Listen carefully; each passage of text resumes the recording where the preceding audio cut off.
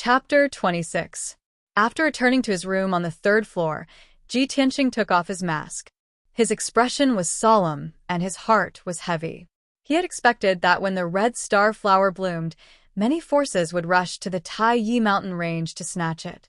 However, he did not expect that there would be hundreds of martial artists gathered in an inn in Taiyi town. These martial artists were basically at the true energy realm, and there were even a few experts at the 7th level of the true energy realm. There were a few martial artists at the body refining realm, but they were all here to join in the fun and had no hope of snatching the red starflower.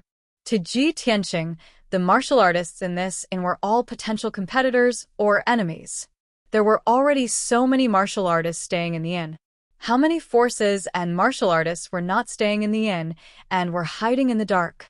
When he thought of this, Zhou Xian felt his heart grow heavier.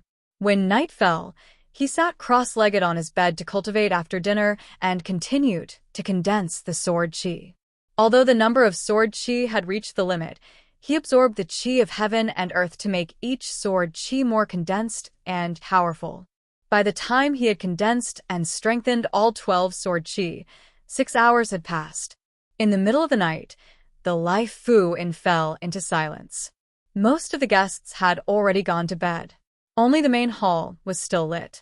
After Zhou Xian finished cultivating, he walked to the window and was about to close it and sleep. However, from the corner of his eye, he suddenly caught sight of 2 silhouettes in the corner of the backyard. They were silently creeping about. The 2 martial artists were dressed in black and seemed to be wearing masks. Their movements were very cautious and did not make any sound. Although the night was dark, Zhou Xian could vaguely see that the 2 men were carrying a big box and creeping to the back door. The 2 men quietly opened the back door and carried the box out. Zhou Xian frowned and vaguely felt that something was wrong. He subconsciously went out of the room and crept silently toward the back door of the courtyard. He was wearing a black cloak and a mask. He was not afraid of being discovered in the night. When he reached the back door, he saw the 2 cultivators carrying the box and entering an alley along the courtyard wall. In order to avoid being discovered by the other party, he did not dare to get too close.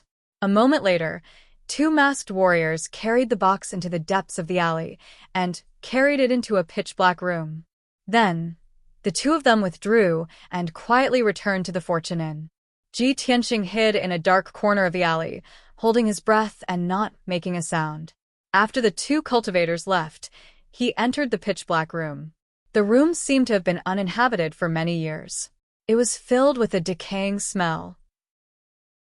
There were cobwebs everywhere, and the floor was covered with dust and debris. Zhou Xian searched in the dark for a while before he found the big box in a pile of firewood in the corner. He tried to lift it, but the weight of the box was very heavy, as if it was filled with steel or stone. Puzzled, he took out a match and lit it, using the weak light to check the box. With just a glance, he frowned, and his eyes were filled with doubt. The iron box was locked, and the lock was a palm-sized gear. It needed to be rotated to the correct position to open it. Zhou Xian was very familiar with this kind of box, because the Zhou family's forging workshop used this kind of box to store weapons and equipment. He tried to rotate the black gear and twisted it to the correct position. The lock opened with a pod sound. Zhou Xian opened the box to take a look. Inside the box, there were more than 20 treasured swords with scabbards made of mermaid skin. Mermaids were high-level vicious beasts in the sea. The Zhou family's forging workshop would only use this kind of scabbards for profound-grade treasured swords. Zhou Xian casually picked up a treasured sword and examined the sword hilt. He saw the word Ji engraved on the sword hilt. His face became even gloomier, and the doubt in his eyes became even stronger. He looked at the patterns on the sword's blade. The thorny flower pattern made him immediately conclude that this profound-grade treasured sword came from the profound sword workshop in the eastern suburbs of the imperial city. It really is a treasured sword forged by my Zhou family. These 24 profound-grade treasured swords are worth more than 1,000,000 taels. Why would they appear here? Isn't the profound sword workshop in the eastern suburbs under second uncle's control? Zhou Xian's heart was filled with doubt. He felt that this matter was a little fishy. In order not to be discovered, he put the treasured swords back into the box and locked the lock again. Then he extinguished the torch and quietly returned to the Laifu Inn. However, when he returned to the Laifu Inn, there were endless quarrels and curses coming from the main hall. When Ji Tianxing walked into the main hall, he saw two figures fighting fiercely, and the clanging sound of swords clashing could be heard. He understood after hearing a few words. It turned out that the inn was full, and there was only one room left. Two groups of people just happened to arrive at the inn at the same time, so they quarreled over that room. One of the groups was 3 youths from the imperial city of Green Cloud. The 3 of them were dressed gorgeously and had a noble aura. Naturally, they were proud and arrogant, and when they spoke, they were overbearing. The other group of 4 came from the valiant barbarian state. They were all dressed in beast skin clothes, and all of them had full beards and braids. Their arms and chests were full of tattoos. The leader of the 4 had a fiery temper. He did not care if the other party was a noble from the imperial city, and just a few words would cause a fight. The quarrel and fighting between the two sides woke up more than 10 guests, and they all ran to the main hall to watch the show. Ji Tianxing did not want to get involved in this kind of thing. He walked through the main hall and was about to step onto the stairs to return to his room. Unfortunately, when the true energy boundary white-robed youth slashed his sword at the bald man with a tattoo on his forehead, the bald man's sword was fiercely chopped at. Immediately, the sword that was flickering with a cold light changed its direction and went straight for Ji Tianxing. The white-robed youth was already very close to Ji Tianxing, only 5 steps away. This sword came out of nowhere and was as fast as lightning. Although Ji Tianxing retreated in time to dodge, he was still unable to avoid the treasured sword, and his cheek was immediately slashed by the blade. With a crisp clang, the black iron mask on his face was cut in half by the treasured sword and fell to the ground with a clang. Ji Tianxing's face suddenly became gloomy, and his eyes flashed with a cold light.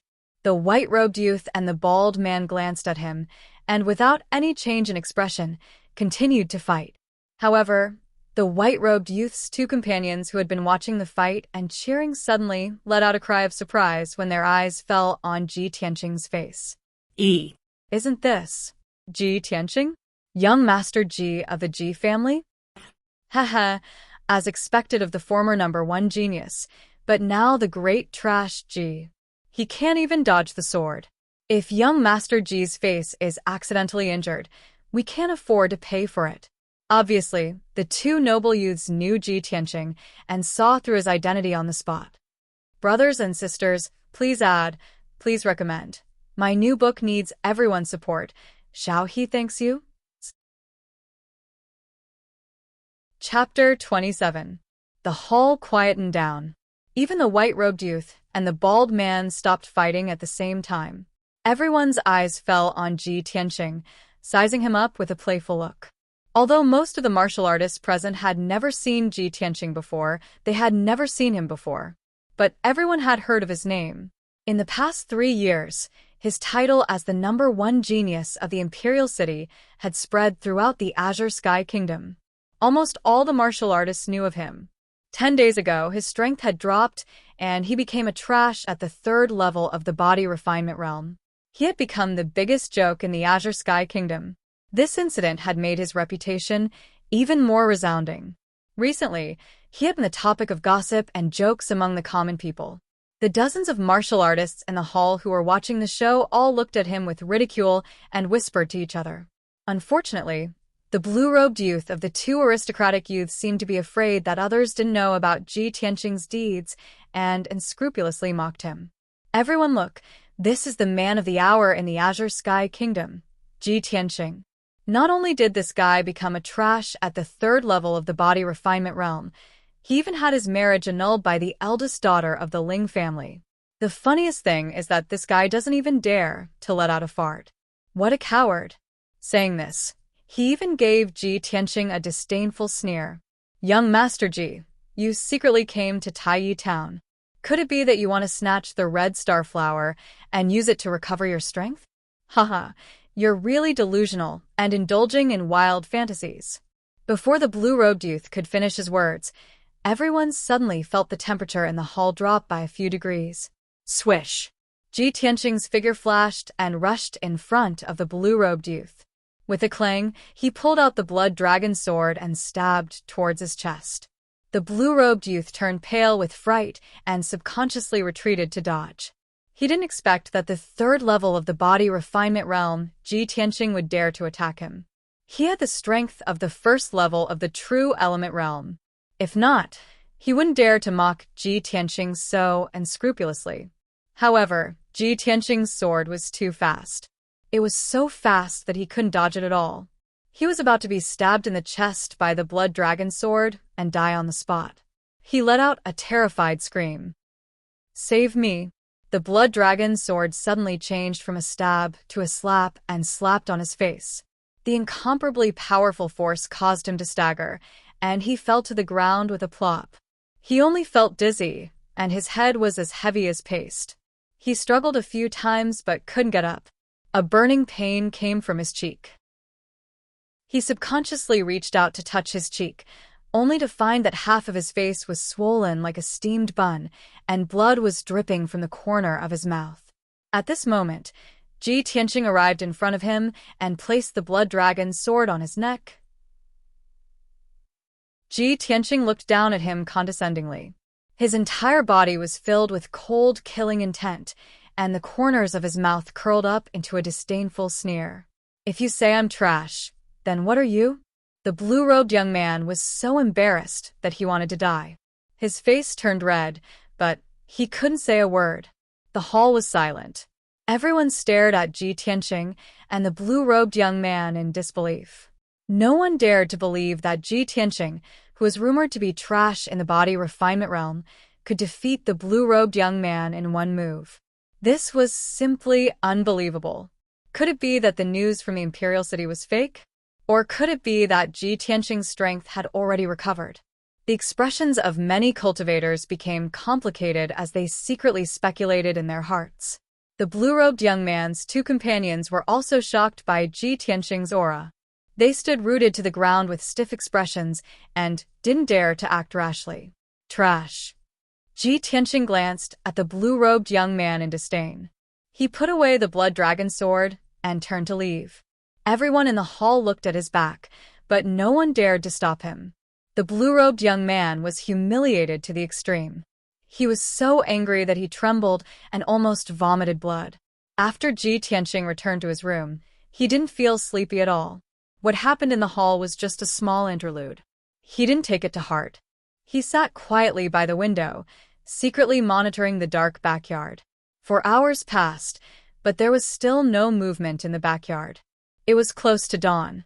The darkness before dawn was the time when people were the most sleepy and relaxed. Ji Tianqing's mind was also a little tired. He thought to himself, will those people not appear tonight? At this moment, he suddenly saw the two black figures appear again. They were silently creeping towards the back door. He was immediately full of energy. He quietly crept into the backyard and followed the two black figures out of the back door. After a while, the two black figures entered the small alley and carried the big box out of the shabby room. The two clearly had good strength. They carried the big box and easily climbed over the high wall at the end of the alley. They silently rushed out of Tay Town. Ji Tianqing quickly followed them. He kept a distance of 30 meters from the two black figures. He quietly rushed towards the east of the town. The east of Tay Town was a low-lying mountain range. There was a large river at the foot of the mountain. It flowed towards the hanging cloud city. After a quarter of an hour, dawn arrived. A trace of white appeared on the horizon. The two black figures had already rushed out of Tay Town. They entered the mountain range on the east side of the town and rushed towards the depths of the mountain range. Ji Tianqing followed the two black figures into the mountain. He followed them for a distance of 10 miles. Then he stopped in front of a shabby temple halfway up the mountain. The sun was rising from the east. A layer of thin fog still covered the mountain. The sound of birds chirping could be heard from the forest not far away. There were still sparkling dew on the wild grass and leaves. The shabby temple was silent. More than half of the mountain gate and walls had already collapsed. There were many spider webs hanging on the roof beams and eaves. Ji Tianxing watched the two black figures carry the big box into the shabby temple. Then, he quietly climbed up a big tree outside the courtyard wall. He used the cover of the dense foliage to hide in the treetops. He secretly monitored the situation in the temple. Not long after, 3 martial artists rushed from the foot of the mountain.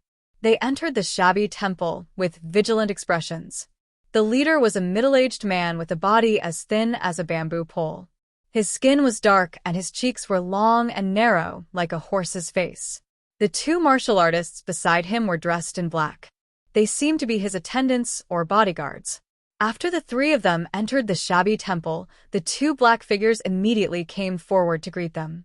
The 2 sides whispered a few words. Then, the horse-faced man ordered his attendants to carry the big box and hurriedly left the shabby temple. Although Ji Tianxing could not hear the contents of their conversation, he could guess that they were making a deal. He frowned in confusion. He secretly speculated in his heart, they are making a deal with the Ji clan's weapons. Why are they being so secretive and secretive? Could it be that they have some ulterior motive? After a while, the horse-faced man and his 2 companions went down the mountain. The 2 black figures in the courtyard then prepared to leave. It seemed that they were in a good mood because the deal had been successfully completed. The 2 of them walked out of the shabby temple side by side with smiles on their faces. They were even whispering to each other. Ji Tianxing had been following them from afar. He could only see their backs. He had always felt that the tall and sturdy martial artist was somewhat familiar. Now, when he saw the appearance of the 2 black figures, his face suddenly became gloomy. It's actually him? Zhou Xian, second uncle's right-hand man? Chapter 28. Zhou Xian was a capable subordinate of the Ji family's second elder. He was deeply trusted and valued by the second elder and had always been in charge of the workshop in the eastern suburbs. In the past, he had entered the Ji mansion many times to report the situation of the workshop to the second elder. Ji Tianxing was no stranger to Zhou Xian. In his impression, this person was shrewd and capable. He handled matters steadily and saw the big picture. He was indeed worthy of an important position. But he never would have thought that Zhou Xian would appear in Tai Town and surreptitiously trade with a group of mysterious people for the Ji family's magical weapons. Could it be that this person is stuffing his own pockets and stealing magical weapons from the workshop to sell privately? That box of magical weapons is worth more than 1 million taels of silver. No, I must investigate this thoroughly. Ji Tianxing secretly held the blood dragon sword tightly. His eyes flashed with a frightening cold light. At this time, Zhou Xian and the black-clothed youth walked out of the ruined temple side by side and were about to walk down the mountain.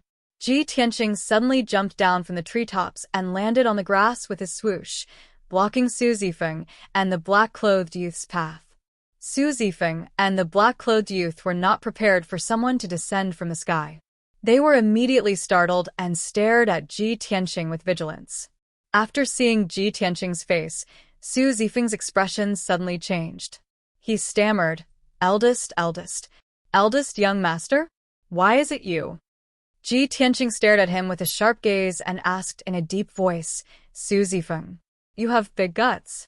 You dare to steal the Ji family's magical weapons and trade privately."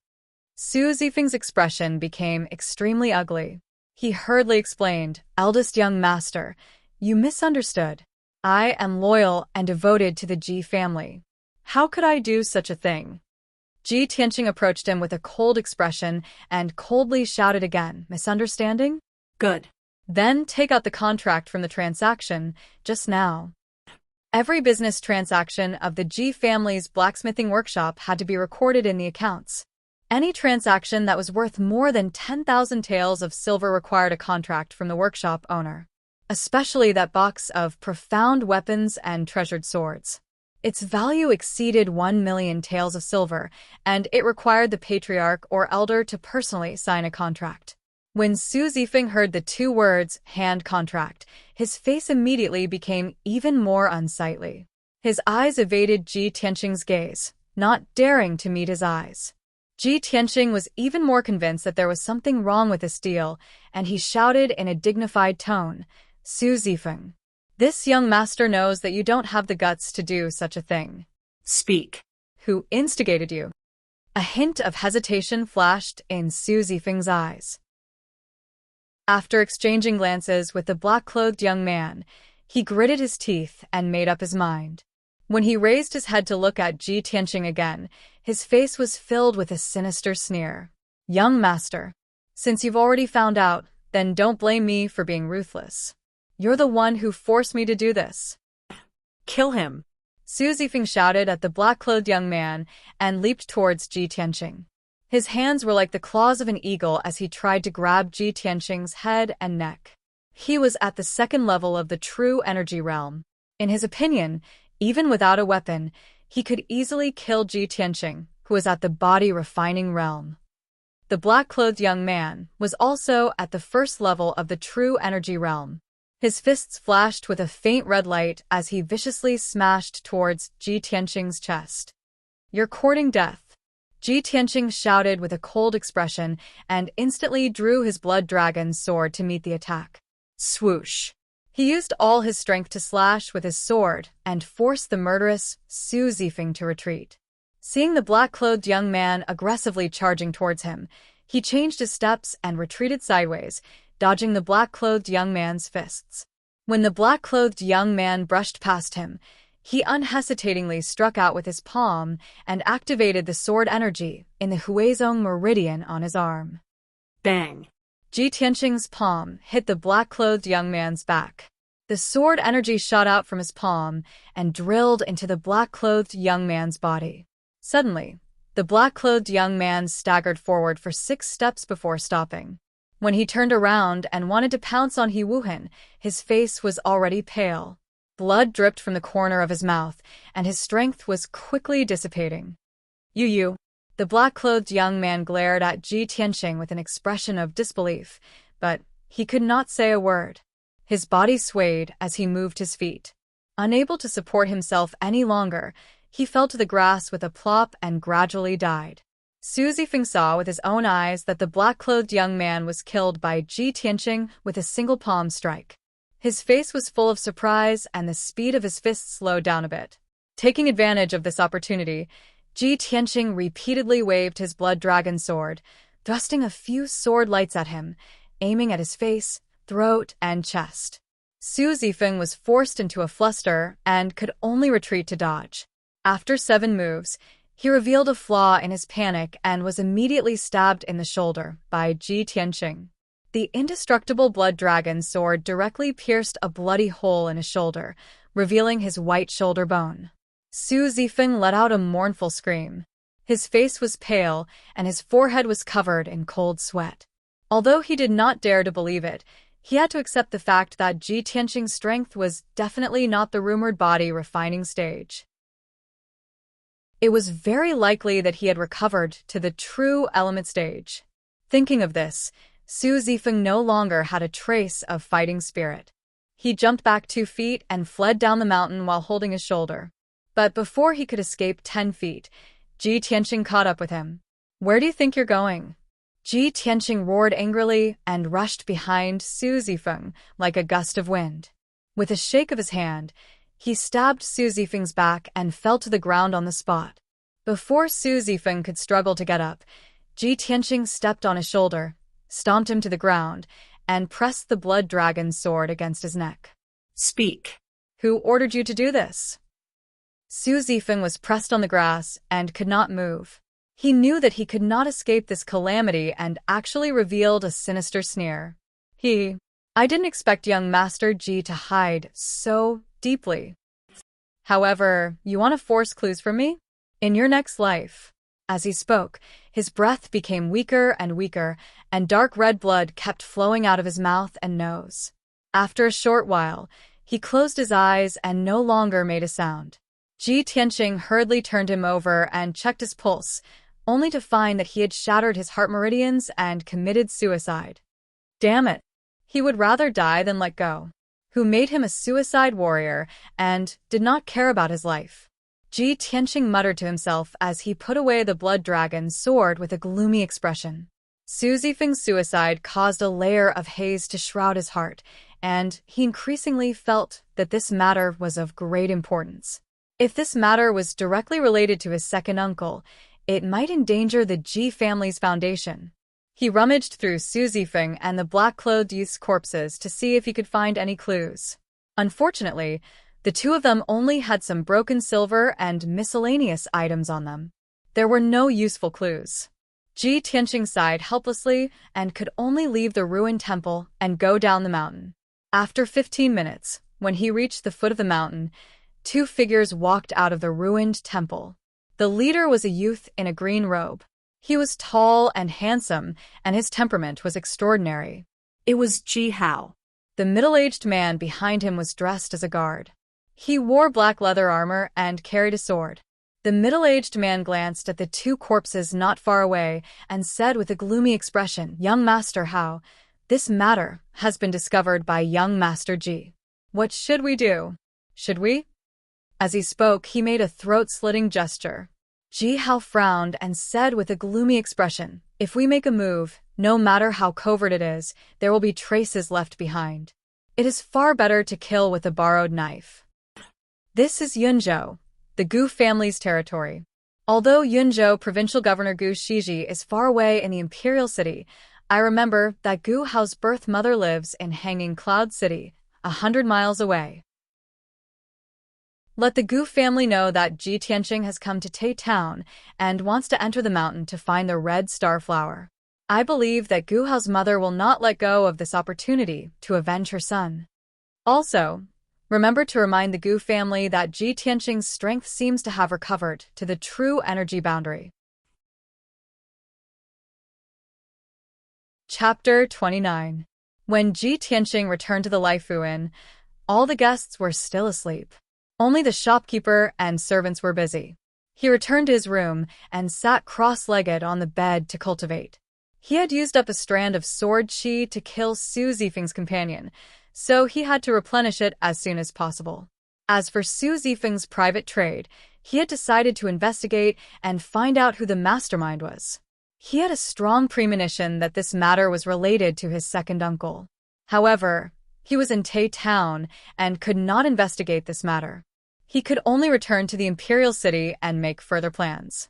After a while, he entered a state of cultivation and absorbed the qi of heaven and earth to condense sword qi. Time passed quickly, and when it was noon, the inn became lively again. There was a hubbub of voices, and it was clamorous and noisy. Ji Tianqing cultivated all the way until dusk. Not only did he condense another strand of sword qi, but he also cultivated the 12 strands of sword qi to be more solid and powerful. After dinner, he went to bed early to rest. However, in the latter half of the night, when he was sleeping soundly, he suddenly heard a kacha sound from outside the window. He immediately woke up and subconsciously reached for the blood dragon sword beside the bed. When he held the blood dragon sword and opened his eyes, he saw that the window was wide open.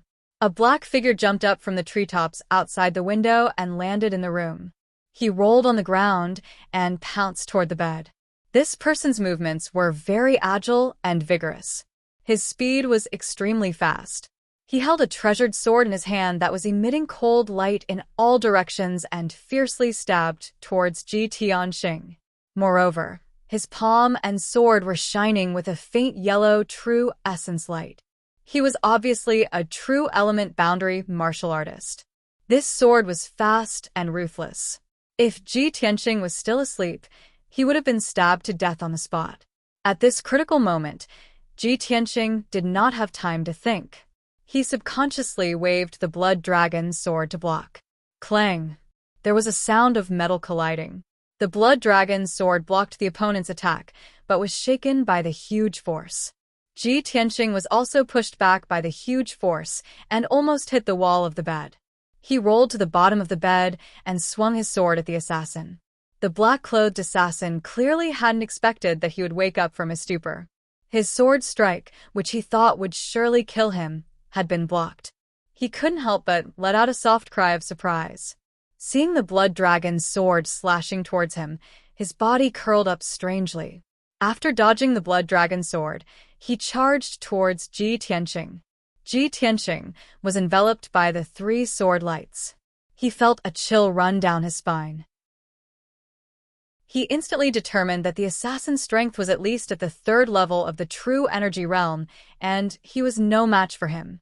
At this critical moment, he could only wave his sword with all his might to block the attack. Ding ding dang dang dang, sounds of collision rang out again. He was once again forced back 5 steps and knocked over a vase that was half a man's height. The vase was smashed into smithereens, and the sound of shattering spread throughout the inn, waking up many guests. Taking advantage of Ji Tianqing's unsteady footsteps, the assassin in black was overjoyed and pounced over, brandishing his sword to stab Ji Tianqing's throat. In a moment of desperation, Ji Tianqing subconsciously struck out a palm at the black-clothed assassin, releasing a streak of sword chi. Swish. The two of them were too close, and the black-clothed assassin was caught off guard. His left eye was pierced by the sword chi. Ah! The black-clothed assassin let out a blood-curdling scream. He immediately withdrew his sword and retreated 2 steps. He covered his bloody eyes with his hands, and his entire body trembled in pain. Ji Tianqing thought to himself, good chance. He immediately counterattacked, and once again struck out a palm at the black-clothed assassin's chest, releasing another streak of sword chi. Even though the black-clothed assassin was blind in one eye, his strength was indeed powerful. At this critical moment, he was still able to maintain his calm, and brandished his sword with all his might, releasing 2 streaks of dazzling sword chi. Dang. Ji Tianqing's sword chi was shattered by the treasured sword. Bastard, go to hell. The black-clothed assassin angrily roared. His strength and speed suddenly doubled. He brandished his sword with all his might, releasing 6 streaks of dazzling cold light, enveloping Ji Tianqing's vital points. Obviously, he had used all his strength and wanted to kill Ji Tianqing on the spot and then escape far away. Ji Tianqing was forced to retreat. After retreating 3 steps, his back hit the wall. He had no way to retreat. His front and sides were blocked by the dazzling sword chi, and there was nowhere to hide. Seeing that his vital points were about to be pierced by the sword chi, blood splattering everywhere.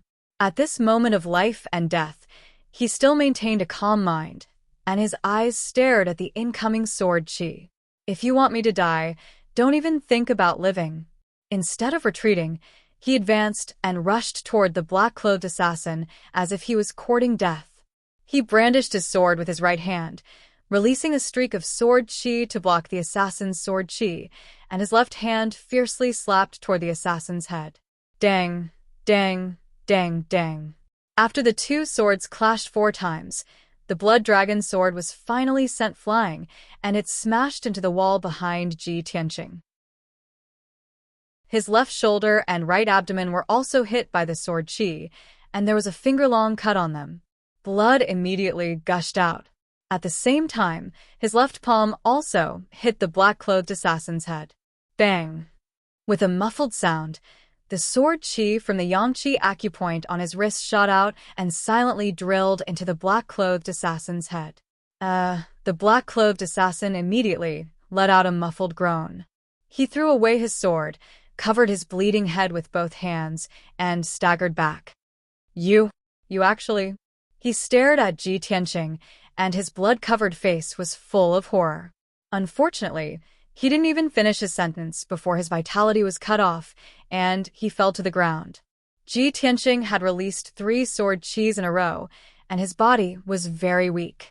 He endured his injuries and picked up the blood dragon sword from the corner of the wall. He cut a few strips of cloth from his robe and bandaged the wounds on his left shoulder and right abdomen. At this moment, the guests in the inn were alarmed, and they all opened their doors and windows to look outside. A few warriors rushed up to the 3rd floor with swords and sabers and arrived at the door of Ji Tianqing's room.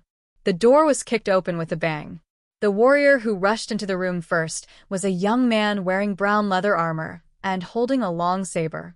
Ji Tianqing raised his head to look at this person, and he recognized him as the leader of the Warriors Adventure Group. The 5 martial artists following closely behind him were all his subordinates. A group of people poured into the room, and 2 of them were holding oil lamps in their hands. When everyone saw the injured Ji Tianqing and the body of the black-clothed assassin lying on the ground, they immediately understood what was going on. Fortunately, they had all heard the noise and came to check the situation. They had no malice toward Ji Tianqing. "Brother, are you okay? Do you need help?" The leader of the Warriors Adventure Group walked up to Ji Tianqing, grinned, and asked in a friendly manner. Ji Tianqing shook his head and continued to bandage his wounds. The leader of the Warriors Adventure Group withdrew his gaze and checked the body of the black-clothed assassin with an oil lamp. He found a purse and a badge on the body. He picked up the badge and observed it for a moment. Suddenly, his expression changed, and he whispered to Ji Tianqing, "Brother, this assassin is from the blood-clothed tower. It seems that you're in big trouble." Ji Tianqing raised his eyebrows and asked in confusion, "What do you mean?" The leader of the Warriors Adventure Group moved closer and said in a low voice, "Brother, the blood-clothed tower is the #1 assassin organization in Yunzhou. They have many fierce assassins under their command. The blood-clothed tower's assassination success rate is very high, and there are few cases of failure. They will not give up until they achieve their goal. However, the blood-clothed tower's commission is very expensive and ordinary forces can't hire them. It seems that you've offended a big force. I'm afraid you can't stay in Tai Town any longer. Run for your life as soon as possible. Brothers, please add and recommend me." Chapter 30. Ji Tianqing nodded to show that he understood and thanked the head of the warriors for his kind reminder. The head of the warriors did not say much. He waved his hand and left the room with his subordinates and went downstairs. Ji Tianqing could see that the famous Warriors Adventure Group in Yunzhou was also very afraid of the blood-clothed tower and did not dare to get involved in this matter. In fact, even if the head of the Warriors Adventure Group had not reminded him about the blood-clothed tower, he had decided to leave the inn. At present, his identity had been exposed. Those forces that wanted to kill him would definitely attack him one after another. In 2 days, the red star flower will bloom. I'll heal here tonight. Tomorrow morning, I'll leave Tai Town and enter the Tai Mountains as soon as possible. Ji Tianqing had a plan in mind. He took out the powder from his bag to stop the bleeding and bandaged the wound. After treating the wound, he closed the door and window and sat on the bed to cultivate and continue to condense the sword qi. As for the body of the blood-clothed tower assassin, he did not bother to deal with it and just let it lie on the ground. 3 hours later, the sky outside the window was bright. Ji Tianqing condensed a new sword qi and stored it in the Xianxia acupoint on his wrist. At present, he only had 10 sword qi in his body. His strength was 20% lower than before. But he did not care so much and did not have time to continue condensing the sword qi. Before the guests in the inn woke up, he took the bag and the blood dragon sword and quietly left the Laifu Inn. The Tai Mountains were located in the south of the town. The entrance was a deep canyon. After Ji Tianqing left the town, he quickly rushed to the entrance of the Tai Mountains. For him, the best choice at present was to escape into the Tai Mountains. Even if there were many fierce beasts and monsters in the mountains, it was safer than staying in Tai Town. Anyway, the Tai Mountains were vast and boundless, with dense vegetation and deep forests. If the blood-clothed tower assassins wanted to find him, it would be like looking for a needle in a haystack. For hours later, Ji Tianqing entered the canyon and rushed along the deep canyon to the depths of the mountains. The moment he entered the Tai Yi mountain range, he could clearly feel that the moist air contained dense heaven-earth essence qi, causing his pores to open up. The jungles on both sides of the canyon were verdant and lush. As far as the eye could see, there were towering trees. The ground was also covered with dense thorns, flowers, and other vegetation. Ji Tianqing walked in the canyon, feeling the gentle breeze blowing against his face. Hearing the cries of birds and beasts coming from the forest on both sides, he felt relaxed. Even though the Tai Yi mountain range is dangerous, it's a treasured place that's filled with the energy of the heavens and the earth. If I cultivate here all year round, I'll definitely be able to obtain twice the results with half the effort and swiftly improve my strength. We've only just entered the mountain range, and it's already so refreshing. Wouldn't it be even more delightful if we were to find the spirit veins in the mountain range? Thinking of this, he took out an iron box from his bosom and took out the psychic star chart. The pointer on the psychic star chart swayed gently, and after swaying back and forth a few times, it steadily pointed straight ahead. Ji Tianqing understood that the psychic star chart pointed in the direction of the spirit veins where the heaven-earth essence Qi gathered. Most of the rare natural treasures grew near the spirit veins where the heaven-earth essence Qi gathered. So he sped up and rushed in the direction pointed by the psychic star chart.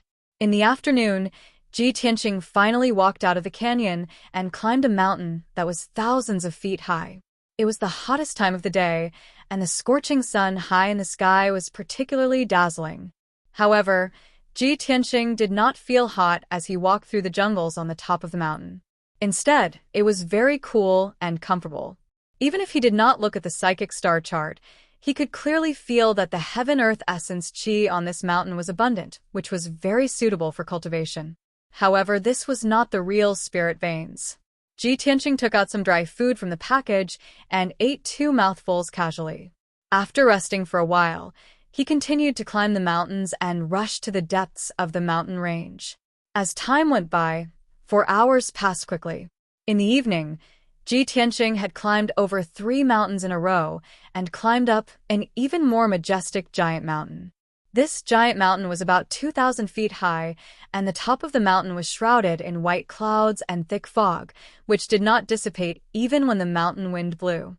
Seeing that the sun was about to set, Ji Tianqing stayed halfway up the mountain and prepared to spend the night on this giant mountain. According to the instructions of the psychic star chart, this giant mountain was a treasure land where the heaven-earth essence Qi gathered, and it was easy to find rare herbs and exotic flowers and fruits. Moreover, it was extremely dangerous to walk in the mountain range at night.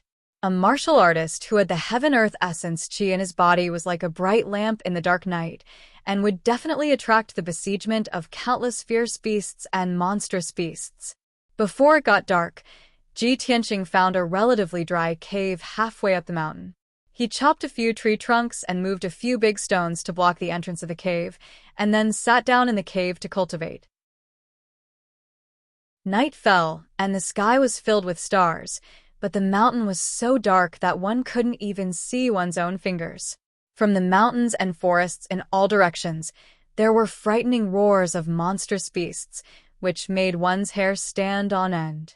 Ji Tianqing concentrated on condensing sword Qi, and after cultivating for an hour, he found that the heaven-earth essence Qi on this mountain was abundant.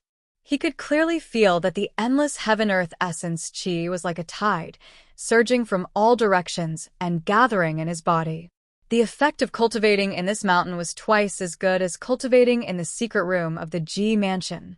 In the past, when he cultivated in the secret room of the Ji mansion, he needed 6 hours to condense sword Qi. However, in this simple and crude cave, he only used 4 hours to condense a strand of sword Qi. 8 hours later, in the middle of the night, he successfully condensed 2 sword Qi and recovered the strength of 12 sword Qi. He stopped cultivating, hugged the blood dragon's sword in his arms, and leaned against the cave wall to rest, waiting for dawn to come. But the terrifying roars of monstrous beasts kept coming from all directions, making him unable to sleep. His nerves were tense, and he did not dare to let down his guard. Occasionally, there would be all kinds of muffled sounds, as if there were huge monstrous beasts fighting each other. He even felt the ground shake a few times, as if there were huge monstrous beasts running in the mountain. Ji Tianqing originally thought that the monstrous beasts would gradually calm down. But he did not expect that the monstrous beasts' roars coming from all directions would become denser, and all kinds of loud noises would become closer. He finally realized that something was wrong, and clenched the blood dragon sword with both hands, listening to the movements outside the cave. Suddenly, a pair of walnut-sized scarlet eyes appeared in the darkness outside the cave. An extremely dangerous aura came, accompanied by a thick smell of blood. Ji Tianxing looked out through the crack in the cave and vaguely saw a fiery red monstrous beast that looked like a tiger squatting outside the cave, staring at the cave entrance. Oh no! That monstrous beast found me. Chapter 31. At that moment, Ji Tianxing's nerves were stretched taut as cold sweat broke out on his back. He did not expect that a few large rocks and tree trunks would be able to block the entrance of the cave and the fiery red demonic beast outside. But he was trapped in the cave and had nowhere to run. He did not even have a chance to fight back. At this moment of life and death, the only thing he could do was to hold his breath and not make a sound. But he had underestimated the intelligence of the demonic beast. The fiery red demonic beast squatted outside the cave for about half an hour before it could no longer suppress its bloodthirsty desire. It slowly arched its body towards the entrance of the cave and stretched out its large claws. It easily pushed aside a few large rocks and rolled them into the bushes. Even the crisscrossing tree trunks blocking the entrance of the cave were easily pushed aside by its large claws. With the entrance of the cave unblocked, Ji Tianxing and the fiery red demonic beast stared at each other. Only now did Ji Tianxing see clearly that this fiery red demonic beast was 3 meters long. Its body was covered in red fur, and its large mouth revealed 2 chopstick-long fangs. It's actually a flaming tiger, a mid-tier demonic beast. Ji Tianxing's body stiffened, his eyes filled with fear and anxiety. In this world, demonic beasts were also divided into strong and weak demonic beasts. Ordinary low-tier demonic beasts had the combat strength of a refinement realm martial artist and were common in large numbers. A mid-tier demonic beast's combat strength was basically the same as a true energy realm martial artist and could use the yuan qi of heaven and earth to attack. A high-tier demonic beast's combat strength was equivalent to a mystic comprehending realm martial artist. As for the stronger demonic beasts, they had already formed their demonic core and were powerful martial artists. Their strength was equivalent to a origin core martial artist. Ji Tianxing could clearly feel that this flaming tiger's strength was at least at the 5th level of the true energy realm. Looking at the flaming tiger, his expression was grave as he muttered to himself, "I'm really unlucky to encounter a mid-tier demonic beast on my first day in the mountain. This is a flaming tiger comparable to the 5th level of the true energy realm. If I'm not careful, I'll lose my life." The flaming tiger's scarlet eyes stared at him, revealing a bloodthirsty look as saliva dripped from its mouth. It approached the cave entrance step by step and stretched out its claws to grab Ji Tianxing out of the cave. The cave was too small and Ji Tianxing had nowhere to hide. At this critical moment, he gritted his teeth and made up his mind. With a low shout, he brandished his sword and rushed out. "Damned beast! Get out of the way!" The blood dragon sword was unsheathed and drew a cold light in the night sky, ruthlessly slashing at the flaming tiger's claws. The flaming tiger was very vigilant. It wasn't in a hurry to kill Ji Tianxing with all its strength. It immediately withdrew its claws.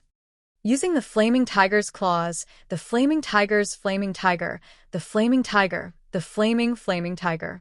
The flaming tiger let out 2 angry growls and chased after him like an arrow leaving the bow. The mountain was as dark as ink at night. It was impossible to tell north from south. Ji Tianxing was in a hurry to escape. He didn't care if the direction was right or wrong. He rushed into the forest ahead. Just as he entered the forest, the flaming tiger followed closely and crashed into a thigh-thick tree with a bang. The flaming tiger's speed slowed down a bit, and the big tree was also broken on the spot. Crash. It fell down in the forest. Ji Tianxing was so shocked that his eyelids twitched. He roared in his heart, "What a terrifying strength! If I was hit by the flaming tiger, wouldn't I be smashed to pieces?" Thinking of this, he ran even faster, shuttling through the forest as fast as the wind. No matter how the thorns and branches hit his body and cut him, he didn't care at all. However, the flaming tiger was the overlord of the mountain. It was extremely fast in the forest and quickly closed the distance between them. When the flaming tiger was 6 feet behind him, it suddenly jumped up and pounced on him. At the critical moment, Ji Tianqing jumped more than 10 feet into the air and landed on the top of a tree. He narrowly avoided the disaster. Bang! The flaming tiger missed its target, and its front paws smashed into the ground, creating a crater that was more than a foot deep. Dust and bits of grass flew all over the place. Ji Tianqing continued to run. He was out of breath. His face was pale as he gasped for breath. His clothes were soaked. After 20 breaths, he ran for 2 miles but still couldn't shake off the flaming tiger. Not only that, something even more terrifying happened. The other demon beasts in the forest were alarmed and chased after him. A wind wolf and 2 fire bears also joined the team and chased after the flaming tiger. A flaming tiger almost took my life. Now there are 3 mid-level demon beasts. God, can't you give me a way out? Ji Tianqing roared with grief and indignation. His heart was shrouded in a layer of despair. But at this moment, he suddenly found that the flaming tiger slowed down. Not only that, but the wind wolf and the 2 fire bears also slowed down. Ji Tianqing frowned in confusion. He thought to himself, what's going on? A mid-level demon beast like the flaming tiger can't be exhausted so quickly, right? He looked at the 4 demon beasts a few more times and found that not only did they slow down, but they were also staring at the forest in front of him. They seemed to be hesitating and afraid. That's right, it was fear. Ji Tianqing could see that the eyes of the 4 demon beasts were filled with fear. It seemed that they didn't dare to approach the dark forest in front of them. He looked at the forest in front of him in confusion. He looked at it a few times but couldn't find any clues. Under the curtain of night, the forest was pitch black and silent. The intelligence of mid-level demon beasts like the flaming tiger and the wind wolf is only equivalent to a 3-year-old human child. Something that can make them feel fear must be something that they remembered deeply. But that forest looks very ordinary. Why would it make the 4 demon beasts feel fear?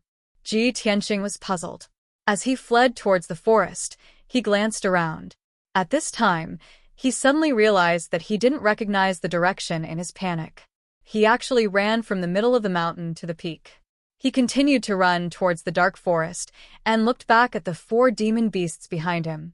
Although the flaming tiger and the wind wolf were drooling over him, their chasing speed was getting slower and slower. When he ran to the edge of the dark forest, the 4 demon beasts actually stopped chasing him. They stopped about 30 meters away from him. Roar! The 4 demon beasts stared at him and let out a low roar filled with unwillingness. But in the end, they didn't dare to take another step. It seems that they really are afraid of this forest. Phew, I'm finally saved. Ji Tianqing's heart was finally relieved. He let out a long breath. However, he didn't stay in the same place. He turned around and ran into the forest to avoid attracting more demon beasts. If by any chance some demon beasts weren't afraid of this forest and rushed over to attack him, then he would be dead for sure. Chapter 32. Ji Tianqing walked through the dark forest for a while and found that something was wrong. From the outside, it looked like an ordinary forest. But after entering the forest, he found that there were only towering trees in the forest. There were no thorns or bushes. There were no weeds or flowers growing on the ground. It was all hard dark brown soil and strange craggy boulders. Between the many craggy boulders, there were dark holes. He didn't know how deep they were or what was hiding inside. Most importantly, there were no traces or sounds of demon beasts in this forest. There were no birds or even the sounds of insects. It was too quiet. The huge forest was completely silent, as if there were no living things in it. Ji Tianqing kept his guard up. While walking through the forest, he looked around. He recalled the fearful eyes of the 4 demon beasts and suddenly guessed the reason why they were afraid of this forest. This forest is so quiet. I'm afraid there is something strange. At this moment, not far behind him, under a craggy boulder, an icy blue light suddenly lit up. It was a beam of ice blue light, that was as thick as an arm. It came out from the dark hole under the huge rock and silently reached behind Ji Tianqing like a tentacle. Before he could react, the icy blue light wrapped around him and wrapped around his body at an incredible speed, wrapping him up like a dumpling. What the hell is this? Ji Tianqing was shocked. He subconsciously let out a low shout and struggled with all his might. But the icy blue light was indestructible, and its strength was terrifying. He couldn't break free at all. Swish. The icy blue light pulled him like a tentacle and dragged him into the dark hole under the boulder. Ji Tianqing only felt his vision turn black. He fell into a dark bottomless abyss and fell down at an extremely fast speed. After a few breaths, but it felt like a few months, his falling speed finally slowed down. Vaguely, he seemed to see a layer of icy blue bubbles appear under his feet. Then he passed through the layer of huge bubbles and entered a vast and empty cave. Buzz.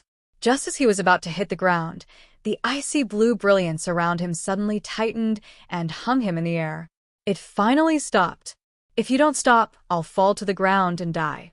Ji Tianqing looked at the rocky ground not far from his feet and finally breathed a sigh of relief. He calmed down and turned his neck to look around. This was a dimly lit cave that seemed to have been artificially excavated. It was about the size of the Ji Mansion. Even if it could accommodate over 10,000 people, it wouldn't feel crowded. The ground of the cave was made of dark brown rocks. It was rough and uneven, and there were large protrusions of sharp edges in many places. The brown walls of the cave were relatively flat, and there were glimmers of light on the walls, like the light of some ores or gems. As for the top of the cave, Ji Tianqing looked up and was stunned. He saw that in the dark sky above his head, there was a huge ice-blue demonic beast. It was a huge beast that was over 100 zhang long. Its whole body was covered in icy blue fur, and it looked like a fox. But that fox was as big as a palace. Its whole body was icy blue, and it had 12 furry tails. When Ji Tianqing saw Yun Yao's spirit crane, he was already surprised and shocked. But now, it seemed that the spirit crane was simply a pitiful little thing compared to the ice-blue fox above his head. Is this a high-level demonic beast? Or a big demonic beast that has condensed a demonic core? Could it be the legendary king of demonic beasts, the nine-tailed demonic fox? But it has 12 tails. Ji Tianqing tried his best to remain calm and secretly speculated. If it wasn't for the constant pain from the wounds on his body that let him know that everything in front of him was real, he would have suspected that he was dreaming. Now, he finally understood why the 4 demonic beasts didn't dare to approach the forest on the mountain peak. It turned out that there was a huge cave hidden here, and in the cave, there was a shocking and terrifying giant beast.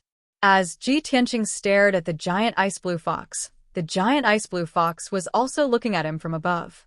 Ji Tianqing could clearly see that in the giant ice-blue fox's huge silver eyes, there was a mocking sneer that only humans could have. Hee hee, my food, have you seen enough? Suddenly, the giant ice-blue fox opened its mouth to speak. Its tone was as mocking as its eyes. Ji Tianqing was dumbfounded.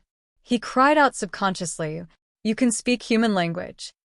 The giant ice-blue fox smiled and squinted its eyes. Its eyes were long and narrow like willow leaves, and there was a sense of cunning. With my intelligence and strength, what's so strange about me being able to speak human language? Ji Tianqing suppressed the shock in his heart and quickly asked, "Legend says that the king of demonic beasts, the nine-tailed demonic fox, can speak human language and can even transform into a human form to charm humans. Are you the legendary nine-tailed demonic fox?" Nine-tailed demonic fox? The giant ice-blue fox curled its lips and said in a disdainful tone, "Pfft! How can such a low-level demonic beast be compared to me?" Ji Tianqing was silent, and his heart was heavy. He thought to himself, the legendary demonic fox's strength is comparable to a master of the Sky Origin stage. Is this ice fox beyond the demonic fox's level? I don't know if I'm too lucky or too unlucky. I can't believe I've met such a legendary top master. At this moment, the giant ice-blue fox slowly twisted its body, opened a pair of ice blue wings hidden under its belly, and flew down from the sky. My prey, I haven't tasted human flesh for many years.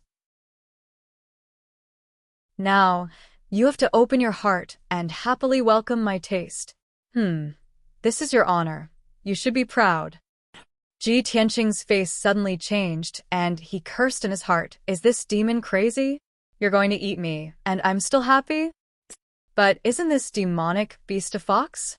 Why does it have wings like a bird?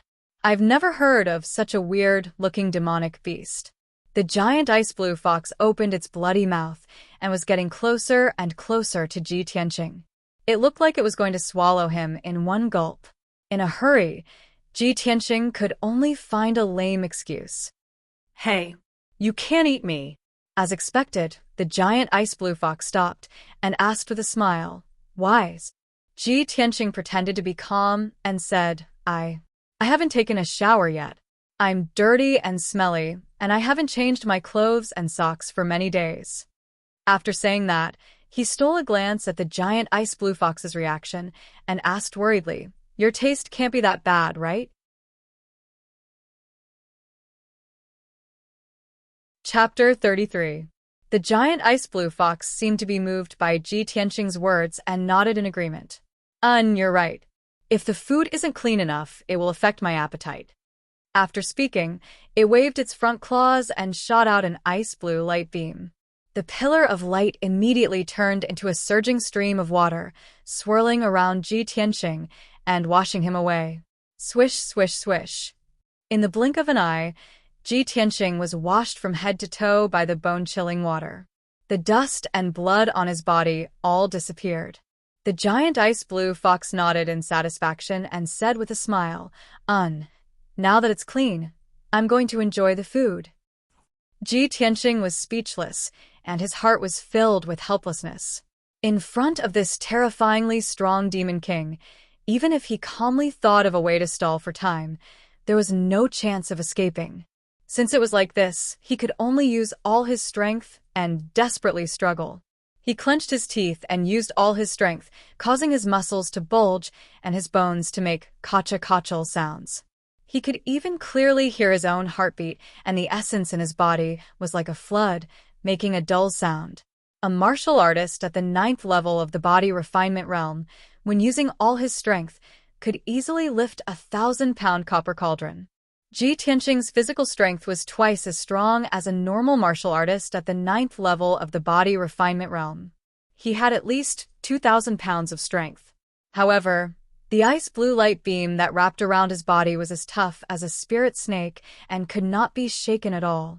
The giant ice blue fox saw that he was desperately struggling and was not in a hurry to eat him. It smiled and said, "My food, use all your strength to struggle. The more you struggle, the hotter your blood will be, and the more essence in your body will be. I can also taste even more plump and tender flesh. That's a delicacy. I like to see my prey tenaciously struggle and then be swallowed into my stomach in despair." Hee. The giant ice blue fox's smile was very cunning. Its eyes stared at Ji Tianqing as if it was enjoying and looking forward to it. Ji Tianqing's heart was filled with grief and anger, but he clenched his teeth and did not make a sound. He used all his strength to struggle. His body began to distort, and his muscles and bones began to expand. Clearly, his strength had reached its limit.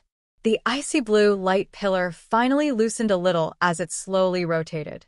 The giant ice blue fox raised its eyebrows and said in a playful tone, "Hee, I didn't expect you to be so capable. I'll give you a chance to live. If you can break free, I'll spare your life. If you can't break free, then you can only be obediently eaten by me." Ji Tianqing saw a glimmer of hope for survival. He desperately erupted with an even more violent power, and his skin turned crimson red. Moreover, in order to increase his explosive power, he did not hesitate to use the 12 strands of sword qi in his body. Buzz. Amidst the buzzing of the vibrating sword qi, all 12 sword qis flew out of his body and surrounded him. Swish. Swish. The 12 golden sword qis spun rapidly, shining with a bright golden light and producing a series of air-piercing sounds. At this critical moment of life and death, Ji Tianqing's endless potential was stimulated. Only then did he realize that the sword qi in his body could be manipulated in this way. He calmly controlled the 12 streaks of sword qi and rotated them to cut the icy blue light pillar around his body. Ding, ding, dang, dang. However, when the 12 streaks of sword qi hit the icy blue light pillar, there was a series of crisp sounds, but there was no effect. The icy blue light pillar was indestructible. No matter how sharp the sword qi was, it could not be shaken. After all, Ji Tianqing's ability was far inferior to the giant ice blue fox's. The difference in power level was like heaven and earth. In a short period of time, Ji Tianqing's mind could not take it anymore. It was difficult for him to control the 12 streaks of sword qi. Swish, swish. The 12 streaks of sword qi went back into his body and hid in the 12 acupuncture points. Ji Tianqing's strength and mind were both exhausted.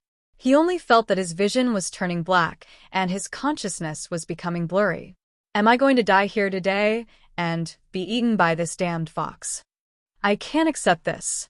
I haven't found the red starflower, and I still have to take my revenge. Ji Tianqing was filled with unwillingness. Finally, he closed his eyes and fainted. The giant ice blue fox revealed a disappointed expression and muttered to itself, "Sigh. Is this all you've got? Seems like I've overestimated you." Then, it opened its sharp mouth and revealed 2 rows of sharp fangs. It bit down on Ji Tianqing. Ji Tianqing, who was unconscious, did not feel anything. He was about to be swallowed by the giant ice blue fox. However, at this critical moment, a dark ball of light appeared in his energy center in his abdomen, emitting a cold death aura. Swish. The dark ball of light expanded 10,000 times in an instant, becoming a black hole the size of a palace and enveloping the giant ice blue fox. The black hole emitted a cold death aura and an extremely powerful and mysterious aura. The giant ice blue fox was so frightened that its expression changed drastically. Its silver eyes were filled with fear. What is this? It could not help but scream. Instinctively, it retreated, trying to get away from the mysterious black hole. However, the black light in the black hole spun rapidly, emitting a terrifying devouring power that enveloped the giant ice blue fox. The giant ice blue fox could not move. Its eyes were filled with fear as it floated in the air. It could only endure the devouring power in despair. Countless rays of ice blue light flew out of its body and flew toward the black hole like a dense rain of arrows. They were all swallowed by the black vortex. The giant ice blue fox immediately felt that the majestic power in its body was quickly draining away, and its body was gradually shrinking. That black hole, it wants to devour my power? Ah, no. Damn bastard. How can this be? The giant ice blue fox was angry and frightened. It glared at Ji Tianqing with fire in its eyes. It hated him to the core. However, Ji Tianqing was unconscious. He floated in the air without feeling anything and was unaware of all this. The giant ice blue fox's power was draining faster and faster, and its body was shrinking at a speed visible to the naked eye. After an hour, 40% of its power had been drained away, and its body had shrunk by half. After 2 hours, 80% of its power had been drained away, and its body had shrunk to the size of a room. The black hole was still enveloping it, and it continued to absorb its power, causing its body to shrink even further. Not only that, the giant ice blue fox was horrified to find that the mysterious black hole was not only devouring its power, but it was also devouring the qi of heaven and earth in the cave. The terrifying devouring power caused a strong wind to blow in the huge cave, and it swept through the cave walls and the ground. There were many gems on the cave walls that contained the qi of heaven and earth. The qi of heaven and earth in the gems had been completely devoured by the black hole, and the sparkling gems had become useless stones. Something even more terrifying happened. The cave began to shake violently. Cracks began to appear on the walls of the cave, and countless rocks began to roll down. The ice-blue bubble that enveloped the entire cave began to shake violently, and cracks appeared on it. Kacha, kacha, the sound of something breaking could be heard. Rumble, rumble, rumble, rumble. The loud sound reverberated in the cave. The entire mountain started to shake. The earth quaked, and the mountain swayed. The giant ice-blue fox was terrified to the extreme. How can this be? What is that black hole? Could it be that the black hole is going to destroy the barrier set up by that person?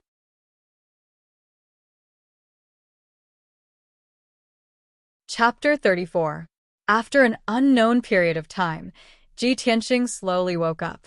He only felt that the light was a little dazzling, so he subconsciously reached out to rub his eyes. The next moment, he suddenly woke up and sat up from the ground with a swish. He looked up and saw a scorching sun in the sky, sprinkling down scorching sunlight. It's already noon? Wasn't I trapped in the cave? He turned his head to look around in surprise. When he saw the surroundings clearly, he couldn't help but be stunned. He was still in the huge and spacious cave, but the cave had already collapsed and shattered. There were huge cracks and ravines everywhere on the ground, and there were many huge pieces of gravel scattered around. The surrounding cave walls had collapsed, revealing huge cracks. Faint light shone in from the cracks. Not far from him, there was a huge crack that was dozens of feet wide, like a canyon. Ji Tianxing's gaze passed through the canyon and could clearly see a green mountain on the opposite side. What happened? Why did this cave collapse? He got up from the ground and stretched his sore neck and body while observing the situation around him. This cave seems to be inside the mountain. It's at least 3,000 feet from the mountain peak. It's difficult for me to climb out in my current situation, but the cave has collapsed. The entire mountain seems to have split open.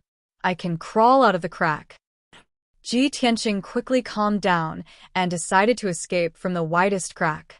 He looked around and found the bag and blood dragon sword that had fallen in the pile of rocks. He picked up the blood dragon sword and was about to pick up the bag when the bag flipped a few times. A fluffy little head poked out from inside. Clang! Ji Tianxing was shocked. He subconsciously pulled out the blood dragon sword and slashed with it. The furry little head immediately shrank back into the bag and shouted anxiously, Don't kill me. Ji Tianxing immediately exclaimed and stared at the little head in the bag with a strange expression. The fluffy little head was ice blue, but its eyes were silver and revealed a cunning look. Ji Tianxing immediately recognized it. Aren't you that damn fox? How did you become like this? As he spoke, he grabbed the ice fox's little head and pulled it out of the bag. It was still covered in icy blue fur, and it still had 12 furry tails. However, its body size was extremely small. It was only the size of a cat, and its strength was also extremely weak. Ji Tianxing picked up the little ice fox and examined it carefully. His expression became increasingly strange. No matter how calm and intelligent he was, he couldn't figure out what was going on. He was supposed to die and become food for the giant ice-blue fox. However, after sleeping for half a day, he woke up to find that the cave had collapsed and the mountain had collapsed. Even the incomparably powerful, cunning, and evil giant ice-blue fox had become a kitten that could be easily slaughtered. Ji Tianxing did not have the slightest bit of pity for the ice fox that had almost eaten him. He grabbed its neck and asked, Speak. What happened when I was unconscious? Little Ice Fox rolled her eyes and thought to herself, it seems that this guy still doesn't know about the mysterious black hole. I can be saved. It struggled symbolically and said angrily, I can tell you what happened, but you have to promise not to kill me. Ji Tianxing frowned and sneered. You still dare to negotiate with me? Do you believe that I won't kill you now? After saying that, he pressed the tip of the blood dragon sword against Little Ice Fox's head. Little Ice Fox was not afraid at all. She raised her little head proudly and said disdainfully, If you kill me, you will never know the truth. That matter is very mysterious and very scary. It must be your biggest secret. Don't you want to know why? Ji Tianxing was a little hesitant and silently put down the blood dragon sword. The cave collapsed, the huge mountain shattered, The Demon King realm giant ice blue fox turned into a kitten and lost all her power.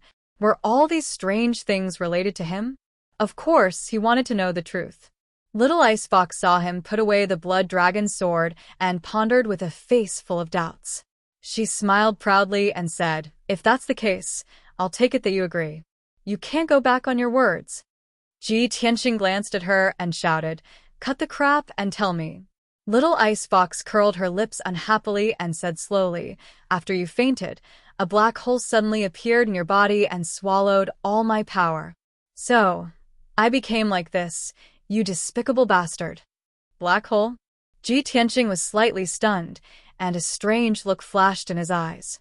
He instantly understood that the black hole that Little Ice Fox was talking about was the black hole in his dantian. It must be Kenshin's tomb in the black hole that saved him at the critical moment and swallowed Little Ice Fox's power. I didn't expect Kenshin's tomb to have such a magical effect. When I go back, I must study it carefully. Ji Tianxing made up his mind and asked Little Ice Fox, "What's going on with this cave?" Little Ice Fox blinked and said without hesitation, "I don't know. At that time, I lost all my power and fainted." Ji Tianxing stared at her coldly. Seeing her naturally cunning eyes, he knew that she must be lying. "Humph! You're on your own." He snorted coldly, carried the blood dragon sword in the bag, and walked toward the crack in the mountain not far away. The Little Ice Fox hurriedly followed behind him. Ji Tianxing immediately stopped and turned his head to look at her angrily. He asked, "Why are you following me? Go away." Little Ice Fox was not angry at all. She said confidently, "You swallowed my power and caused me to become like this. Of course, I have to follow you." Ji Tianxing sneered and said, "Little thing, I'm already merciful enough that I didn't kill you with my sword. Don't provoke my anger again." The Little Ice Fox immediately frowned and pouted, revealing an angry and aggrieved look. "You bastard, you don't keep your word.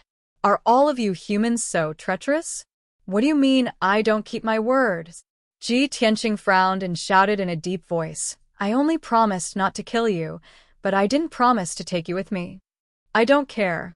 You have to take me with you and protect me." The Little Ice Fox looked like she was going to throw a tantrum. She muttered gloomily, "You made me like this, and now you want to leave me here. You just want to kill me."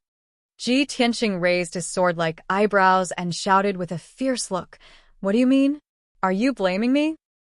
In that case, I'll kill you with my sword so that you won't keep pestering me." As he spoke, he was about to pull out the blood dragon sword. Little Ice Fox reached out her furry little paws and held his ankle tightly.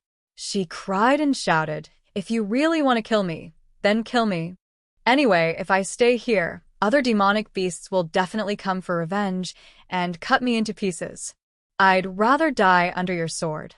At least I can turn into a resentful spirit and haunt you for the rest of my life."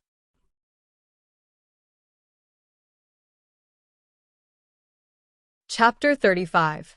Ji Tianxing had a headache and felt helpless about the Little Ice Fox's pestering. He kicked the Little Ice Fox away and asked with a dark face, "You're also a demonic beast, so you should be with demonic beasts. Why would the other demonic beasts seek revenge on you?" The Little Ice Fox snorted disdainfully and said in a muffled voice, "Humph, how could I be with those low-level demonic beasts? I'm the overlord of the Tai Yi mountain range. Previously, I had been entrenched in the Xianbing cave and was trapped there for 100 years. When I was hungry, I would catch a few demonic beasts to eat. When I was bored, I would also catch some powerful demonic beasts to amuse myself. In the entire Tai Yi mountain range, countless powerful demonic beasts were tortured by me. If those demonic beasts saw me in this state, they would definitely seek revenge at all costs." Hearing this, Ji Tianxing's expression changed, and many questions arose in his heart. The sneer on his face deepened, and he said with disdain, "If that's the case, then it's even more impossible for me to bring you along. If you follow me, who knows how many demonic beasts you'll attract." The Little Ice Fox shook its head and said confidently, "So, what if other demonic beasts seek revenge? I'm the overlord of this mountain range." In the entire Tai Yi mountain range, there's no place that I don't know. I know all the treasures and herbs in every corner. You entered the Tai Yi mountain range alone, so you must be looking for treasures. With my guidance, I guarantee that you'll get twice the result with half the effort and find countless spiritual flowers and herbs. Ji Tianqing was silent for a moment as he weighed the pros and cons. He knew very well that although the little ice fox's words were a little exaggerated, he could basically believe it. However, he felt that there were many doubtful points in this matter, and he still needed to consider it carefully. Little fox, do you know about the red star flower? Seeing that he had relented, the little ice fox knew that there was hope in this matter. It quickly nodded and said, "Of course I know. 60 years ago, I even ate a few human experts who were looking for the red star flower." Ji Tianqing frowned and said with a dark face, "Can you not mention eating humans? Tell me, where is the red star flower?" Well, the little ice fox narrowed her eyes and revealed a sly smile. "I can't tell you now, but I promise I can bring you to the red star flower." Ji Tianqing was a little angry. He couldn't wait to beat up this cunning little ice fox. He took out the psychic astrolabe from his bosom and sneered, "Do you think I can't find the scarlet meteorite flower without you? My psychic astrolabe can guide me to it." Little Ice Fox stared at the psychic astrolabe for a while and said with a contemptuous smile, "Huh, you want to find the red star flower with this broken astrolabe? You're underestimating the scarlet meteorite flower. When you find the scarlet meteorite flower with a compass, you will definitely be happy for nothing, because what you find will definitely be the fake body of the scarlet meteorite flower. As for the real body of the scarlet meteorite flower, it has already flown away." "Fly away?" Ji Tianqing frowned. He didn't quite believe the little ice fox's words. The scarlet starflower was only a stalk of spirit herb and not a flying bird with intelligence. How could it fly away? However, since Little Ice Fox didn't intend to explain, Ji Tianqing didn't ask about it anymore. He put away the psychic astrolabe and continued to ask, "You just said that you were trapped in the Xianbing cave for 100 years and couldn't leave. What's going on? And what kind of demonic beast are you? Why were you trapped in that cave? You must tell me honestly. Otherwise, I won't take you out of here." Little Ice Fox hesitated for a moment. There was a look of reminiscence in her eyes. She said in a low voice, "Actually, I don't know what kind of demonic beast I am. Maybe I'm not a demonic beast at all. When I was very young, I was brought here by a despicable human bastard. That bastard was very powerful. He was the one who dug out the Xianbing cave. He set up a spirit array in the cave and left me in the Xianbing cave to cultivate. He also said that he would take me out of here after 100 years. In the past 100 years, no matter how much I cultivated and how powerful I became, I couldn't leave the Xianbing cave. The spirit array set up by that bastard was too powerful. The harder I struggled, the more severe the backlash I suffered. Now that the 100-year deadline is approaching, I estimate that he'll come to me in 2 years at most. But I hate that bastard to the core. He made me so miserable. I will never follow him and be used by him." Ji Tianqing looked at Little Ice Fox and saw that her silver eyes were surging with cold hatred. He thought to himself, the legendary demonic beast kings are all old monsters who have cultivated for hundreds or thousands of years. This Little Ice Fox has only cultivated for 100 years, but she already has the strength of a demonic beast king. It seems that she is not an ordinary demonic beast. Although she is following me now, she will definitely find ways to kill me after she recovers her strength. After I find the red star flower, I will get rid of her so that I don't have to bring this disaster by my side. Sooner or later, my life will be in danger." After making up his mind, Ji Tianqing left the cave with Little Ice Fox and entered the huge crack in the mountain.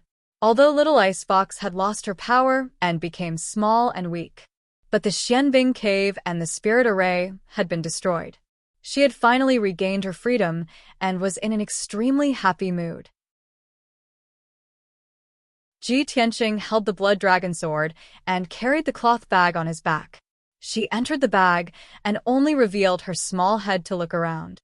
Occasionally, she would chat with Ji Tianqing. An hour later, Ji Tianqing passed through the huge crack and crawled out of the pile of rocks. He finally returned to the mountainside.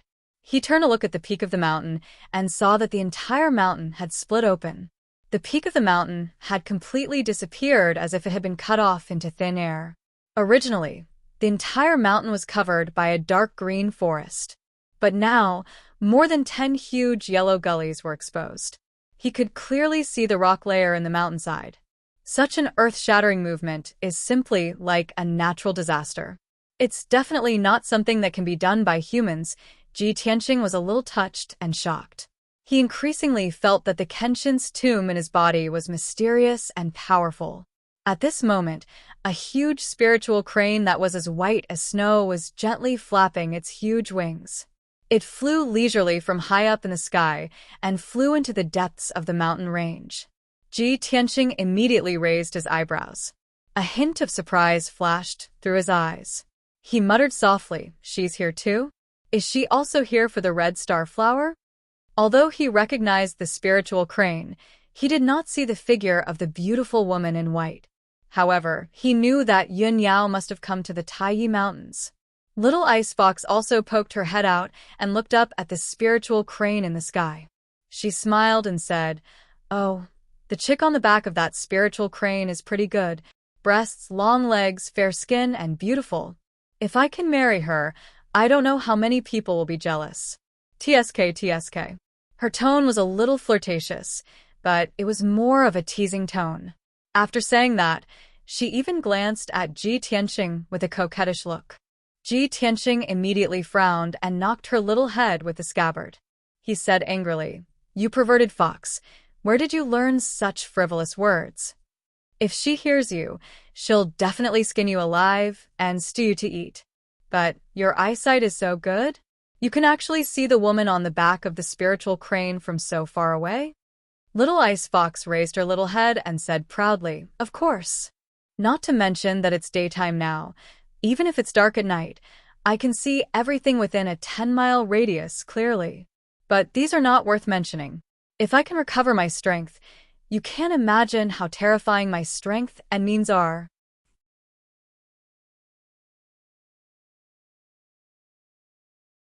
Chapter 36. After leaving the collapsed mountain, Ji Tianqing brought the Ice Fox to the depths of the mountain range. While he was on his way, he was still silently calculating in his heart. Today should be the day when the red star flower blooms.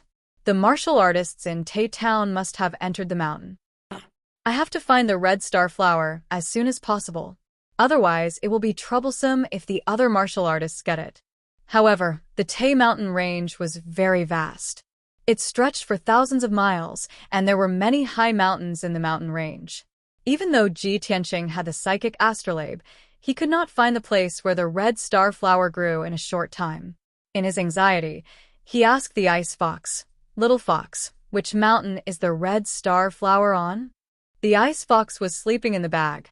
When it heard Ji Tianqing's question, it answered without raising its head, "As for which mountain it is on, we will only know when we reach that area. We are still far from that area.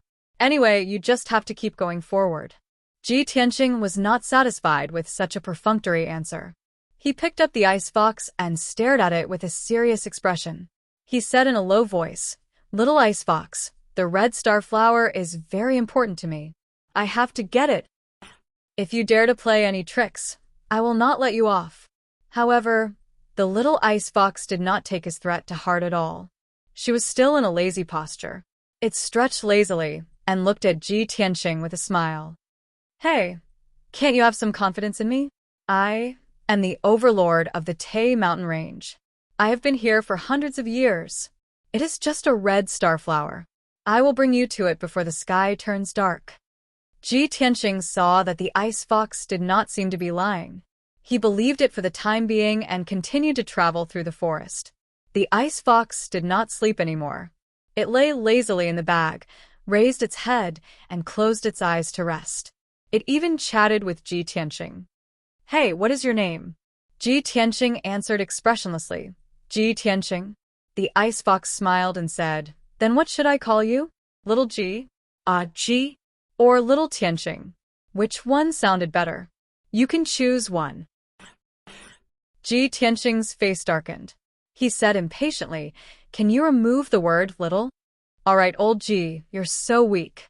Why did you come to the Tai Yi mountain range to look for the scarlet starflower?" Ji Tianqing's face turned even darker. "Hey, why aren't you saying anything?"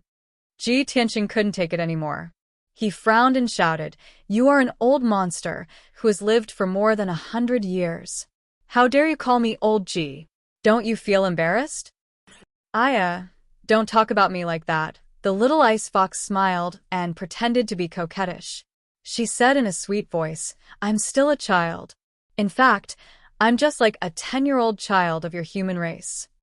The voice and aura of the Fox clan had an innate charm. The little ice fox's sweet voice made people's hearts tremble. They couldn't help but want to protect it. However, Ji Tianqing did not feel this way. Instead, he felt goosebumps all over his body.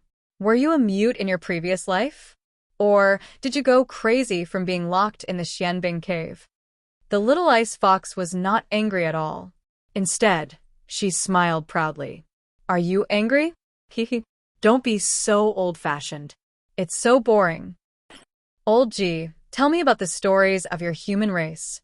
For example, once upon a time, there was a scholar who saved an injured fox, and then the two of them consummated their marriage." Ji Tianqing was completely speechless. He ignored the little ice fox and hurried on with his journey.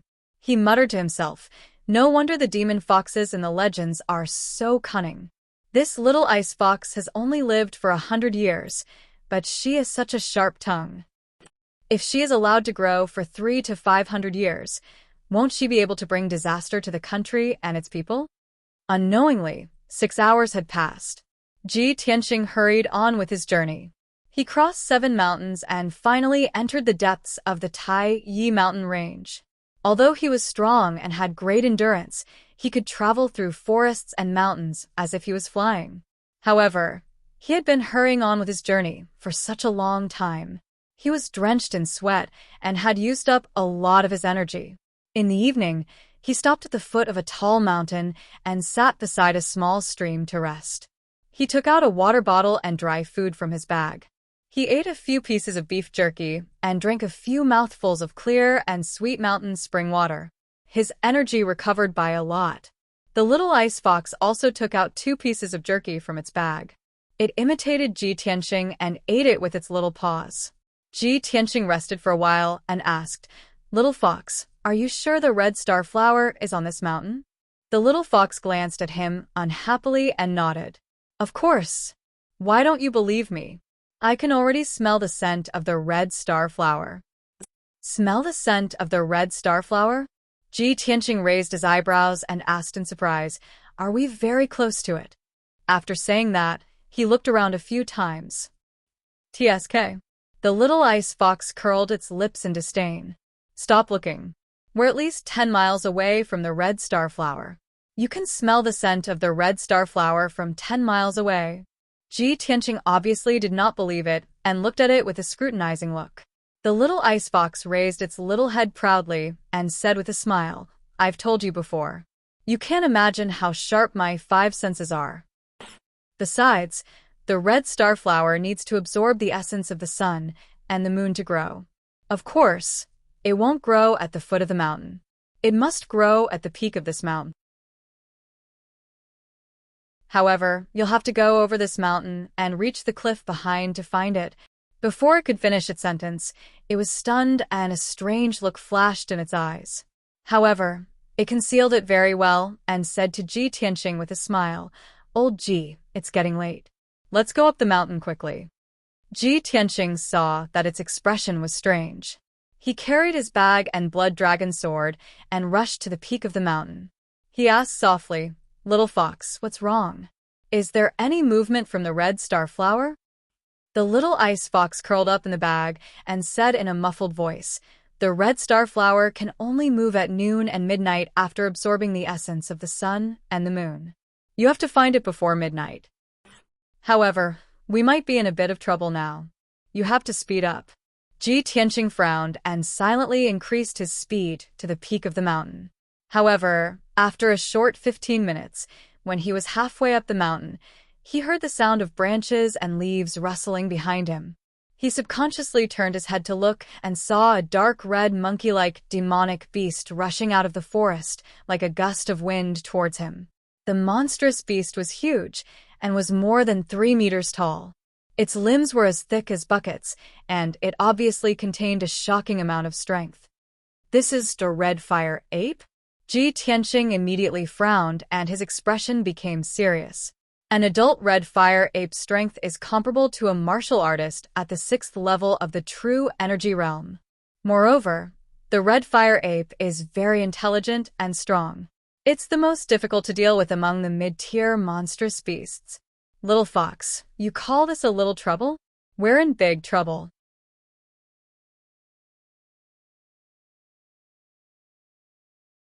Chapter 37. With Ji Tianqing's current strength at the 9th body refinement layer, he had no chance of winning against the Scarlet Fire Ape. His expression was serious as he vigilantly stared at the approaching Scarlet Fire Ape. The little ice fox poked its little head out of the bag. After looking at the Scarlet Fire Ape, it disdainfully curled its lips. "Che, just that stupid monkey. How strong can it be?"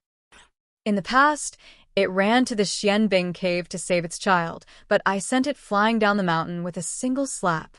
Ji Tianqing instantly knit his brows and snappily shouted, "It came to find you for revenge? Could it be that you killed its child?" The little ice fox disapprovingly said, "What's there to be surprised about? I was bored staying in the Xianbing cave, and its child was jumping around outside. Of course, I had to bring that little monkey into the cave to play with. I never thought that little monkey would be so weak. I didn't even play with it for a bit before its forelegs kicked and it died." Ji Tianqing was speechless. He angrily laughed as he scolded, "You're still being reasonable, aren't you?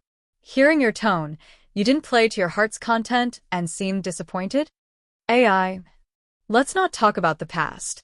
The little ice fox had a dispirited appearance as it shook its head and said, "You should think about how to deal with this fire monkey. You..." Ji Tianqing angrily gritted his teeth. He wished he could beat the little ice fox half to death to vent his anger.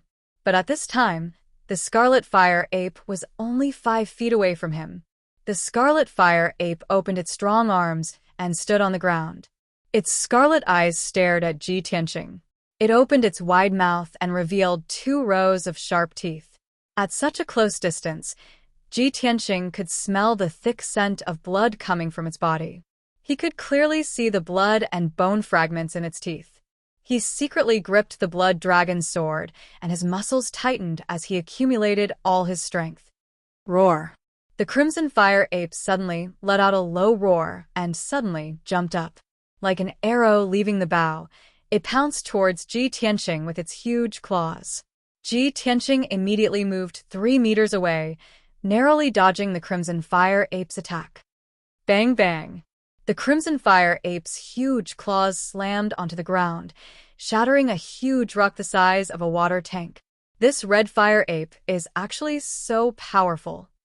Ji Tianqing was shocked. He waved his sword with all his might and slashed at the back of the Red Fire Ape. The Crimson Fire Ape turned around and swung its arms to hit the Blood Dragon sword, sending it flying. With a whoosh sound, it stabbed into a tree not far away. Ji Tianqing was also sent flying 10 feet away and fell on the grass. His right shoulder was numb and stinging, and for a moment, he couldn't exert any strength. The Crimson Fire Ape's figure flashed and pounced over. With a bang, it slapped Ji Tianqing. Ji Tianqing was immediately sent flying more than 20 feet away. He crashed into a big tree and rolled into the bushes. The clothes on his back were torn apart by the Crimson Fire Ape's sharp claws. His entire back was covered in blood and burning pain. After being slapped by the Crimson Fire Ape, he felt that all the bones in his body were about to break. He was so dizzy that he couldn't get up at all. The bag on his back was also sent flying by the Crimson Fire Ape. It fell into the grass and all the food inside spilled out. However, the little ice fox was safe and sound. Seeing that the situation wasn't good, it had already jumped out of the bag and onto the top of a tree. The crimson fire ape didn't chase after Ji Tianqing. It stared at the little ice fox on the top of the tree with its blood-red eyes and bared its fangs as it growled. Roar! It jumped again with all its might and leaped more than 10 meters high. It waved its claws and pounced on the little ice fox on the top of the tree. With its kacha-kacha sound, the thick tree branches between the crimson fire ape and the little ice fox were all smashed into pieces. Seeing that there was nowhere to hide, the little ice fox's silver eyes were filled with rage as it let out an angry roar.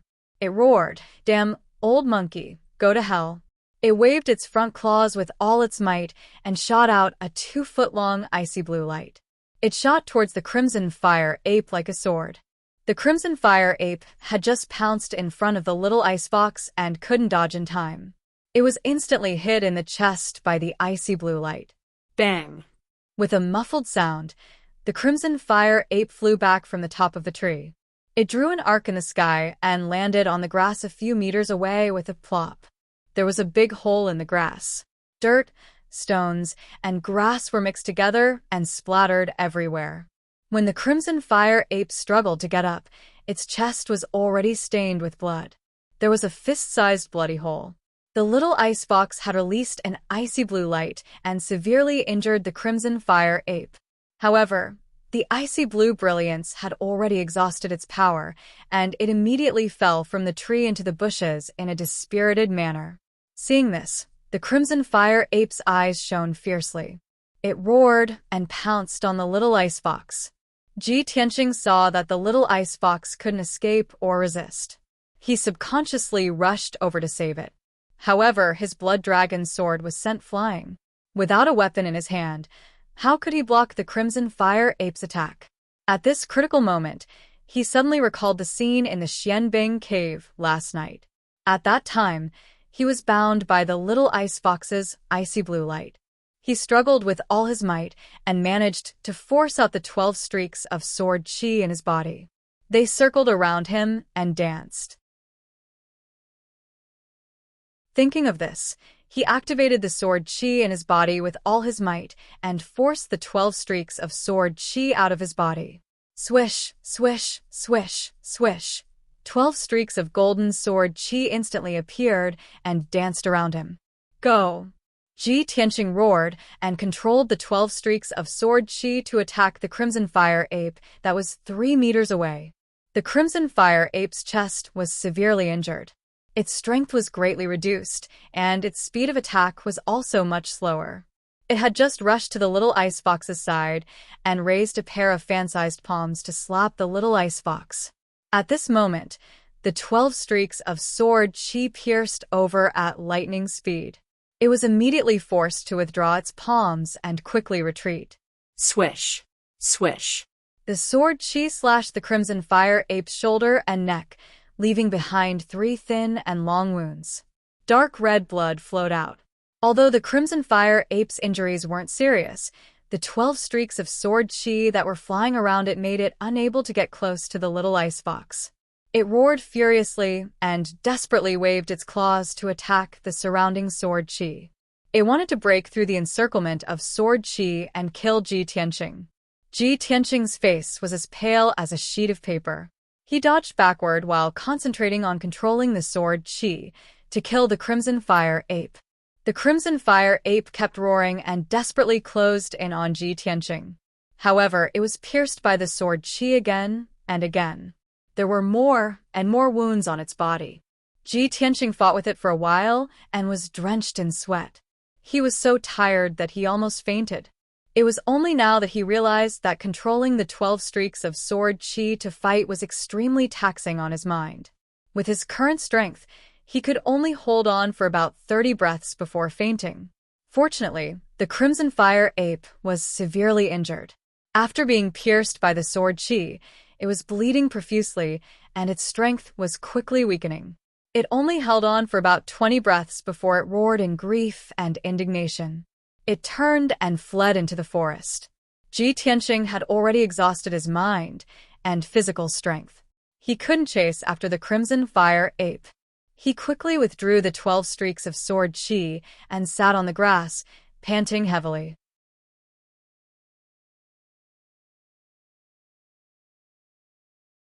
Chapter 38. The crimson fire ape had escaped, and the forest was quiet again. Ji Tianxing lay on the grass and looked at the sky with misty eyes. The orange sunset was gradually falling to the horizon. The sky was getting dark, and the moon would rise in at most 2 hours. He knew that time was tight, but he did not have the energy to get up. He did not even want to move his fingers. Too tired. The tiredness that came from the depths of his soul made him realize the consequences of overexerting his mind. Although I can control the sword energy to kill enemies within 10 feet of me, this is an effect that can only be achieved by someone at the 7th stage of the true energy realm. But this consumes too much energy. If I use it a few more times, I might become mentally weak and become a fool. It seems that I have to be careful in the future and only use it at critical moments to save my life. He closed his eyes and thought silently, waiting for his physical and mental strength to slowly recover. At this moment, the little ice fox poked its head out from the grass. It looked around cautiously. Seeing that there was no danger around, it picked up the bag not far away and dragged it to Ji Tianxing.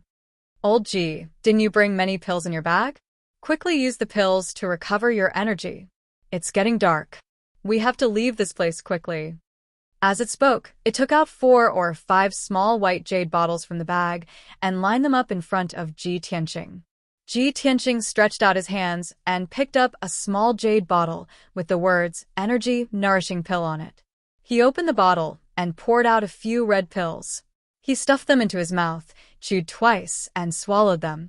Suddenly, he realized that something was wrong. He looked at the little ice fox in confusion. "Little fox, why are more than half of my pills gone? Did you secretly eat them?" The little ice fox took 2 steps back and explained with a smile, "I was bored lying in the bag, so I ate the pills like they were candy. I didn't do it on purpose." "You stinky fox." Ji Tianxing was so angry that he wanted to hit it. However, he had not recovered his energy and could only give up. "Humph. I think you want to secretly eat the pills to recover your energy and then run away?" Little Ice Fox rolled her eyes and quickly changed the topic. "Hey, old G, don't talk. It's more important to recover your strength. If we don't leave before dark, the smell of blood on the grass will attract a large number of demonic beasts. At that time, the 2 of us can only become the demonic beast's dinner." Ji Tianxing suppressed his anger and swallowed a few more recovery pills to quickly recover his strength. About an hour later, the sky darkened, and night was about to fall. At this time, Ji Tianxing's physical strength had recovered by about 60 to 70%. He carried his backpack and continued to rush to the mountain peak. On the way to the summit, he heard the sounds of demonic beasts running in all directions, as well as the roars of beasts. The little ice fox quickly reminded him, "The red star flower has bloomed, and its scent is getting stronger. The demonic beasts nearby have smelled the scent and are rushing over to snatch it. You have to speed up. Otherwise, not only will we not be able to obtain the scarlet meteorite flower, we will also be besieged by a large group of demonic beasts." Ji Tianxing frowned and rushed to the peak with all his might. After a quarter of an hour, he finally reached the peak of the mountain, which was thousands of feet high, and came to a forest with sparse trees. He looked around vigilantly, looking for the location of the red star flower and checking the situation around him. However, the sky was already dark, and the forest was dimly lit. It was difficult to see clearly. He could only hear the sounds from the surrounding forest getting louder and louder, and the roars of beasts were getting closer. Little Ice Fox quickly stretched out her little paw and pointed to the southwest of the forest. "Over there. Go quickly. There's a cliff over there." At this moment, Ji Tianxing did not have time to distinguish whether she was telling the truth or not. He hurriedly rushed over. He ran wildly for more than 3 miles before he rushed out of the dense and dark forest and came to a patch of rubble. The empty space with a radius of 1,000 feet was filled with rubble. Between the dark brown boulders, There were weeds that were half a man's height. Ji Tianqing jumped into the rubble, and his body nimbly passed through dozens of boulders and dense bushes. Finally, he arrived at the edge of the cliff. 5 steps in front of him was the cliff, and in front of him was the sky that was shrouded in thick fog. The cliff was at least thousands of feet deep. White fog constantly rose from the bottom of the cliff, obscuring everything at the bottom of the cliff. Ji Tianqing could not see clearly. Little Ice Fox's little red nose twitched twice, and her eyes revealed a touch of joy. She hurriedly urged, "Old Ji, the scent of the red star flower is coming from the bottom of the cliff. It's not more than 200 feet away from us. Hurry up and look for it." Ji Tianqing was also delighted, and he looked around in high spirits. He stepped on the edge of the cliff and leaned half of his body to look down. He immediately saw that there was a steep rock cliff below the cliff. However, the cliff was not flat, and there were many cracks in many places. There were also many protruding boulders embedded in the cliff, and there were many green vines growing on them. Night finally fell. The stars and the moon had not yet appeared, and the world was pitch black. Ji Tianqing anxiously searched the area within a radius of 200 feet, but he did not see the red star flower. He did not even find a strand of strange-looking medicinal herb. Suddenly, Little Ice Fox, who was lying on his shoulder, stretched out her little paw and pointed at a huge rock at the bottom of the cliff. She cried out in surprise, "Old Ji, look over there." Ji Tianqing hurriedly looked in the direction that she was pointing at, and he immediately saw that in the cracks of the huge rock, there was a faint silver light. "It's the red star flower. It must be." Ji Tianqing's spirits were lifted, and he hurriedly found a vine that was as thick as a wrist on the ground. He climbed down the cliff using the vine. Before he came to the Taiyi Mountains, he had carefully investigated information about the red star flower.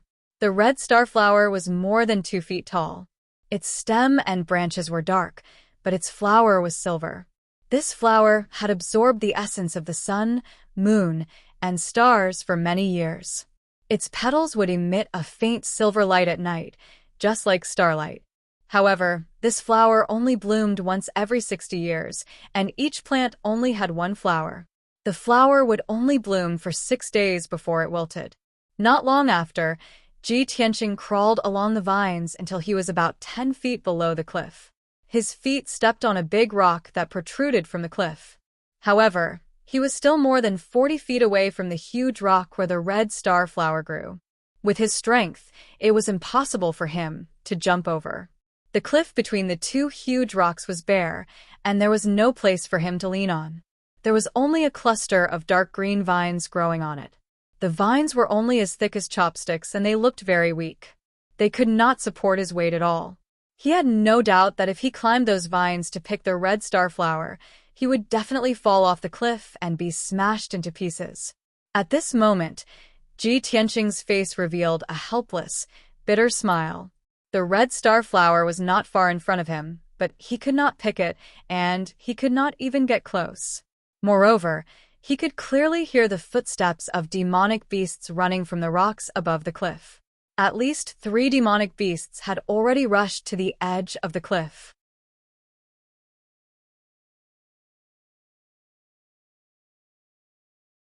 Chapter 39. What should I do? Ji Tianqing looked at the huge rock 4 feet away.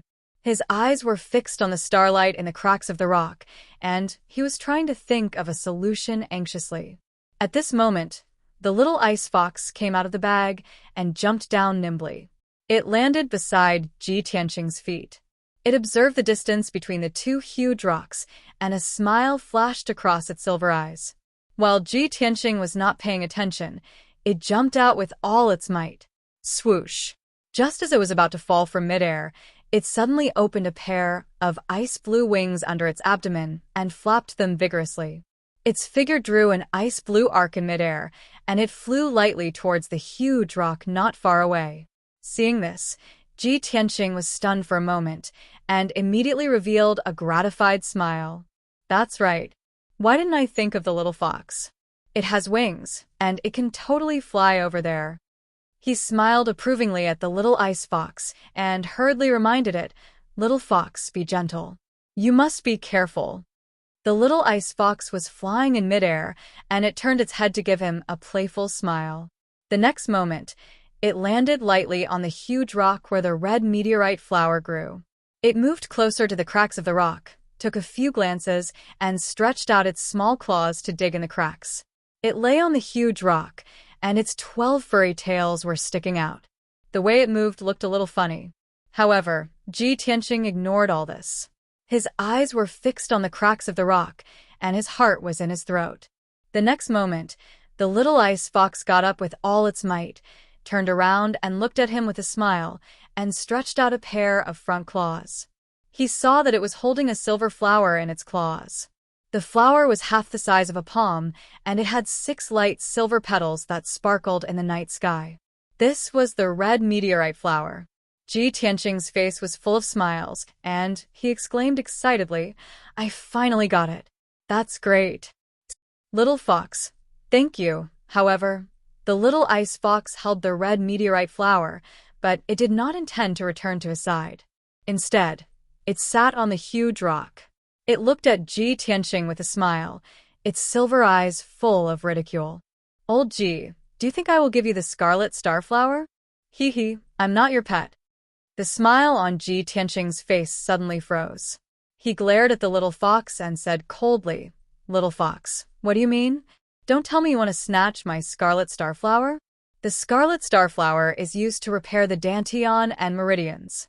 It's only effective for humans. It's useless for you. The little ice fox smiled and nodded. "Yes, of course I know. I don't need this scarlet starflower, but I won't give it to you so easily. Unless you can promise me 3 things. Ji Tianqing was so angry that his face turned pale. He pointed at the little ice fox and scolded, "You cruel and unscrupulous fox. I just saved your life, and now you want to negotiate with me?" The ice fox laughed even more proudly. She even said in a sweet voice, "Oh, old Ji, don't be like this. I have no choice. I want to save my life. After all, you don't trust me. I'm also afraid that you will abandon me one day, or kill me with a sword. Don't worry. My conditions are very simple. You will definitely agree." Ji Tianqing also understood that with the ice fox's cunning and intelligence, she would definitely have a backup plan. Therefore, he suppressed his anger and said with a dark face, "Then tell me your conditions first. I will consider it." That's more like it. Old Ji, you are becoming more and more to my liking." The ice fox nodded with a smile and said her conditions in a serious tone. "The first condition is that no matter when or what the situation is, you will never abandon me." Ji Tianqing furrowed his brows and pondered with a gloomy face. Seeing that he was silent, the ice fox played with a scarlet starflower with her claws. She shook her claws and tore off a light silver petal. "Oh, why did a petal fall off?" She pretended to be surprised and called out, but her tone was full of undisguised laughter. After saying that, she took the petal and waved it at Ji Tianqing a few times. When Ji Tianqing saw that a petal was torn off the scarlet starflower, his heart skipped a beat and his face became even more gloomy. "I promise you." The ice fox nodded with satisfaction and continued, "The second condition is that no matter when or what the situation is, you will never kill me." Ji Tianqing stared at her with a face full of anger and shouted angrily, "I promise you." Very good." The ice fox nodded with satisfaction again and said with a smile, "The third condition is that you must protect me wholeheartedly and not let me get hurt. Don't you go overboard." Ji Tianqing was so angry that he gritted his teeth. His eyes revealed a cold, murderous intent.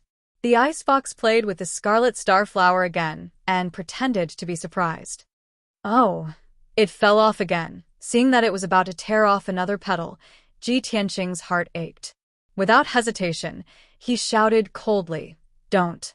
I'll agree to your request." The ice fox looked at him with a smile but still refused to believe him. It held the scarlet starflower with its little claws and extended it to the sky outside the giant rock. It looked like it was going to throw it down the cliff. "Old Ji, Unless you swear to heaven and earth, I will only believe you. Ji Tianqing was so angry that his lungs were about to explode. He stared at the ice fox with a pale face. If looks could kill, the ice fox would have been torn into pieces. Hurry up and swear, the ice fox urged with a smile. Otherwise, I will throw the scarlet star flower down the cliff. Ji Tianqing held back his anger and said through gritted teeth, I, Ji Tianqing, swear to heaven that I will never go back on my word after I agree to the 3 conditions of the ice fox. The ice fox sat on the giant rock and looked at him with a smile. After listening to him, it said, That's it? Old Ji, you're not sincere. You haven't finished the second half of your sentence. What are you talking about? What are you talking about? Ji Tianqing was so angry that he almost vomited blood. With a black face, he scolded, Stupid fox, are you done? The ice fox did not continue to pester him. It nodded with a smile and said, All right, seeing that you are sincere, I will believe you for now. Sigh, I am too kind and soft-hearted. Old Ji, you must remember the promise between us. After it finished speaking, it flapped its wings and slowly flew back to Ji Tianqing. Ji Tianqing grabbed the scarlet star flower that it was holding and carefully put it into a sandalwood box together with a petal that was torn off. Stupid fox. You. Just as he was about to grab the little ice fox and give it a good beating, the little ice fox was prepared for it. It immediately flew 20 feet into the air. Old Ji, don't be angry. Look above us first. Ji Tianqing was so angry that he did not pay attention to the situation above the cliff. Now that he had calmed down, he turned his head and looked above the cliff. His expression changed instantly. He saw that on the edge of the cliff 10 feet above him, more than 10 heads of monsters had popped out. More than 10 pairs of cold eyes were staring at him with murderous intent.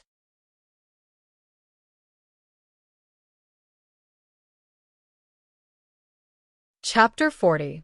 The dozen or so gigantic demonic beasts were all mid-tier demonic beasts. Any one of them was as powerful as a martial artist at True Element Realm LV5. With Ji Tianqing's current strength, he could not even defeat one of the demonic beasts, let alone a dozen of them. Most importantly, he was trapped on a huge rock at the bottom of the cliff. He could neither reach the sky nor the ground. The dozen or so demonic beasts were lying on the edge of the cliff, waiting for him to escape. I'm dead. Ji Tianqing's face darkened. The joy of obtaining the red meteorite flower had disappeared immediately. He secretly held the blood dragon's sword tightly and stared at the demonic beasts on the cliff.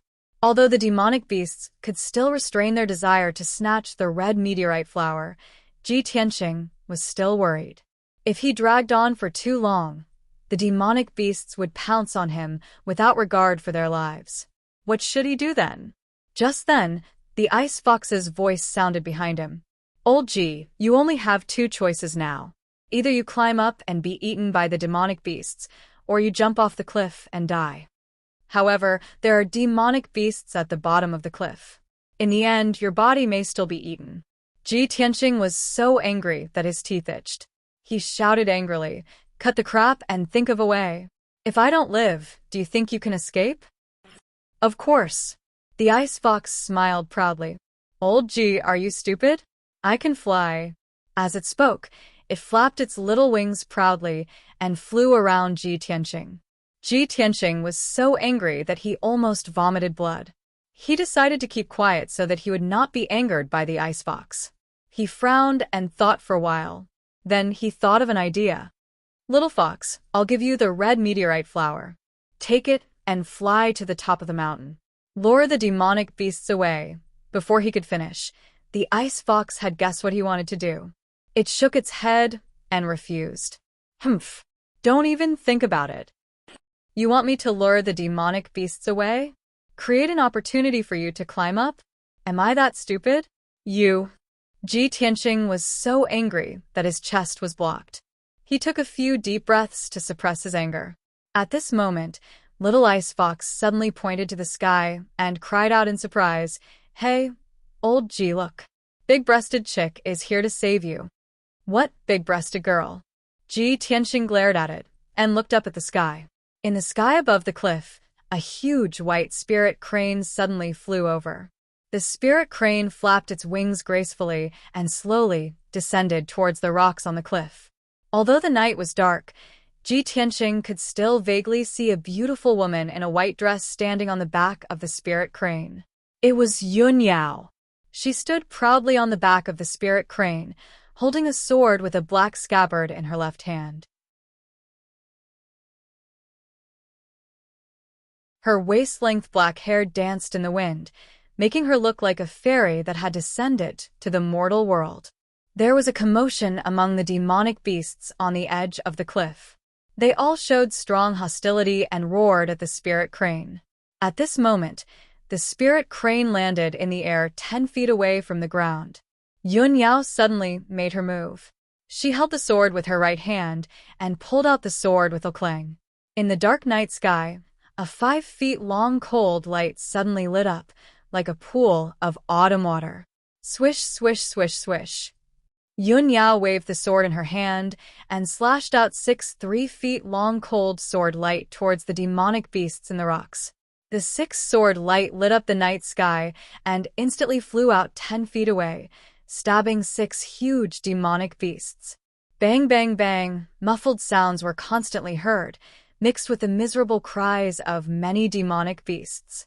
Cold light flashed in the rocks. Several millstone stones were cut into pieces by the sword light, splashing out countless broken stones. Ji Tianqing could clearly feel that the earth was trembling. There were also several big stones that collapsed from the edge of the cliff and smashed into the bottom of the cliff.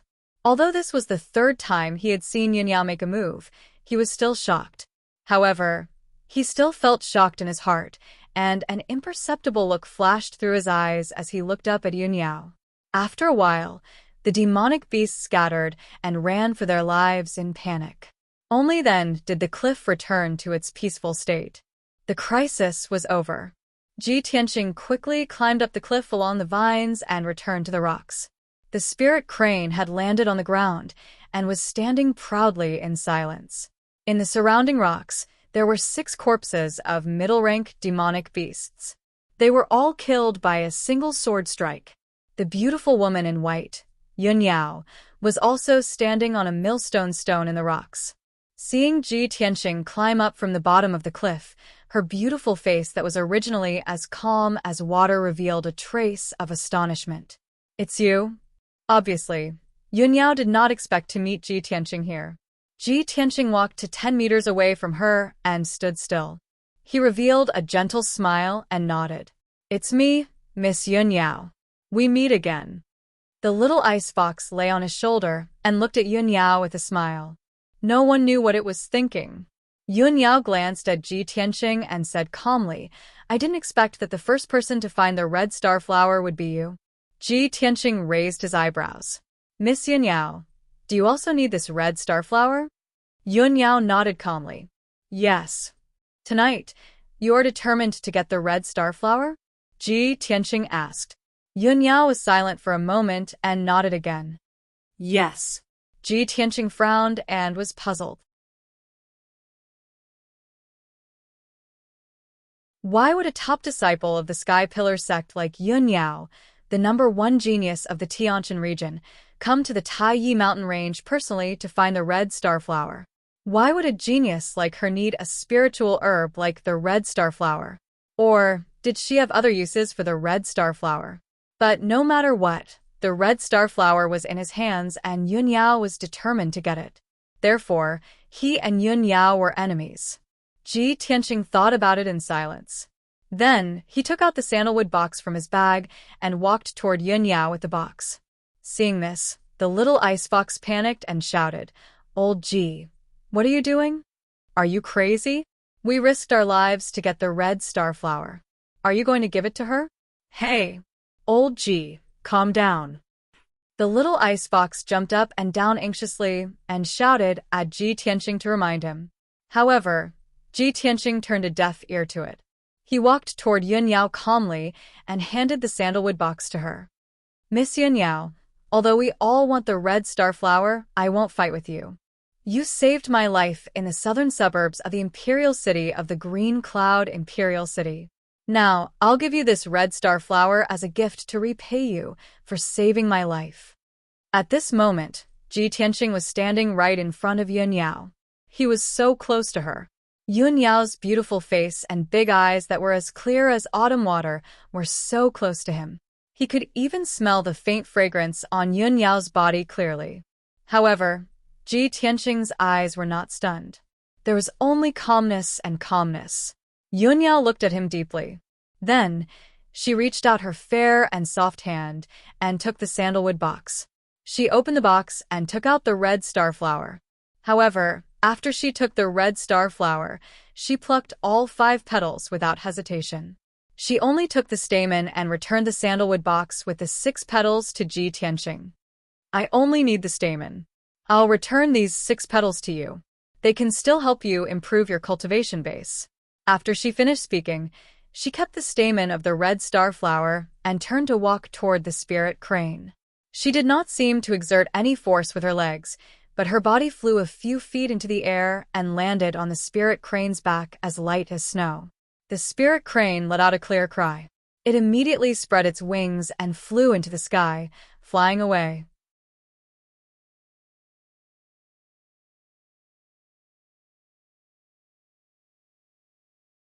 Chapter 41. Ji Tianqing stood among the rocks, holding the sandalwood box with 6 petals in his hands. He raised his head and looked at Yun Yao's back as she left. Her figure was getting farther and farther away. As the spirit crane flew away, she gradually disappeared into the dark night. Ji Tianqing stood there in a daze for a long time without looking away. At this time, the ice fox picked up a branch from somewhere. It held the branch with its claws and knocked on Ji Tianqing's head. Ji Tianqing suddenly woke up. He turned his head and looked at the ice fox. He shouted angrily, "Little fox, what are you doing?" The ice fox looked at him with disdain and said in an unfriendly tone, "Stop looking. She has left." What are you looking at? Ji Tianqing was too lazy to respond.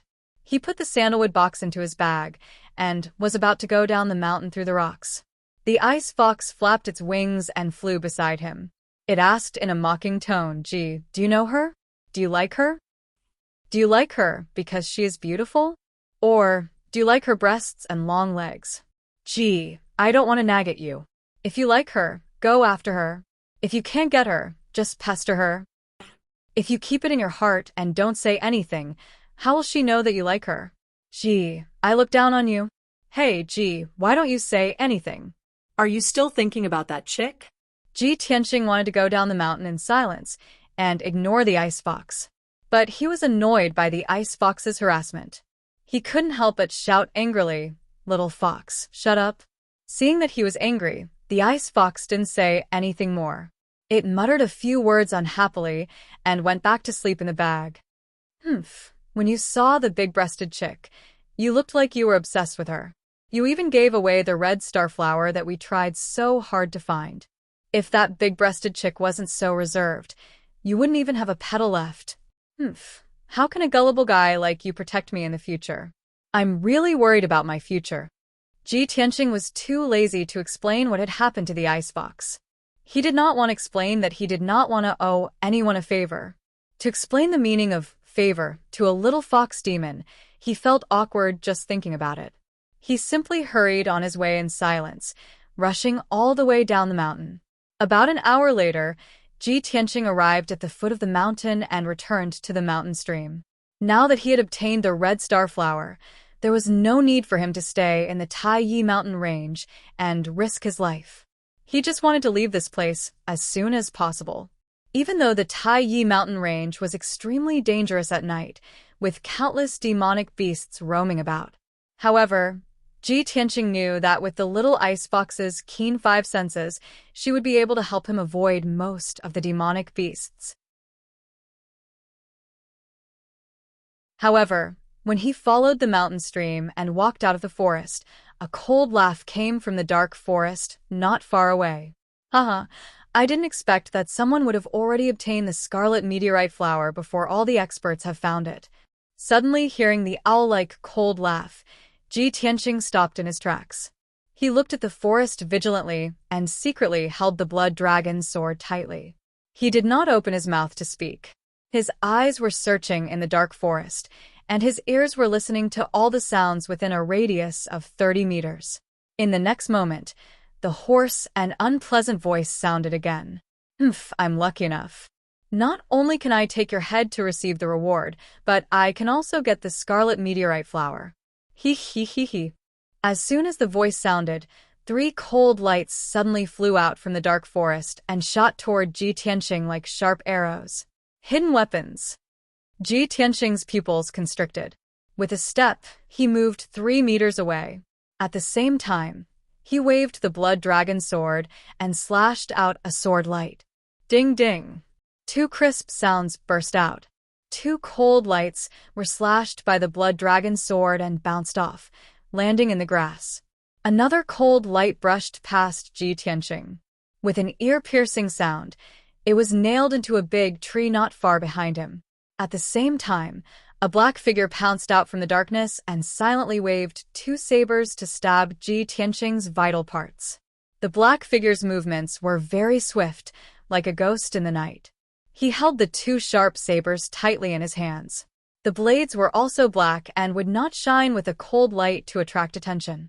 Ji Tianqing instantly understood that this black figure was definitely an assassin whose job was to kill people. Swoosh. Swoosh. The 2 black sabers were in front of Ji Tianqing. Before the blades arrived, a biting cold force hit his face, causing his cheeks to hurt. At the moment of life and death, his expression was extremely grave.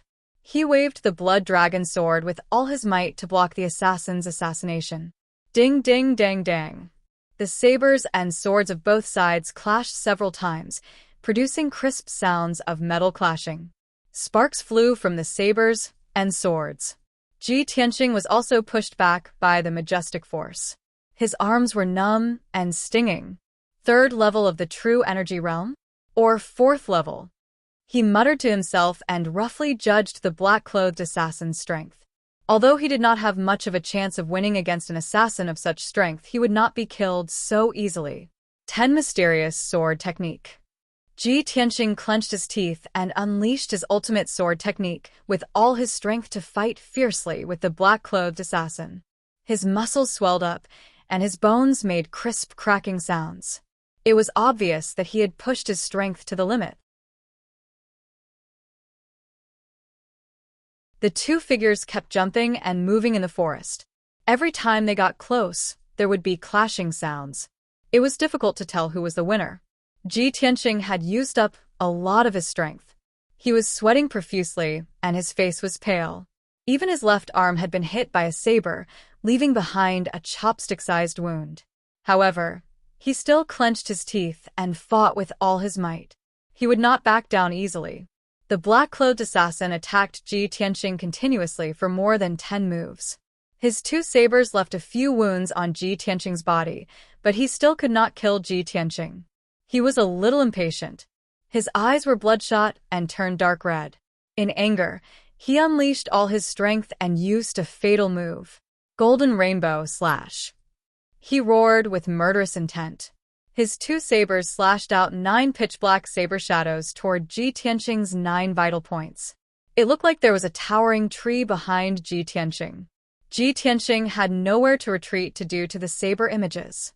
At this critical moment, he did not hesitate to use his trump card. Sword Chi, out.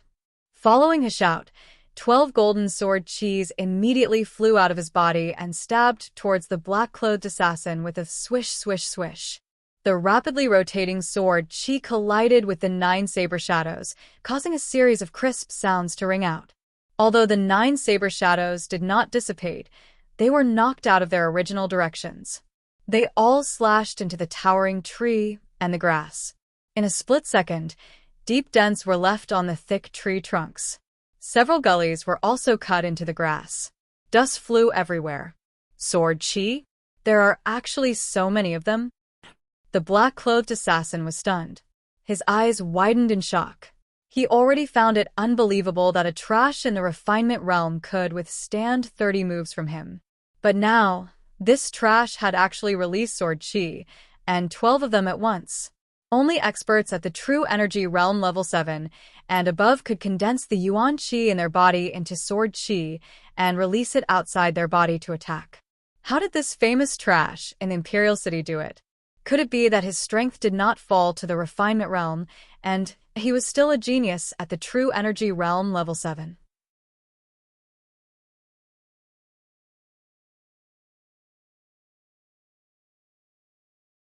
Chapter 42. The black-clothed assassin could not understand, nor did he dare to believe this fact. While he was still in a daze, 12 streaks of sword qi had already arrived in front of him like lightning. Swish, swish. Sword qi crisscrossed, and a faint golden light flickered in the night sky.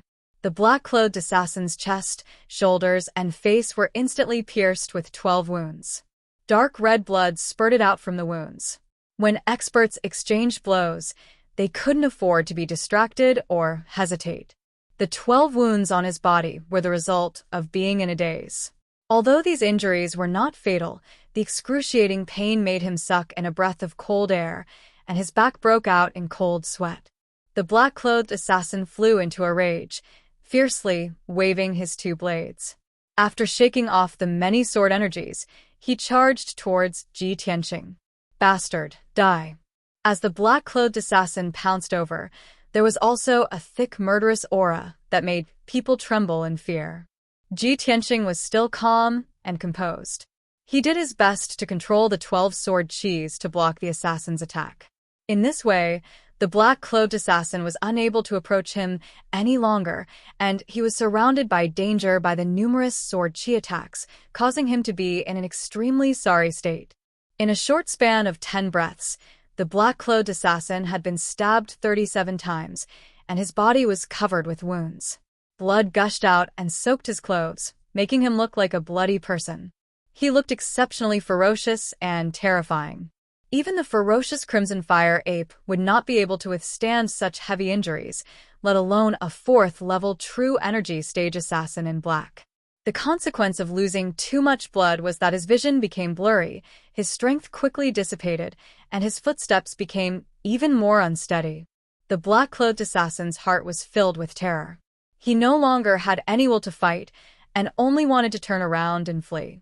However, Ji Tianqing controlled the 12 sword qis and chased after him, stabbing into his head and neck. The black-clothed assassin barely managed to take 5 steps before he fell to the ground with a plop. He lay on the ground and twitched for a while before he breathed his last. After all, his neck and the back of his head had been pierced by the sword qi, and those were fatal wounds. Fresh blood splattered on the grass, filling the air with a thick stench of blood. When Ji Tianqing saw that the black-clothed assassin was dead, he immediately retracted the 12 sword qis into his body and fell weakly onto the grass. Within a day, he had manipulated the sword qi in his body to fight twice. This greatly exhausted his mental and physical strength, and he was already on the verge of fainting. He closed his eyes and lay on the grass, feeling that every nerve in his body was exhausted. His head was so heavy that he just wanted to sleep. At this moment, the little ice fox flew out from the gloomy forest and landed beside Ji Tianqing. Just now, when Ji Tianqing was fighting with the black-clothed assassin, it saw that the situation was not good and quietly hid in the forest, waiting for the battle to end before coming out. There are many demonic beasts in the Tay Mountain range that have a grudge against me. I didn't expect you to be hunted down by your enemies as well. Sigh. How are we going to escape in your current state? The little ice fox sighed and muttered, but its little paws were not idle. It hurriedly took out 2 small jade bottles from its bag and pushed them in front of Ji Tianqing. Ji Tianqing panted for a while and recovered a little of his strength. He hurriedly opened the small jade bottle and poured out a few elixirs to consume. He closed his eyes and lay down for another 15 minutes.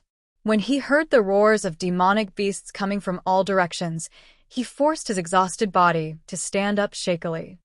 The stench of blood on the grass will attract the demonic beasts. We should leave now, he said in a weak voice and carried the bag and the blood dragon's sword on his back. With heavy steps, he walked into the darkness. In the next few hours, Ji Tianqing endured his injuries and hurried on with his journey while gritting his teeth. With the help of the little ice fox, he was always able to avoid those dangerous demonic beasts in advance, as well as some warriors who were searching for the red star flower in the mountains. Along the way, there were scares but no mishaps. However, his mental and physical strength were exhausted. Every time he went over a mountain, he had to rest for 15 minutes. During this time, he also ate elixirs and dry rations twice. The long, dark night finally passed. When the first ray of light shone in the morning, Ji Tianqing finally let out a long sigh of relief. He found a cave in the mountains and hid in it to recuperate and rest. He first bandaged the wounds on his body and then circulated his energy to heal the injuries in his body. After treating his injuries, he rested in the cave for another 4 hours. When it was noon, Ji Tianqing finally recovered his strength and 60% of his physical strength. He then left the cave with the little ice fox and rushed towards the exit of the Tai Yi mountain range. After he went over 4 mountains in a row, it was almost evening. He finally returned to the exit of the mountain range and entered the lush valley. When Ji Tianqing was crossing the valley, he met a few warriors who were entering the mountains. These people were all here for the red star flower. Their minds were filled with thoughts of how to find and snatch the red star flower. When they brushed past Ji Tianqing, they only glanced at him casually and did not stop at all. But they would never have thought that the red star flower had been picked long ago and was in Ji Tianqing's possession. When night fell, Ji Tianqing quietly returned to Taiyi town. The town, which had been bustling with noise a few days ago, was quiet at this time and had returned to its usual desolation. After all the warriors who came to look for the red star flower had entered the Tai Yi mountain range. Ji Tianqing did not return to the Fortune Inn, nor did he look for his frost and snow-chasing wind horse, because he knew that the people who wanted to assassinate him and the assassins of the blood-clothed tower must be watching the Fortune Inn. The black-clothed assassin who had tried to assassinate him in the mountains must also be from the blood-clothed tower. He was just wondering in his heart who had hired the blood-clothed tower's assassins to assassinate him. Regarding this question, he vaguely had an answer in his heart, but he was not sure yet. In his current situation, it was impossible for him to investigate this matter. The best choice was, of course, to return to the imperial city immediately. That night, Ji Tianqing got a horse in the town and left Taiyi town overnight. For the next 3 days, he galloped on his horse and rushed to the imperial city without stopping under the night and the sky. After a bumpy journey of 2,000 miles, he finally rushed back to the Ji mansion in the morning of the 3rd day. After returning to the Ji mansion, Ji Tianqing did not have time to report the news to his father and went directly to the Breeze courtyard. He told Huan that he would be in seclusion for a few days and that no one should disturb him. Then he entered the secret chamber and prepared to use the power of the red star flower to condense the sword embryo. In the dark secret chamber, the vital energy gathering array was activated and was absorbing the qi of heaven and earth from all directions and gathering it in the center of the array. Ji Tianqing sat cross-legged in the array and held a sandalwood box with both hands. Looking at the 6 silver petals in the box, a gratified smile appeared on his face. His eyes were filled with anticipation. In the past 10 days, he had desperately rushed more than 4,000 miles and almost lost his life several times when he encountered life-threatening situations. Now that he had the red star flower, the running and danger of the past 10 days were all worth it. He could finally condense the sword embryo. I've been waiting for this day for too long. Looking for your support and recommendation tickets. I'm begging everyone.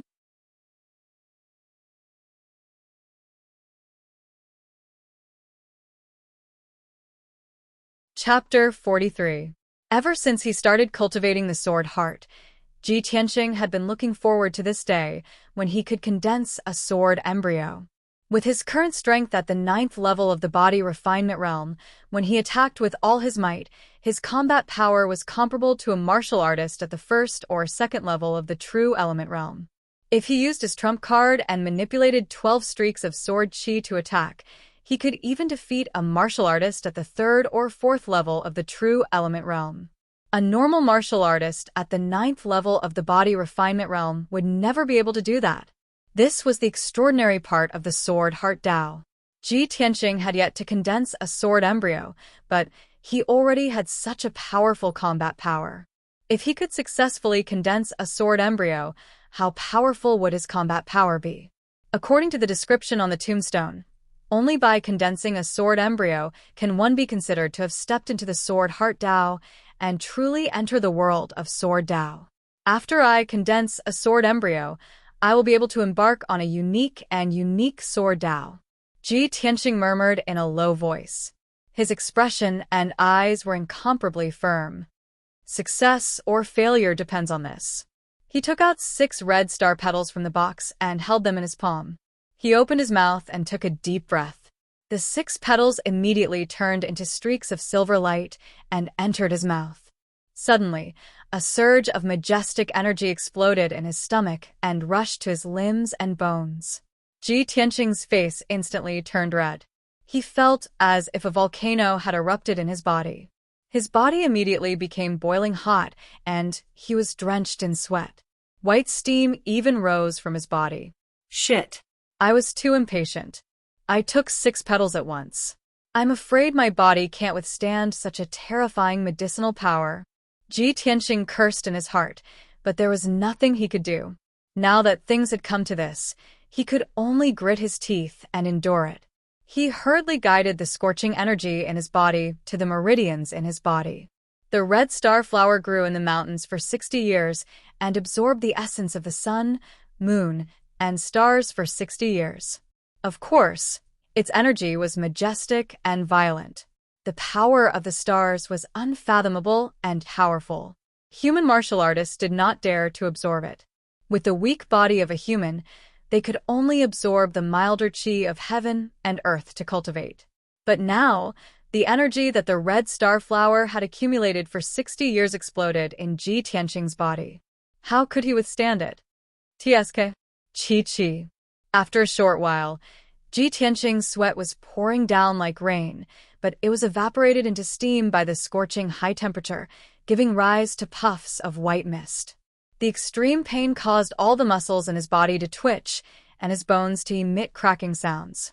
His entire body seemed to be distorted and deformed. He could even clearly sense the vast medicinal strength of the scarlet meteorite flower raging within his body and madly destroying his meridians. This caused him both extreme pain and extreme anxiety.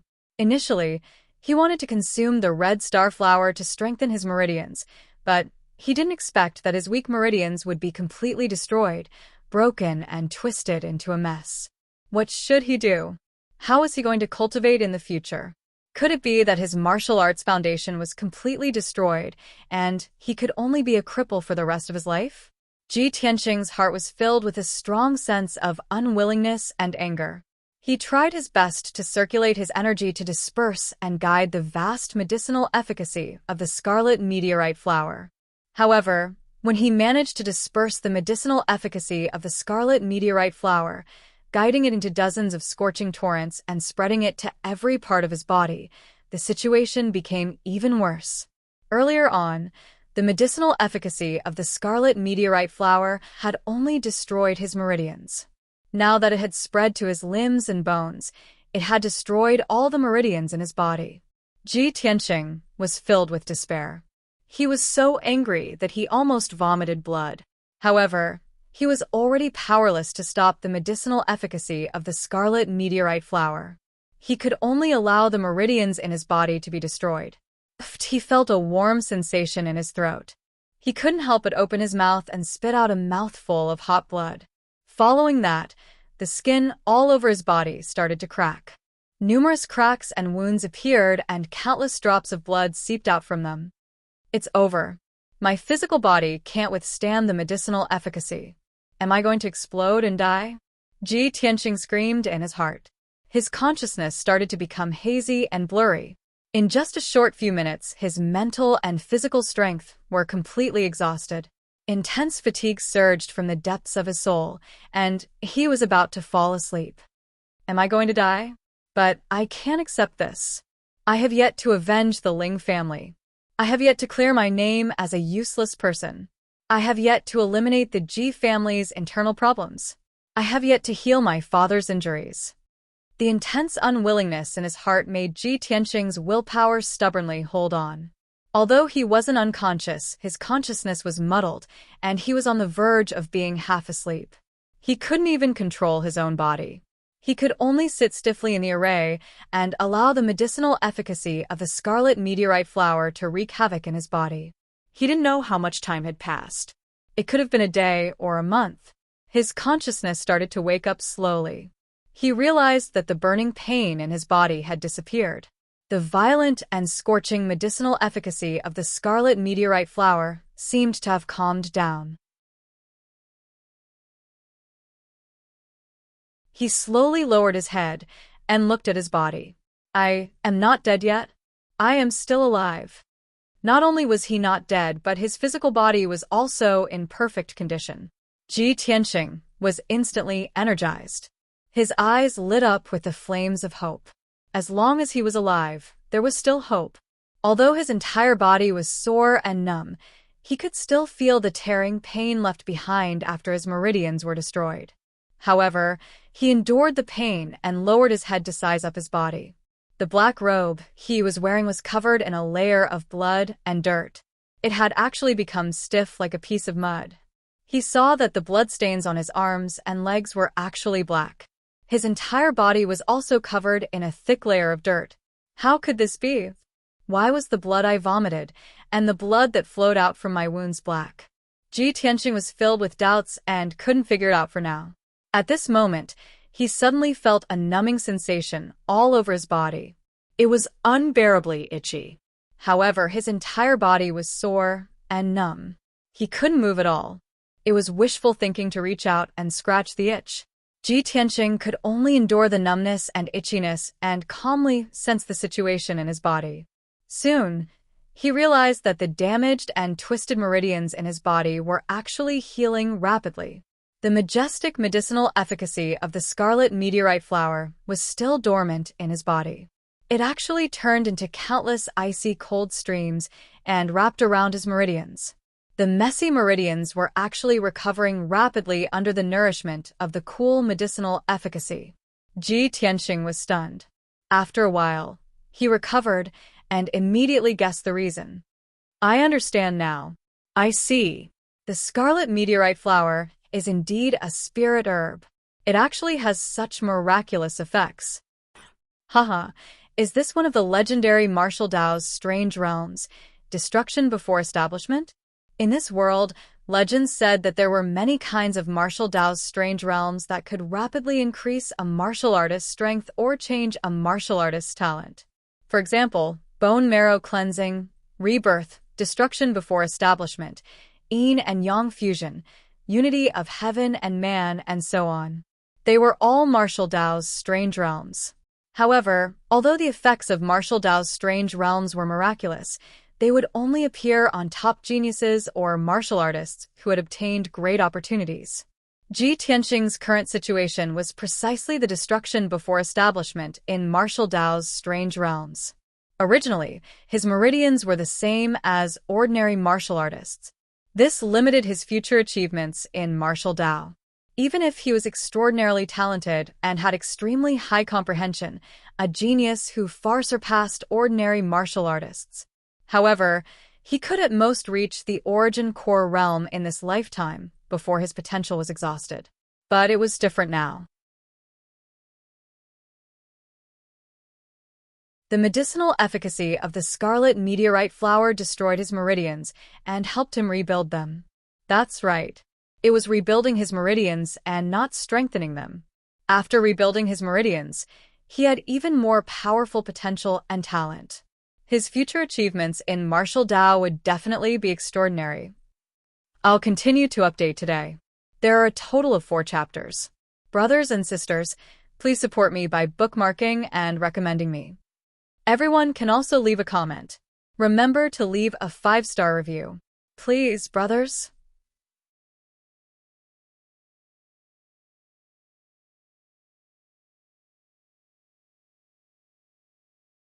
Chapter 44. Ji Tianqing had read many martial arts manuals and understood the wonders of martial arts. It was a pity that martial arts was like a legend to him, unreachable. He never dared to imagine that one day he would encounter a martial arts wondrous realm, destruction followed by re-establishment. He knew the extraordinary effects of destruction followed by re-establishment. Of course, he was excited, and his eyes shone brightly. Destruction followed by re-establishment. Previously, my energy center was destroyed, and I couldn't return to the true energy realm. I was the biggest laughingstock in Qingyan country. But from today onwards, I have potential that ordinary people can't reach. I will definitely have greater martial arts achievements and become an even more dazzling genius than before. Breaking out of the cocoon and becoming a butterfly, soaring to the sky. After a long time, Ji Tianqing finally calmed down. He calmed his heart and felt the changes in his meridians. He watched as the red meteorite flower reconstructed his meridians. No wonder so many forces and experts want to get their hands on the red meteorite flower.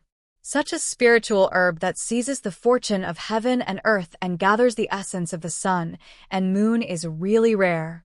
The sun represents the yang while the moon represents the yin. The combination of the sun and the moon is the combination of yin and yang. That's why it has such a miraculous effect. When I first consumed the red meteorite flower, the yang potency destroyed my meridians. Now the yin potency is reconstructing my meridians. In that case, the martial arts wondrous realm I have today is not only destruction followed by re-establishment, but also the combination of yin and yang. At the thought of this, Ji Tianqing's eyes flashed with astonishment. He was even more surprised. Just the destruction before establishment realm of the martial way alone was enough to make him a martial way genius. If he had the combination of yin and yang, which was even rarer, wouldn't he become a top genius? Ji Tianqing was excited and full of anticipation for the future.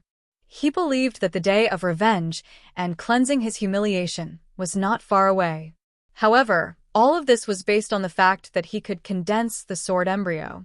Once the sword embryo was formed, he could look forward to the unparalleled sword Dao, and his future would be bright. If he couldn't condense the sword embryo, all of his fantasies and expectations would just be an illusion. Time flew by, and 12 hours passed quickly. Ji Tianqing's numbness disappeared, and his meridians were completely reconstructed. The majestic medicinal power of the red star flower also lay dormant in his body, filling his limbs and bones, slowly strengthening his physical body. He tried to cultivate and absorb the qi of heaven and earth in the array formation. As expected, the boundless qi of heaven and earth entered his body like small streams flowing into a great river. After the reconstruction, his meridians had become wider and more resilient, allowing him to circulate his qi without any hindrance. If his meridians were like small streams in the past, then his current meridians were like rivers. Great! With the current strength of my meridians, there is at least an 80% chance that I will succeed if I channel the sword qi and condense the sword embryo. After Ji Tianqing was done with his preparations, he could not wait to circulate his energy to control the sword qi and try to condense the sword embryo. Earlier in the Taiyi mountain range, he'd forced the sword qi out of his body many times to fight, so he was already very familiar with controlling the 12 strands of sword qi. Now, he was controlling the sword qi to enter his meridians and swim towards his dantian. Not only were the reconstructed meridians wider, they were also tougher, enough to withstand the sharp and fierce sword qi. However, when the sword qi swam in his meridians, he still felt a piercing pain. But this level of pain was not a problem for him. After 15 minutes, Ji Tianqing successfully moved the sword qi from his Huizong acupoint to his dantian. The toothpick-like faint golden sword qi floated in the black hole in his dantian, calm and steady. He had finally taken the first step to success. Ji Tianxing was in high spirits. He circulated the sword qi from his Xianxia acupoint to enter his meridians and flow towards his dantian. After 15 minutes, the second sword qi reached his dantian and floated in the black hole. Subsequently, Ji Tianxing activated the third, fourth, and fifth strands of sword qi. 6 hours had passed. The sword qi from his 12 acupoints had all gathered in the black hole in his dantian. He was only one step away from success. The last step was to fuse the 12 strands of sword qi and condense the sword embryo. Ji Tianxing was neither arrogant nor rash. He carefully and steadily circulated the way of the heart of the sword and started to fuse the sword qi. This process was very difficult and did not allow for the slightest mistake. He had enough patience and perseverance to fuse the sword qi one after another and condense the embryonic form of the sword embryo. The secret chamber was silent, and time passed quietly. After 16 hours, he finally fused the 12 strands of sword qi and condensed them into a small golden sword the size of a little finger. The sword embryo was finally condensed successfully. From now on, this small golden sword would be the source of his power, his dantian.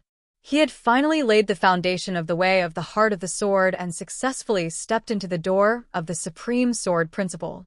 He was not far from the way of the heart of the sword. At this moment, Ji Tianxing's emotions were surging and his blood was boiling. He revealed a gratified smile. He had endured so much humiliation and experienced so many life and death situations, but it was all worth it. Ji Tianxing stopped and ended his closed-door cultivation. He forced himself to endure the weakness in his body and the hunger in his stomach as he walked out of the secret chamber. After returning to his room, he hurriedly called for his maid, Huan Er. Huan Er opened the door and entered. When she saw Ji Tianxing's appearance, she was shocked. "Eldest young master, you've only been in closed-door cultivation for 2 days. How did you become like this?" She saw that Ji Tianxing's hair was messy, like a chicken's nest. The black robe on his body was covered with blood and stains. His face and arms were also full of black mud. His miserable appearance was similar to that of a beggar who had not bathed for many years. Ji Tianxing was in a good mood. He smiled and waved his hand. "Huan Er, don't ask. Quickly prepare hot water. I want to bathe and change my clothes. Also, go to the kitchen and prepare a table of food. Young master is starving." Huan suppressed the doubts in her heart and did not ask any more questions. She hurriedly prepared hot water and food. After 2 hours, Ji Tianxing washed off the dirt on his body and changed into a clean set of clothes. He returned to his handsome and elegant appearance. Moreover, his physical body had been cleansed by the red star flower's medicinal power. His body had become more well-proportioned and perfect. His skin was also sparkling like jade. When Huan Er served him the meal, her eyes always secretly glanced at him. Her face was slightly red and she secretly thought, "Why is it that after 2 days of closed-door cultivation, young master is not only refreshed and in a good mood, but even his skin has become so beautiful?" She could also feel that the confident temperament of the young master had returned. In fact, he was even more glowing than when he was the #1 genius in the imperial city. Although the large table of food was quickly disappearing, she felt that the young master's eating movements were more elegant and imposing than before. After a while, Ji Tianxing finished the entire table of food. Only then did he leave with satisfaction. After leaving Cool Breeze Courtyard, he rushed to Second Courtyard's martial arts hall to test his current strength.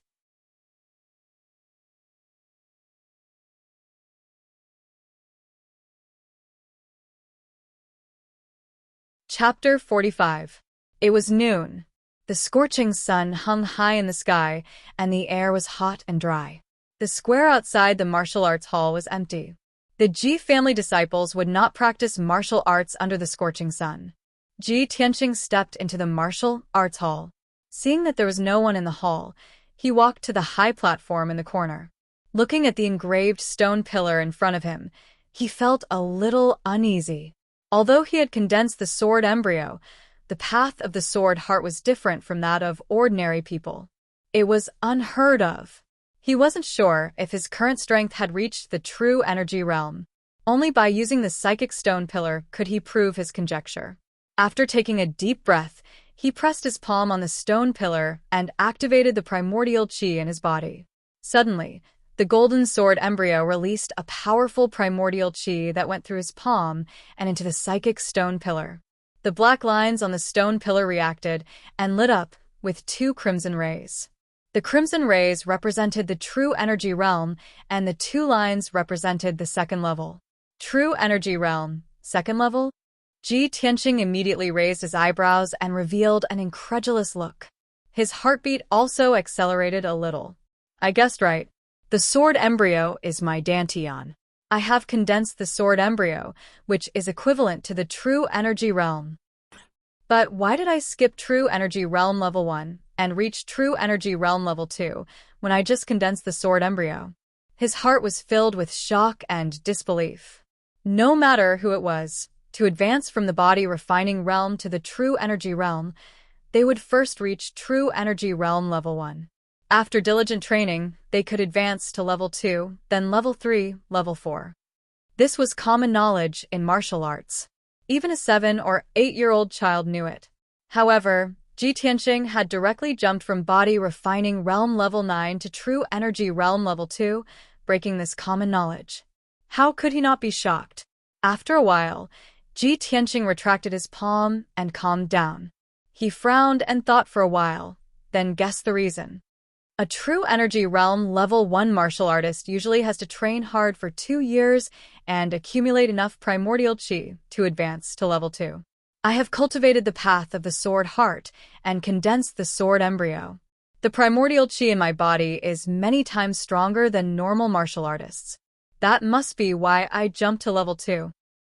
This is because the path of the sword heart is extraordinary, and the red star flower helped me reconstruct my meridians and increase my cultivation. Ji Tianqing was relieved. Now that his strength had been verified by the psychic stone pillar, the last trace of hesitation in his heart had vanished. From today onwards, he would cultivate the sword heart Dao with all his might and advance forward courageously. After leaving the martial arts hall, he prepared to return to the breezy courtyard. Along the way, he suddenly thought. After I came back, I locked it in the room. I didn't ask Quan to take care of it. I don't know how it is now. Back in the room, he closed the door and opened a wooden cabinet in the corner. He opened the door and saw the ice fox curled up in the cupboard, sleeping soundly. Wake up, little fox. I brought you something nice to eat. As he spoke, he extended his finger and poked the little ice fox's head. The ice fox opened its eyes and glanced at him casually, then looked at the fruit in the basket. Leave it there. I'll eat it when I'm hungry. Its tone was a little lazy. After it finished speaking, it lay down and went back to sleep. Ji Tianqing frowned and looked at it carefully. The ice fox's fur was shiny, and it was full of energy. It was not as listless and hungry as he had imagined. Humph. Ji Tianqing coldly snorted, pointed at it, and asked, Little fox, tell me honestly, have you been stealing food these past 2 days? The ice fox opened its eyes and whispered, I only went to the kitchen to eat a roasted chicken. Old Ji, don't make a fuss, okay? Ji Tianqing did not believe it. He sneered, Look at the oil on your mouth. Are you sure you ate one? The ice fox raised its head and smiled at him. Okay, I admit it. I ate a total of 46 roasted chickens these 2 days. But, old Ji, your house is so extravagant. It's not a big deal for me to eat a few roasted chickens when I'm hungry, right? It glanced at Ji Tianqing's face and whispered, Old Ji, you can't be so stingy, right? Ji Tianqing frowned and said unhappily, It's not a big deal for you to eat secretly. I'm just worried that you'll cause trouble in the mansion. That's right. Tell me honestly, did you cause any trouble these 2 days? The ice fox was speechless. Its silver eyes rolled around. It was obvious that it was going to lie. Ji Tianxing saw through its thoughts. He sneered and asked, "Tell me, what did you do?" The ice fox shrank its body and pretended to be timid. "Old Ji, don't be nervous. I was bored. I peeked at a few maids bathing and glanced at a few guards practicing their swordsmanship. You perverted fox. How dare you do such a shameless thing?" Ji Tianxing was so angry that he laughed. He raised his hand and was about to slap it. The ice fox quickly shrank into the corner of the cupboard. In a hurry, it explained, "Old Ji, calm down. We're all girls. It's not a big deal to look at them. It's not like I'll get pregnant." "What did you say?" Ji Tianxing's hand stopped in midair. Nothing. The ice fox waved its paws and changed the topic. "Old Ji, don't always call me a little fox. It sounds like I'm really a fox. You can call me Qianyu, Qianyu, or whatever. Also, you promised to protect me and take care of me. How can you make me hide in the cupboard? I also want to live in a spacious and comfortable house. I also want a lot of delicious food." Ji Tianxing's anger dissipated. He nodded and said, "Qianyu? Are you sure you want such a girly name? I'll just call you Xian. You stay here and rest well. Don't run around. I'll find a place for you to stay." After comforting the ice fox, he left the breezy courtyard and went to look for his father, Ji Chongkong. When he saw his father, Ji Chongkong was handling business matters in the study. When he saw Ji Tianxing enter the study in high spirits, the tiredness on Ji Chongkong's face dissipated and was replaced by a heartfelt smile. "Tianxing, you're done with your seclusion? How was it? Was the journey to the Taiyi Mountains to look for the red star flower smooth? Did you get the red star flower?"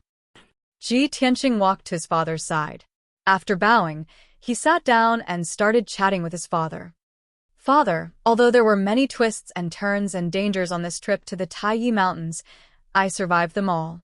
I've got the red star flower. After 2 days of seclusion, I've refined all of its medicinal power. Now, I've recovered from my dantian and returned to the true energy realm." When he heard the news, Ji Chongkong's face lit up with joy. He could not help but say, "Good. That's great. Tianxing, you've returned to the past. You didn't let me down."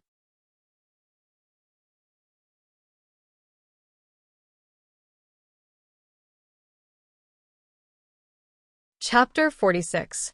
Ji Chongkong did not linger on power and wealth. His life's work and hopes were pinned on Ji Tianxing. When Ji Tianxing's cultivation was crippled, Ji Chongkong was extremely worried and angry. His hair turned gray overnight, and his internal injuries relapsed, causing him to vomit blood. Now, Ji Tianxing had finally returned to the true energy realm. How could he not be overwhelmed with emotions? How could he not be excited? After a long time, Ji Chongkong's emotions calmed down.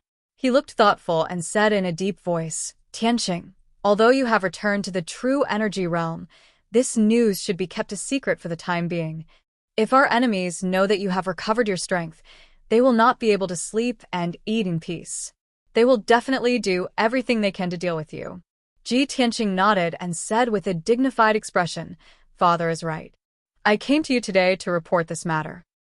When I was in Tai Town, I was attacked by a black-clothed assassin and almost lost my life. I have investigated and found that the black-clothed assassin was from the blood-clothed tower." Ji Chongkong's eyes suddenly turned cold, and he shouted angrily, "Blood-clothed tower? How dare they assassinate you? It's just an assassin organization in the Cloud State. How dare they attack my Ji clan?" After a pause, he said in a deep voice with murderous intent, "Tianxing, you don't have to worry about this. I will send someone to investigate this matter and find out who is behind it. As for the blood-clothed tower, my Ji clan's experts will flatten it within a month." "Humph. Probably, because my Ji clan has been hiding our strength for so many years that the major forces in Qingyan country have forgotten the bloody means of my Ji clan's shadow sword hall." Hearing this, Ji Tianxing was also shocked, and a cold smile appeared on the corner of his mouth. If Shadow Sword Hall takes action, the blood-clothed tower will be destroyed.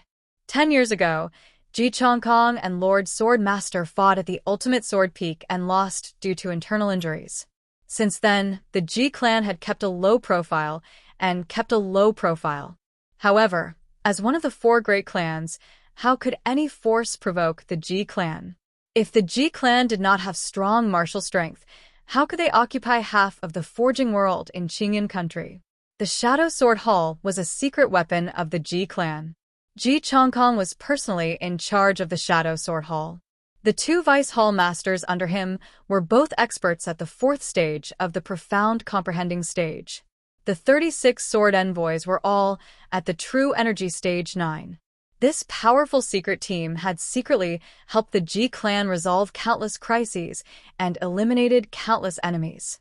Ji Tianxing knew that his father was really angry, so he sent the Sword Shadow Hall to raze the blood-clothed tower to the ground.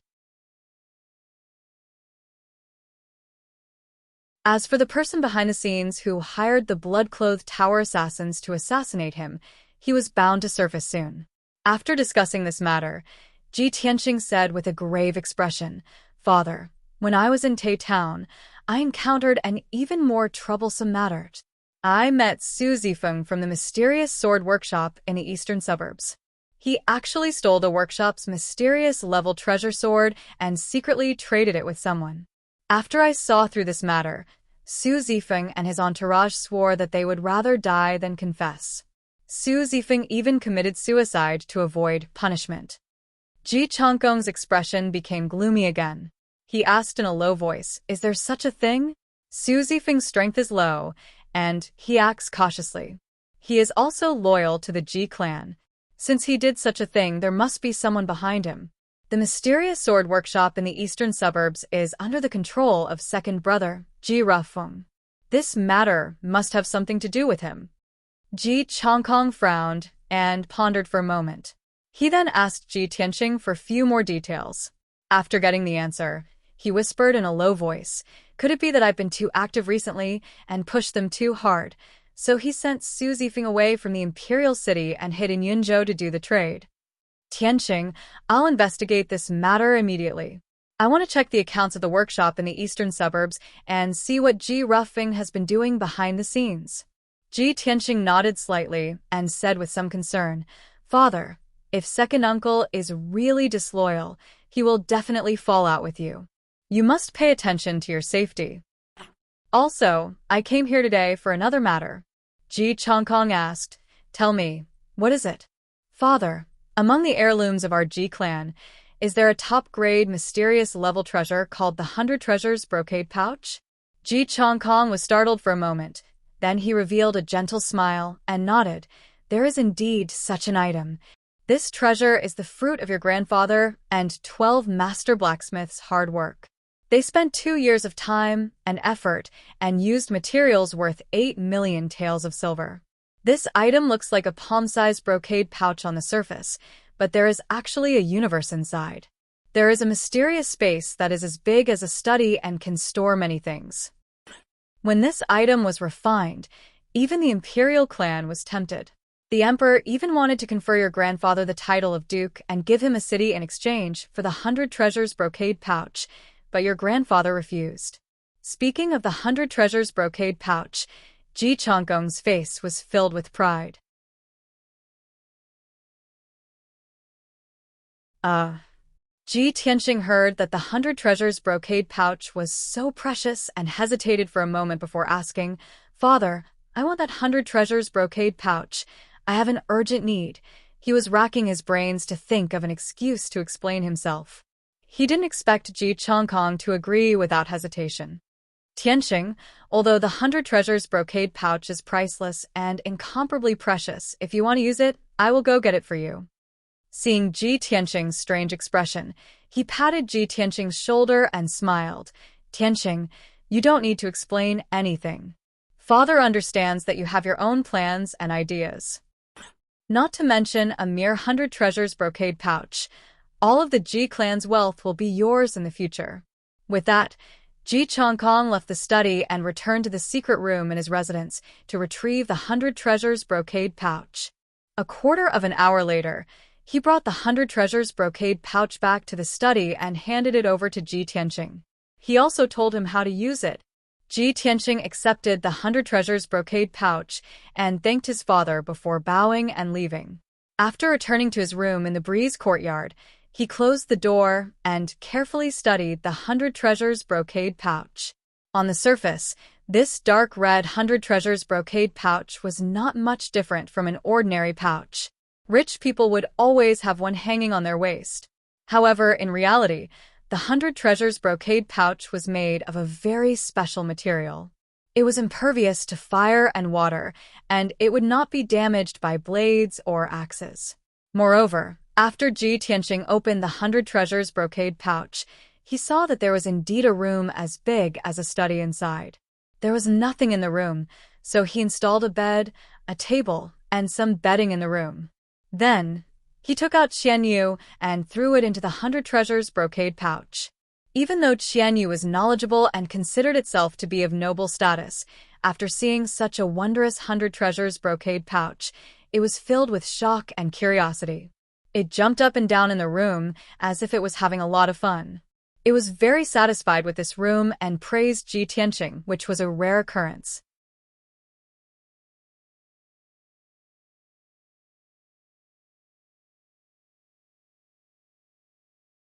Chapter 47. Although giving Xianyu the priceless 100 treasures brocade pouch was a very extravagant thing to do, but to Ji Tianqing, this was undoubtedly the best choice. Bringing Xianyu around all day was too eye-catching. After all, it was a sly and cunning fellow that could speak. After settling Xianyu down, Ji Tianqing tied the 100 treasures brocade pouch to his belt and entered the secret chamber. Sitting in the middle of the yuan gathering array, he calmly pondered about his next cultivation. The sword embryo has been successfully condensed, and my strength has reached the second level of the true energy realm. Next, I should focus on cultivating and accumulating yuan qi according to the route carved on the second tombstone. The most important way for an ordinary true energy realm martial artist to increase their strength was to continuously cultivate and absorb the yuan qi of heaven and earth to transform it into true energy. The stronger the true energy accumulated in the energy center, the stronger one's strength would be. Ji Tianqing did not have an energy center and was different from ordinary martial artists.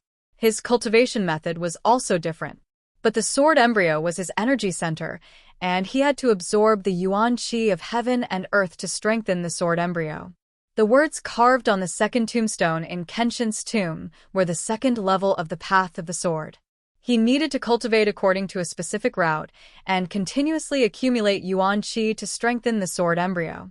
Besides that, he also remembered the words carved on the third tombstone. It was also the cultivation method of the true energy realm.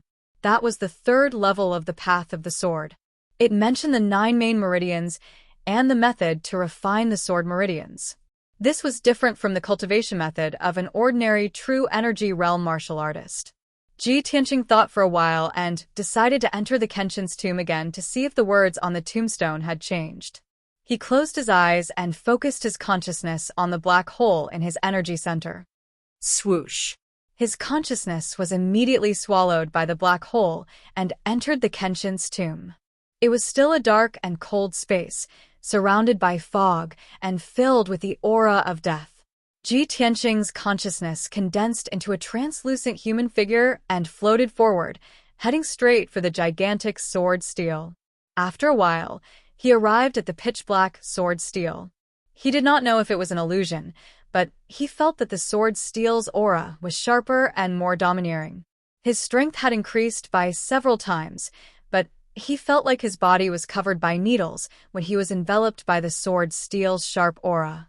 He subconsciously raised his head to look at the sword steel and frowned.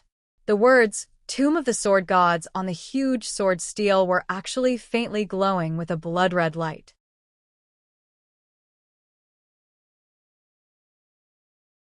But he clearly remembered that the last 2 times he came to the Tomb of the Sword God, he saw that the 4 words were gray. Moreover, he could clearly sense that the originally cold and deathly still sword steel actually had a trace of spirit energy surrounding it. Even though that trace of invisible spiritual qi was somewhat weak, it was real. Ji Tianxing felt a little strange and couldn't help but frown. How could this be? There is He suddenly remembered that in the Xianbing cave in the Taiyi Mountains, it was Kenshin's tomb that had saved his life and swallowed Qianyu's life. At that time, he was very puzzled. Where did Qianyu's power go when it was swallowed by the black hole? Now that he saw the changes in the sword's steel and felt the invisible spirit qi surrounding it, he vaguely guessed the result. So, Qianyu's life's power was most likely swallowed by this sword steel? This was only his guess and conjecture. He could not verify it for the time being. Forget it, let's talk about this later. Let's take a look at my cultivation method first. He turned and walked towards the 9 tombstones on the left side of the sword steel. The 9 black tombstones had not changed. They still stood in the wilderness, exuding an ancient aura. But Ji Tianxing found that the second tombstone had also become blank. The words engraved on it had disappeared. The second level of the Way of the Sword has also disappeared. Then my understanding should be correct. Next, I will follow the cultivation method and work hard to accumulate spirit qi and improve my strength. He looked at the third tombstone. The words on the tombstone were still there. This was the cultivation method of the third level of the Way of the Sword. Ji Tianxing studied it seriously for a while and confirmed that he had not understood it wrongly.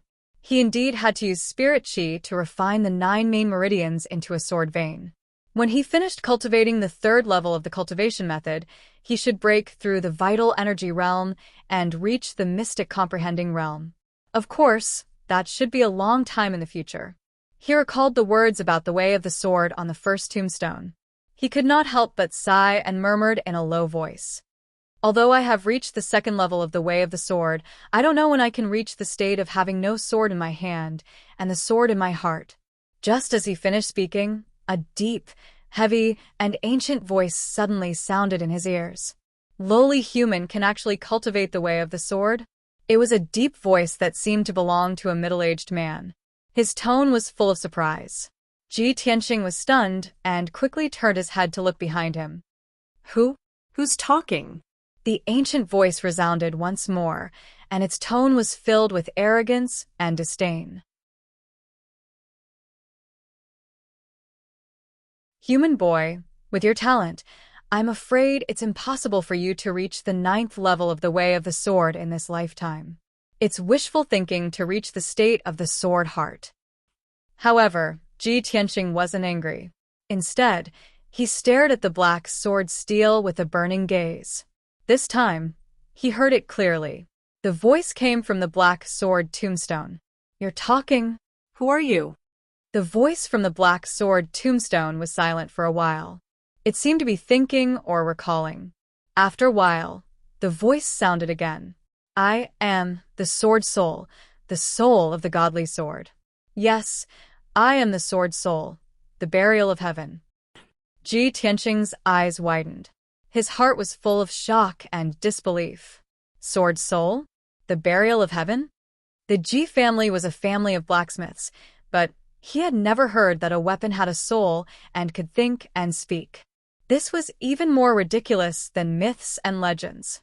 What's more, this sword soul was called the burial of heaven. Wasn't this too domineering? I've been here twice before, and this sword soul didn't move. Now that the sword tombstone has swallowed Xianxian's lifetime cultivation, it's surrounded by spiritual energy. The sword soul has appeared. Ji Tianxing thought for a while.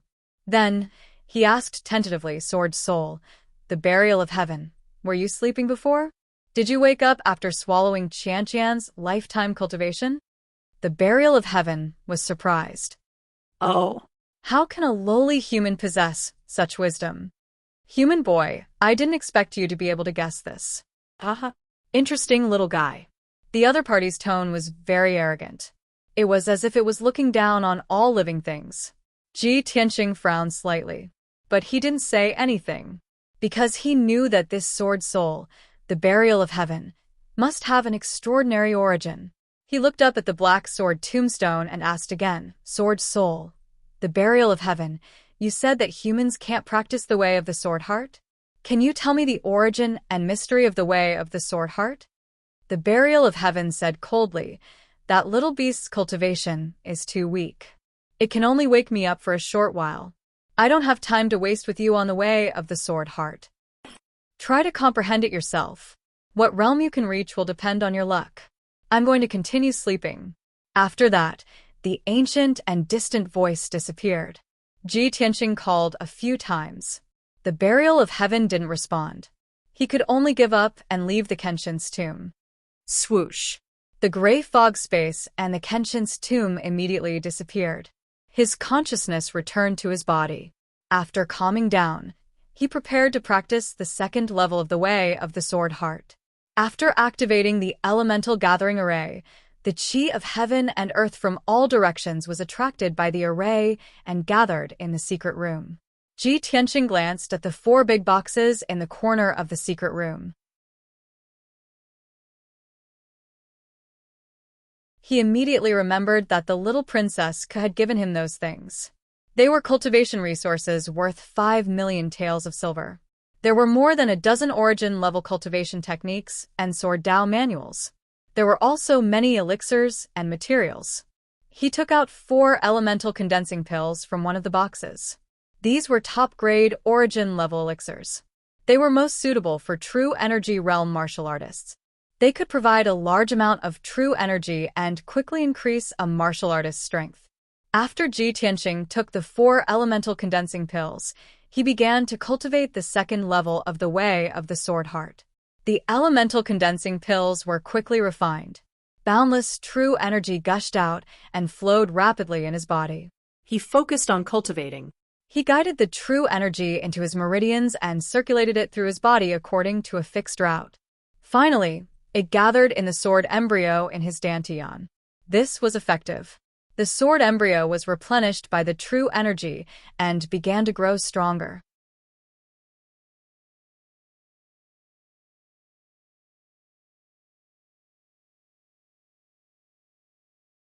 Chapter 48. The night passed very quickly. The next morning, Ji Tianxing ended his cultivation and walked out of the secret chamber. His sword embryo had grown by 30%, and his cultivation had greatly improved. His strength had also increased by a lot. He had just finished his breakfast and was about to continue his closed-door cultivation when Huan suddenly came to report that little princess Coco was here again. Ji Tianxing was stunned for a moment, then his lips curled into a playful smile. Looking at the time, she has indeed returned to the imperial city. However, she went to the Taiyi mountain range to look for the red meteorite flower, but it was a wasted trip. I'm afraid she came today for this matter. As he thought about this, he walked to the courtyard to welcome Coco's arrival. After a while, Ji Ko, who was wearing a light yellow dress, walked into the courtyard with an imperial guard. She was still dressed adorably today, but there was a hint of anger and tiredness on her face. She was pouting, obviously unhappy. Big brother Tianxing, I'm back. She greeted Ji Tianxing, entered the room, and sat down. She said in a low mood, Big brother Tianxing, I'm sorry to have made you wait for so long. I was a step too late and didn't manage to snatch the red meteorite flower. I've disappointed you. Ji Tianxing already knew the result, so of course he wasn't disappointed. He smiled and comforted her. It's okay, Coco. I'm already very grateful for your concern. The little princess was still very depressed. She muttered angrily, It's all my uncle's fault. He's too despicable. He actually snatched the red meteorite flower. After he consumed the red meteorite flower, he went into closed-door cultivation for 2 days and actually repaired his dantian. His strength has reached the true energy realm. Ji Tianxing's expression changed and he frowned. Coco, your uncle snatched the red meteorite flower? You mean Luoyan King Jiling? Yes. Who else could it be? The little princess nodded, and the expression on her face became even more depressed. Royal uncle is the same as my royal grandfather. His dantian was damaged, and he could not cultivate Jinyuan for the rest of his life. He could only stay in the body refinement realm. He had long coveted the scarlet meteorite flower.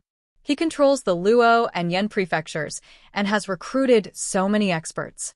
Of course, it would be easy for him to obtain the scarlet meteorite flower. It's a pity that I was a step too late. Otherwise, I would have definitely snatched the scarlet meteorite flower. Ji Tianqing silently listened to the little princess grumbling, but his heart was filled with shock and doubt. The fact that Luoyan King Jiling's dantian was innately damaged was no secret. Most people knew about it. It was reasonable for Jiling to want to use the red star flower to repair her damaged dantian.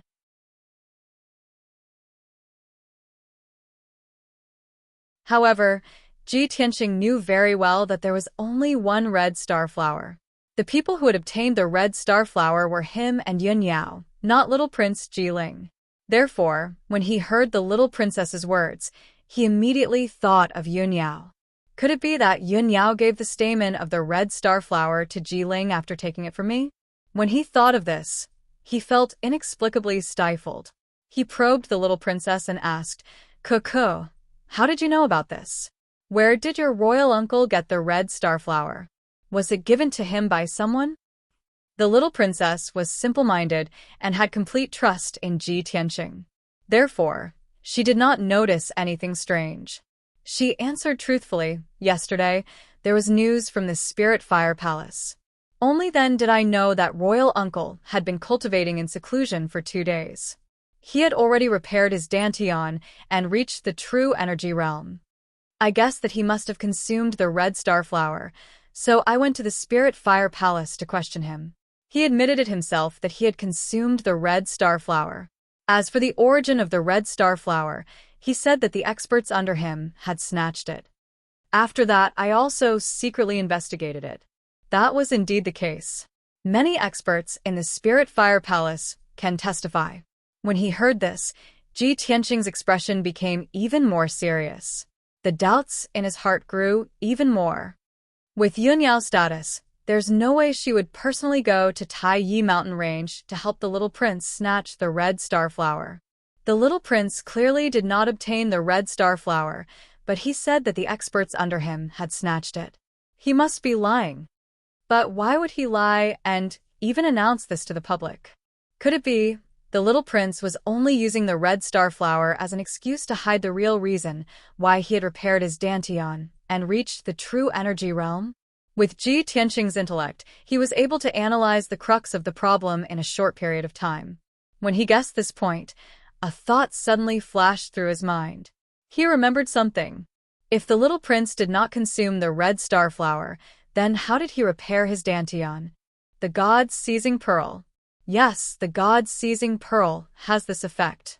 Perhaps, after Ling Yunfei dug out the god's seizing pearl from my body, she did not refine it and gave it to the little prince instead? The little prince had been hiding this all this time. When the red star flower appeared, he finally found an excuse to deliberately lie and release this news. If that's really the case, then besides Ling Yunfei, wouldn't the little prince, Jiling, also be involved in plotting against me?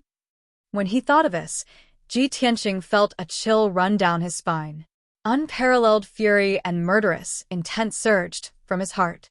He had already secretly decided that he would find a chance to test Ling Yunfei's abilities.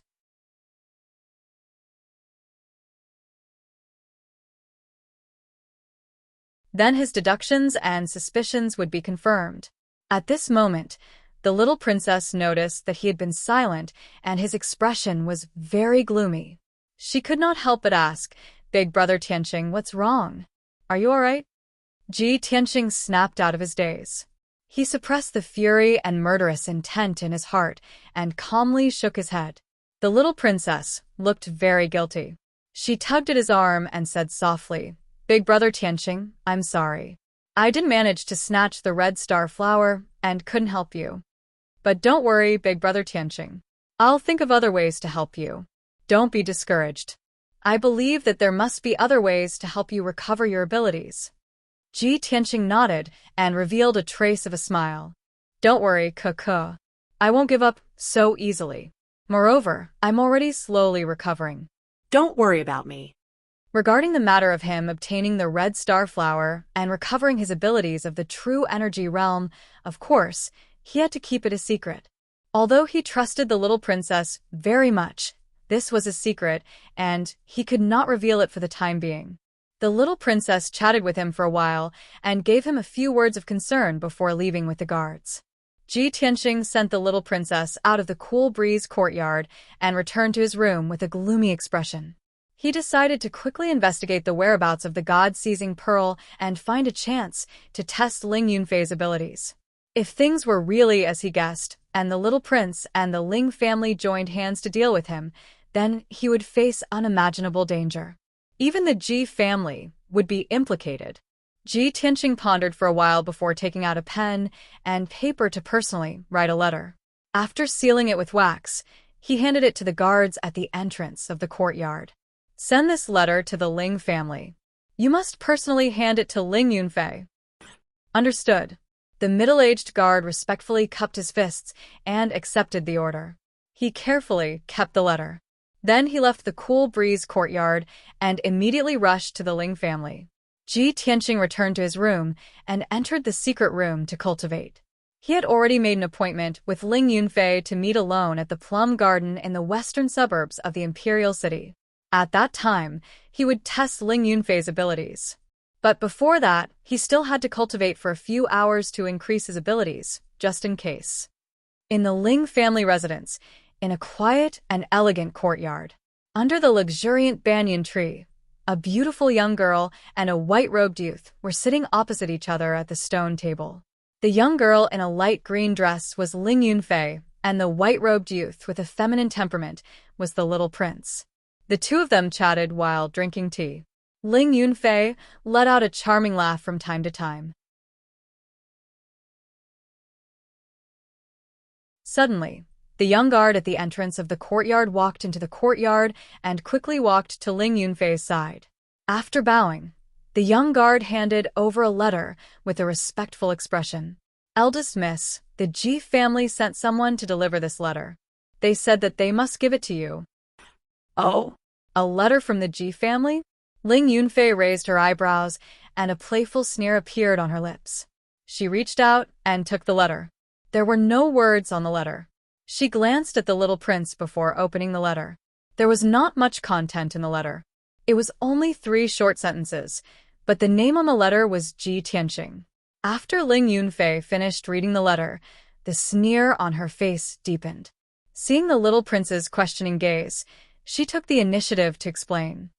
Ji Tianxing, that trash, asked me to meet him at the plum garden in the western suburbs tonight. He said that he has something to discuss with me. This guy went to the Taiyi mountain range and didn't die there. He even dares to ask me to meet him? He's really looking for death. Tonight, I will personally deal with him, once and for all. The little prince raised his eyebrows and reminded her. Fei, don't let your guard down. Ji Tianxing is not someone to be underestimated. How about I go with you?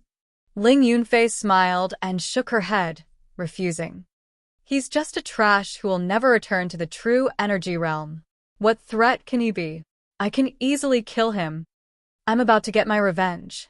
Brothers, please save it and vote for me. Please, everyone.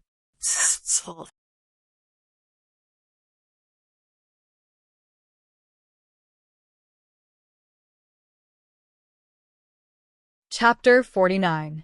The night was dark and the Ji residence was silent. Everyone in the courtyards and houses had already gone to bed. Only the guards were still patrolling the area. Ji Tianxing, who was dressed in black, quietly walked out of Qingfeng courtyard and left through the back door of the Ji residence. After half a day of closed-door cultivation, his sword embryo's power had increased by 40% and his power had improved. He sped towards the west gate under the night sky. His body was as light as a swallow, and his speed was as fast as the wind. There was no curfew in the imperial city of Green Cloud. After Ji Tianxing passed through the west gate of the imperial city, he did not take the main road outside the city. Instead, he took a small path to the plum garden. The plum garden in the western suburbs covered an area of 1,000 square meters. It was the largest plum blossom viewing spot outside the imperial city. Every winter, the nobles in the imperial city would go to the plum garden to admire the plum blossoms. However, it was April now. There were only plum blossoms left in the garden. There was no scenery to admire. During the day, the plum garden was deserted and deserted. At night, the plum garden was even quieter. Even the wandering ghosts were not willing to enter. The reason why Ji Tianqing chose this place was, firstly, to avoid being noticed, and secondly, to test Ling Yunfei's strength. He knew that Ling Yunfei had always wanted to kill him. Therefore, he believed that Ling Yunfei would definitely attend the appointment after receiving the letter. After arriving at the plum garden, Ji Tianqing went straight to the peak of the mountain and entered a manor. This manor was called the Plum Manor. During the season when the plum blossoms were in full bloom, people who came to admire the plum blossoms would gather and rest here. However, the Plum Manor was completely dark now. Not even a shadow could be seen. Ji Tianqing and Ling Yunfei had agreed to meet in the Plum Manor. He looked around the manor and then leaped 20 feet into the air, landing on the roof of the main hall. This place was the highest. If it was daytime, he could see everything within a 10-mile radius. Even if it was a moonless night, Ji Tianqing could still observe the surroundings of the Plum Manor while hiding on the roof. If Ling Yunfei brought an expert with her, he would be able to detect it in advance and take precautions. Although the possibility of this was not high, he had to be cautious.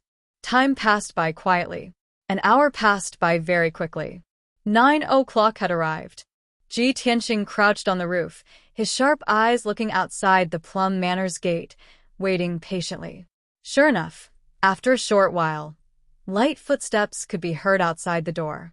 A slim black figure quietly crossed the gate and entered the courtyard of the Plum Manor. This figure was dressed in black and wore a veil. However, Ji Tianqing was too familiar with this figure.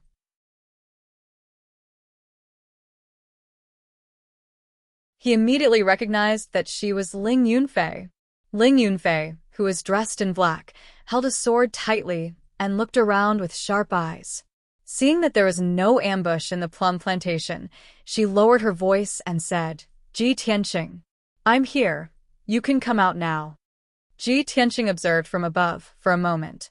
Seeing that Ling Yunfei didn't bring any attendants or guards and that there was no ambush around the Plum Manor, he showed himself to meet her. He jumped down from the roof and landed lightly in front of Ling Yunfei, about 20 feet away. He took off his mask and looked at Ling Yunfei with cold eyes. His mouth curled up into a sneer. "Ling Yunfei, you really kept your promise and came alone." Ling Yunfei also took off her veil and said sarcastically, "I was afraid that if I brought my guards, you would have run away in fear and wouldn't dare to show up. Besides, you're just a trash with a destroyed dantian. What's there to be afraid of?" Ji Tianqing frowned and a cold light flashed in his eyes. "Ling Yunfei, you're so confident and arrogant. Have you already refined the God-seizing pearl and got my blood and power?" Ling Yunfei's body shook and her expression changed slightly. She was secretly vigilant. This bastard. He asked me to meet here tonight just to ask about the God-seizing pearl? Has he found out something? The night was dark, and the change in her expression was hard to notice. She sneered calmly. "Haha, Ji Tianqing. Do you still want to take back the God-seizing pearl?" "Of course not." Ji Tianqing shook his head and sneered. "I just want to see who you gave the God-seizing pearl to." As soon as he finished his words, he suddenly pounced on Ling Yunfei as fast as an arrow leaving the bow. While he was still in the air, he had already pulled out his blood dragon sword and slashed 3 blood-red sword lights at Ling Yunfei's head. Ling Yunfei didn't expect that Ji Tianqing would pull out his sword and attack her after saying 3 words. Where did his confidence and courage come from? Ling Yunfei immediately came back to her senses and pulled out her sword. She slashed a few cold lights at Ji Tianqing. Ding, ding, ding. The 2 swords collided 3 times in an instant, producing 3 crisp sounds, breaking the tranquility of the plum orchard. Ji Tianqing's blood dragon sword was bounced away and his body trembled as he took 3 steps back.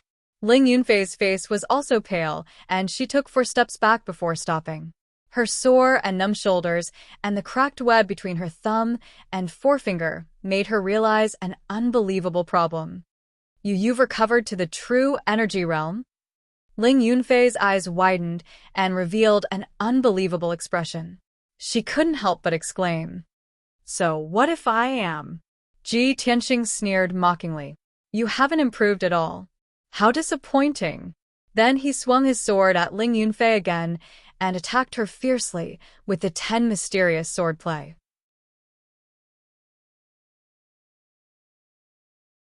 In an instant, more than 10 dazzling sword lights flashed and cut through the dark night, enveloping Ling Yunfei. The biting cold energy and cold light rushed at Ling Yunfei, causing her to feel more pressure.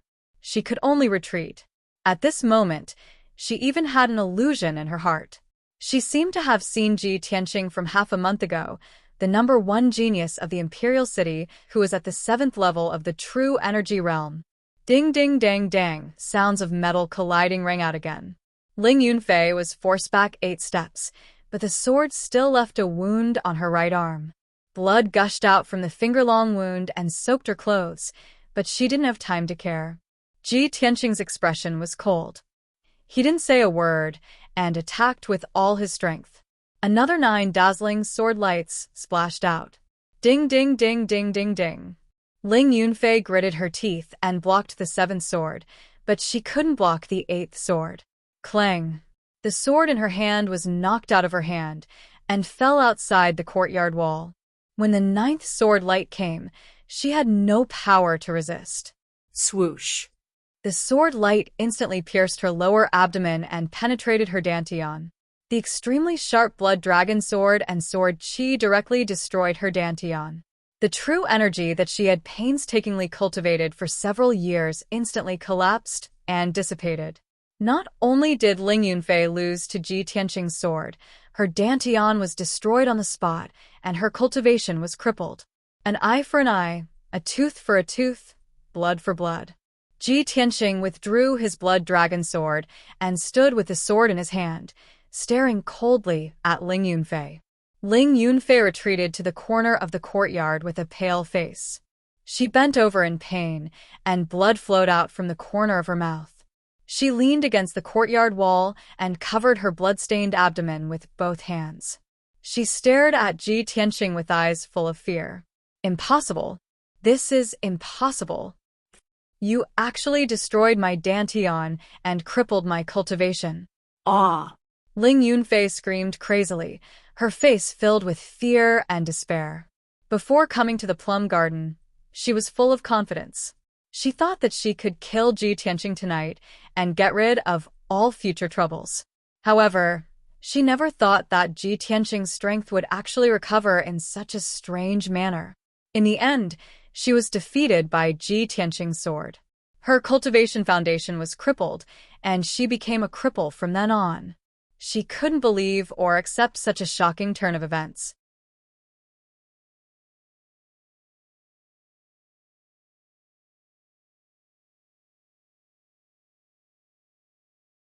Chapter 50. Fear, despair, and unwillingness filled Ling Yunfei's heart and soul. She sat weakly in the corner of the courtyard with her back against the brick wall. Her face was covered in blood and tears. Ji Tianxing stood in front of her with his sword in hand. Looking at her miserable appearance, he didn't feel the slightest bit of pity. In his heart, there was only relief, only joy. Ling Yunfei had treated him like this at the peak of Heaven Pavilion Mountain. She dug out the god-seizing pearl, destroyed his dantian, and even carried him to the Sky Pillar Sex entrance exam while he was unconscious. She had turned him into a trash that everyone ridiculed. After that, she arrogantly came to break off the engagement and spread the news. How vicious was Ling Yunfei's method? It was so vicious that it made one's hair stand on end. Ji Tianxing had only crippled her. That was already very merciful. He said indifferently, "Ling Yunfei, you haven't improved at all. You're still at the 5th level of the true energy realm. You didn't refine the god-seizing pearl." Speak. Who did you give the god-seizing pearl to? Who ordered you to murder me? Ling Yunfei raised her head to look at him. Her blood-stained face suddenly revealed a disdainful sneer. So, what if you've recovered your strength? You're still not on the same level as him. You're just the young master of a rich man in the countryside. And he has great ambitions. One day, he will become a true dragon that soars in the 9 heavens. Ji Tianxing's face darkened. His eyes flashed with murderous intent. Swoosh. He waved the blood dragon sword and pointed it at Ling Yunfei's heart. Who is he? Speak. Otherwise, you'll die. The sneer on Ling Yunfei's face froze. Fear flashed through her eyes. She stubbornly raised her head and screamed angrily. Ji Tianxing, you want to kill me? You beast with a human face. Did you forget? Back then, you said that you loved me with no regrets and that you would protect me for the rest of your life. You are such a hypocritical and despicable hypocrite. Ji Tianxing's expression was still cold, his face full of disdain as he shouted, the person who said he loves you and wants to protect you is the Ji Tianxing that you used in the past, not the current me. I treated you like a family member and took good care of you, but you destroyed my martial arts foundation and reputation. For a vicious woman like you, it would be too easy for me to kill you with my sword. Seeing his murderous aura, Ling Yunfei panicked. Her eyes were filled with fear. After a short silence, she suddenly made up her mind and looked up at Ji Tianxing. Ji Tianxing, even if you kill me, I will never tell you. Furthermore, even if I die, he will definitely avenge me. Ji Tianxing frowned and shouted coldly, if that's the case, then go to hell. Just as he held the blood dragon sword tightly and was about to pierce Ling Yunfei's heart, he suddenly heard a sharp sound.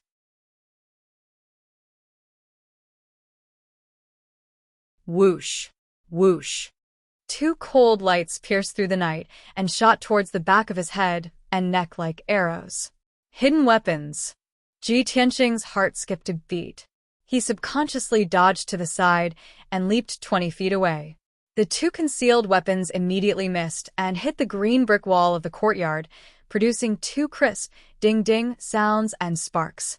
At the same time, a figure jumped out from the darkness and rushed to Ling Yunfei's side. This figure carried Ling Yunfei, who was curled up in the corner, and jumped over the wall in a flash and went into the plum garden. Ji Tianxing hurriedly jumped over the courtyard wall as well. After landing on the ground, he looked around with a sharp gaze. However, that figure had already disappeared into the night. No one knew where it went. Ji Tianxing could tell that the figure was quite powerful. He must be an expert at LV7 True Element Realm or above. He did not chase after him. Even if he did, it would be useless. He could not catch up with him. He frowned and thought for a moment. Then, he sneered and turned to leave the plum garden. He walked down the mountain. Although that figure was dressed in black and had a veil covering his face, he was still able to see through it. Ji Tianxing could tell from the figure's body shape that it must be a young man who was tall and thin. Thinking of this, he vaguely had an answer in his heart. A black horse carriage was speeding on the official road in the western suburbs, heading straight for the west gate of the imperial city. In the dark carriage, Ling Yunfei was leaning against the corner. Her hands were covering her bleeding abdomen. Her face was pale and weak. There was another person sitting beside Ling Yunfei in the carriage. He was thinking silently about something. This person was a young man with a feminine temperament. He was wearing a black robe and took off his mask, revealing a handsome and fair face. Ling Yunfei was on the verge of fainting due to her serious injuries. She murmured weakly, "Little prince, I'm so cold, can you hug me, please?" The little prince was indifferent. His face was as cold as ice as he was still thinking. Ling Yunfei was silent for a moment. Then, she said intermittently, "Little Prince Ji Tianxing, he has already recovered to true element realm. He's starting to suspect you and me. You have to be careful." Only then did the little prince gather his thoughts, and a disdainful sneer appeared on his lips. Humph. So, what if he recovers to true element realm? He's still not this prince's match. Fei Fei, your dantian has been destroyed. Your martial arts foundation has been destroyed. You have no value to this prince anymore. Ling Yunfei's expression froze. Her face was full of astonishment. What? Little prince, you? The little prince looked at her with a smile, but his eyes were as cold as ice. Fei, you once said that you loved this prince more than yourself.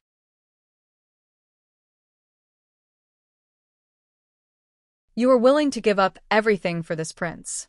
Now, it's time for you to fulfill your promise.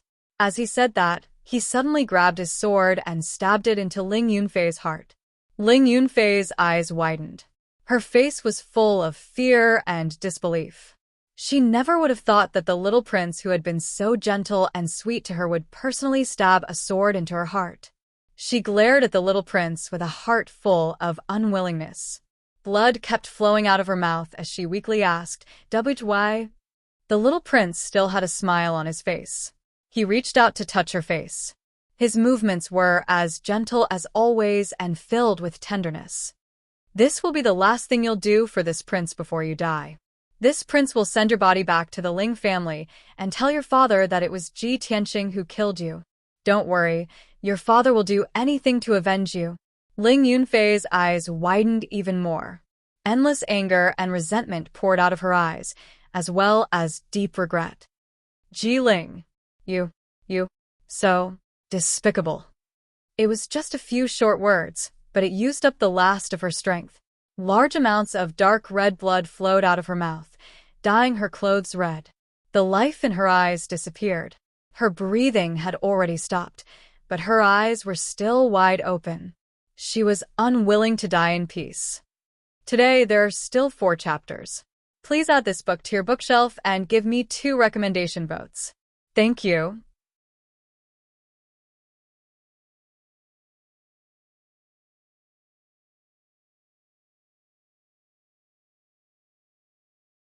Chapter 51. In the middle of the night, the Ling family should have been sleeping soundly under the curtain of night. However, at this moment, the main hall of the Ling residence was brightly lit. There were many people walking back and forth, making sad and angry sounds from time to time. In the middle of the brightly lit main hall, there was a bamboo mat and a brocade bedding on the floor. On the blood-stained bedding, there was a young girl in black. Her face was pale, and her eyes were wide open. This corpse was Ling Yunfei, who had died long ago. A few Ling family elders were surrounding the corpse. They were discussing and cursing in a low voice. A graceful and elegant middle-aged woman knelt beside the corpse, wailing in grief. The head of the family, Ling Xihai, stood in the middle of the hall and looked at Ling Yunfei's corpse with a pale face. He was so angry that his whole body was trembling. Everyone could see that his heart was filled with anger and killing intent. His eyes had turned blood red. Just a few minutes ago, a carriage drove into the Ling residence and brought Ling Yunfei's corpse to him. The owner of the carriage, the little prince, told him personally that Ling Yunfei was going to meet Zhi Tianxing at the plum garden in the western suburbs. When he heard the news and rushed to the plum garden to save her, he only saw Ling Yunfei's corpse lying in a pool of blood. After that, the little prince took out Zhi Tianxing's invitation letter and gave it to Ling Xihai. Then, he left quietly. Ling Xihai could no longer hold back his anger and killing intent. He looked at the night outside the main door coldly and roared in a low voice, "Zhi family, Zhi Tianxing. No matter what, I will definitely kill you and cut you into pieces to pay for my daughter's life." The roar filled with killing intent reverberated in the main hall of the Ling residence. All the elders of the Ling family were also in a heavy mood. They cursed and swore to bury Zhi Tianxing with Ling Yunfei. After Zhi Tianxing returned to the Zhi residence, he quietly returned to Qingfeng courtyard. He changed out of his black clothes and sat at the table in front of the window, deep in thought. He had already achieved his goal in the plum garden tonight. Things were just as he had guessed. Ling Yunfei didn't refine the god-seizing bead, but gave it to someone else. The person who got the god-seizing pearl was probably the man in black who saved Ling Yunfei in the plum village. He recalled the figure of the little prince, Ji Ling, and compared it with the black-clothed man. After a short moment, he had an answer in his heart, and a cold smile appeared on the corners of his mouth. A useless prince with a damaged dantian secretly colluded with Ling Yunfei and used the god-seizing pearl to steal my bloodline and power. After it's done, I'll use the red star flower as an excuse to release the news at the right time.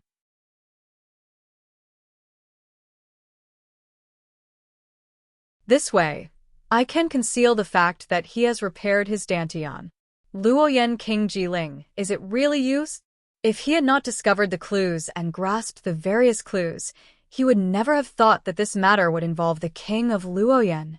Although he did not have any concrete evidence to prove that the person who had obtained the God-seizing pearl was the king of Luoyan, he was confident that the king of Luoyan would be able to obtain the God-seizing pearl. However, based on the clues he currently had, he was 80% sure that the king of Luoyan was the real mastermind.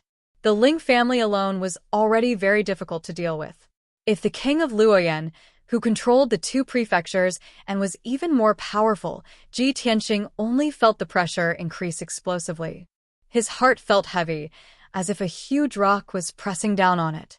Tonight, I crippled Ling Yunfei, and the investigation led to the king of Luoyan. He will definitely do something. Next, my situation will be even more dangerous. If I'm not careful, I'll be doomed eternally. The thick sense of danger made his thirst for power even more urgent. He didn't dare to waste any time. He was determined to increase his power as much as possible before the crisis arrived. Thus, after he calmed down, he entered the secret room to cultivate. These 2 days of hard work had increased his power by 70%. Soon, he would be able to advance to True Energy Realm Level 3. The fourth courtyard of the Ji Mansion was the residence of the second elder, Ji Rufeng. In a dark secret room hidden underground, two people were whispering to each other. The burly Ji Rufeng, who wore a purple brocade robe, was sitting on a wooden armchair, deep in thought. In front of him stood a tall young man in luxurious clothes. It was Ji Hao. Ji Rufeng spoke with a serious expression. The matter of Tai Town has been exposed. Ji Chongkong is already investigating the accounts of the workshop in the eastern suburbs. He also secretly ordered people from the Shadow Sword Hall to investigate me. You have to be more careful in the near future. Don't give yourself away. Father, I understand. Ji Hao nodded. He took out a thumb-sized scroll from his sleeve and reported in a low voice. Father, I just received a pigeon message. The Ling family's Ling Yunfei is dead. Ji Rufeng raised his eyebrows. A trace of surprise flashed through his eyes. Ling Yunfei is dead? Who killed her? Ji Hao hurriedly answered truthfully. According to the Ling family, it was Ji Tianxing who killed her. Tonight, Ji Tianxing killed her in the plum garden in the western suburbs. Ji Rufeng frowned and said with a serious expression, I didn't expect that bastard Ji Tianxing to recover his power.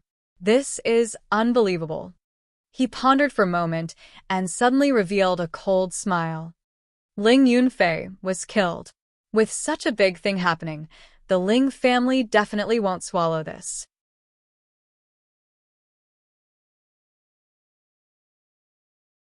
There will definitely be a good show tomorrow. Ji Hao also nodded in agreement. He sneered, I think Ling Sihai will definitely bring a large group of experts to the Ji Mansion and force Ji Tianxing to hand over Ji Tianxing, right? Ji Rufeng's eyes flashed. He said in a low voice, this is an excellent opportunity. It seems that I have to make a trip to the Ling family immediately. Ji Hao was stunned.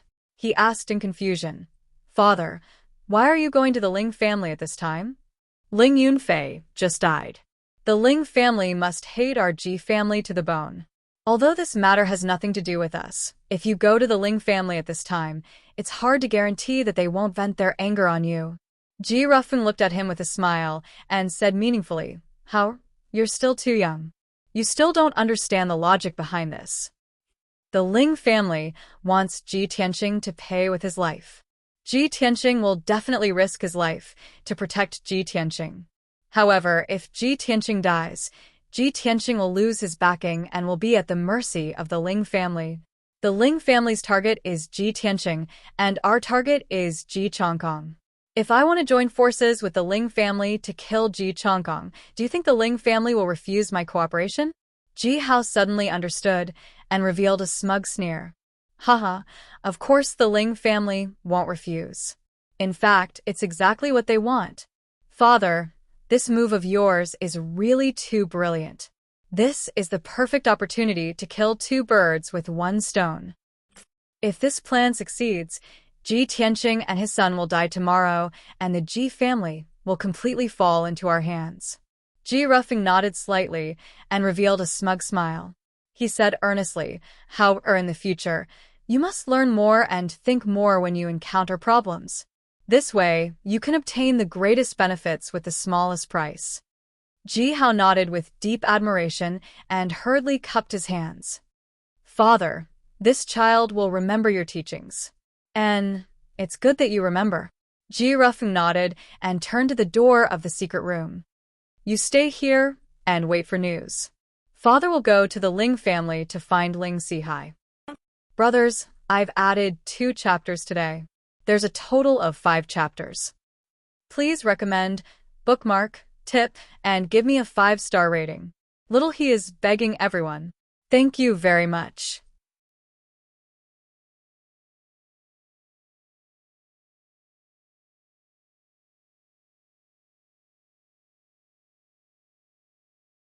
Chapter 52. When the sun rose, Ji Tianqing ended his cultivation and walked out of the secret room. After a night of cultivation, his strength had increased by 30%, and the power of his sword embryo had become even stronger. He washed up and started eating breakfast. At this moment, a young guard quickly walked into Qingfeng courtyard and said respectfully, "First young master. Master has sent word for you to go to the study." Ji Tianqing put down his bowl and chopsticks. He raised his eyebrows and thought to himself, Father is looking for me? Could it be that there's a result? He quickly walked out of the room and hurried to his father's study. When he saw his father, Ji Chongkong was busy in the study. His expression was serious and focused. When he saw Ji Tianqing, Ji Chongkong put down the account books in his hands and rubbed his forehead tiredly. Tianqing, come here quickly. Father has something to tell you. Ji Chongkong waved at him with a serious expression. Ji Tianqing quickly walked to his father's side. He glanced at the account books on the table and knew what was going on. Father, is there any progress on the eastern outskirts workshop? Yes. Ji Chongkong nodded with a gloomy expression. He lowered his voice and said, I've already checked the eastern outskirts workshop's accounts.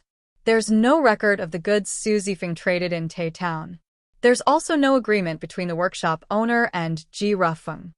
Ji Tianqing had expected this and was not surprised. He asked, Father, have you investigated second uncle? Was he the one who ordered this? Ji Chongkong raised his eyebrows and a cold glint flashed through his eyes. I'm having Shadow Sword Hall secretly investigate him. I can't confront him face to face for the time being. It's not time yet. However, I'm 80% sure that he was the one who ordered this. In the past 10 years, his ambition has grown bigger and bigger. He's been doing a lot of things in secret and is becoming more and more daring. Ji Tianqing asked again, Father, have you found out who the person who traded with Su Zifeng is? The leader is a middle-aged man. He has the face of a horse and his features are very distinct. Ji Chongkong fell silent when this question was brought up. He seemed to be hesitating whether he should tell Ji Tianqing the results. After considering for a while, he lowered his voice and said the result. Tianqing, the Shadow Sword Hall has found out that the person who made the deal with Su Zifeng is one of the customers of the Spirit Fire Palace, a diner from the Spirit Flame Palace. Ji Tianqing's pupils shrank as shock flashed through his eyes. Is it an expert that the little prince has recruited? Diners were like hangers-on. They were capable people who were taken in by the rich and powerful. They worked hard for their masters.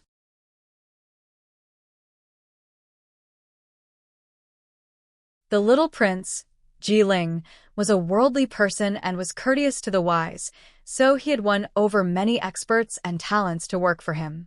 Ji Tianqing would never have thought that the person who secretly made a deal with Su Zifeng and bought the Ji family's profound weapon-treasured sword was actually him. He frowned and doubtfully asked Ji Chongkong, Father, the young prince has purchased many mystic weapons and treasured swords from our Ji family these past few years. Logically speaking, the officials and generals of the Luo and Yan prefectures should be fully equipped. Even if he wanted to replenish the weapons for the generals, he could go through the official accounts. Why would he need to make a deal in secret? Ji Changkong shook his head and said with a grave expression, "The official transactions are still the same as before. They are all checked by the imperial family. There are no problems." However, the young prince did not buy the mystic weapons and treasured swords for the generals of the Luo and Yan prefectures. They are for his own personal use. Tianxing, there is something that I haven't told you. 3 years ago, the young prince came to me in secret. He wanted to buy a large number of mystic weapons from the Ji family at a low price. His purpose was unknown. This matter is of great importance.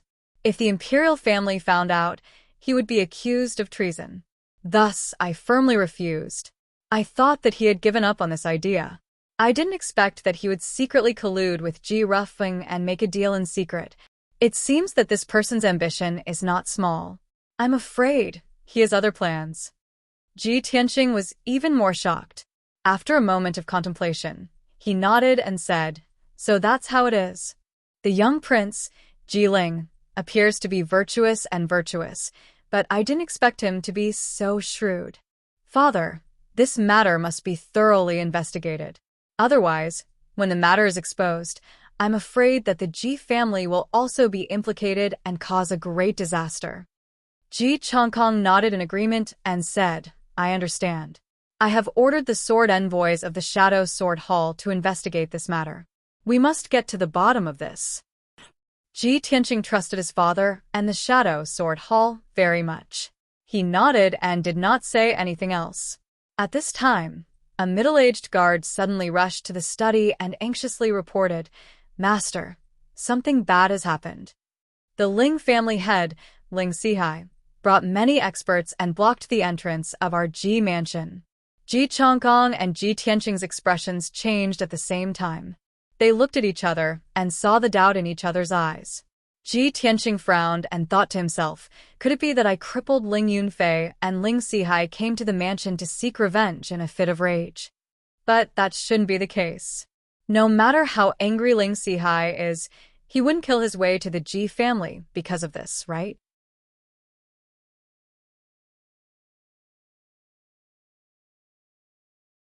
Ji Changkong also frowned and asked the guard in a deep voice, "What's going on? What does the Ling family want to do? Start a war with the Ji family?" The middle-aged guard quickly cupped his hands and answered, "Master, Ling Sihai said that you must hand over the eldest young master today. He wants the eldest young master to pay with his life for Ling Yunfei. Master, quickly go and take a look." Ling Sihai brought 8 experts and said that if you don't show up, he will bring people to kill his way into the mansion. Hearing this, Ji Tianxing and Ji Changkong's expressions changed at the same time. They cried out in alarm. "Ling Yunfei is dead?" She's dead? Ji Tianxing frowned fiercely. His face became as cold as ice and his eyes flashed with deep doubt. He thought to himself, impossible. Last night, I only crippled Ling Yunfei's cultivation, and she was rescued. With her injuries at that time, she shouldn't have lost her life. Moreover, Ling Yunfei carried healing pills with her, and the Ling family is an elixir family. She can't have died. Someone must have killed her and deliberately pushed the blame to me. Of course, Ji Changkong knew that there was something fishy about this matter. He saw Ji Tianxing's strange expression and asked, "Tianxing, do you know what happened?"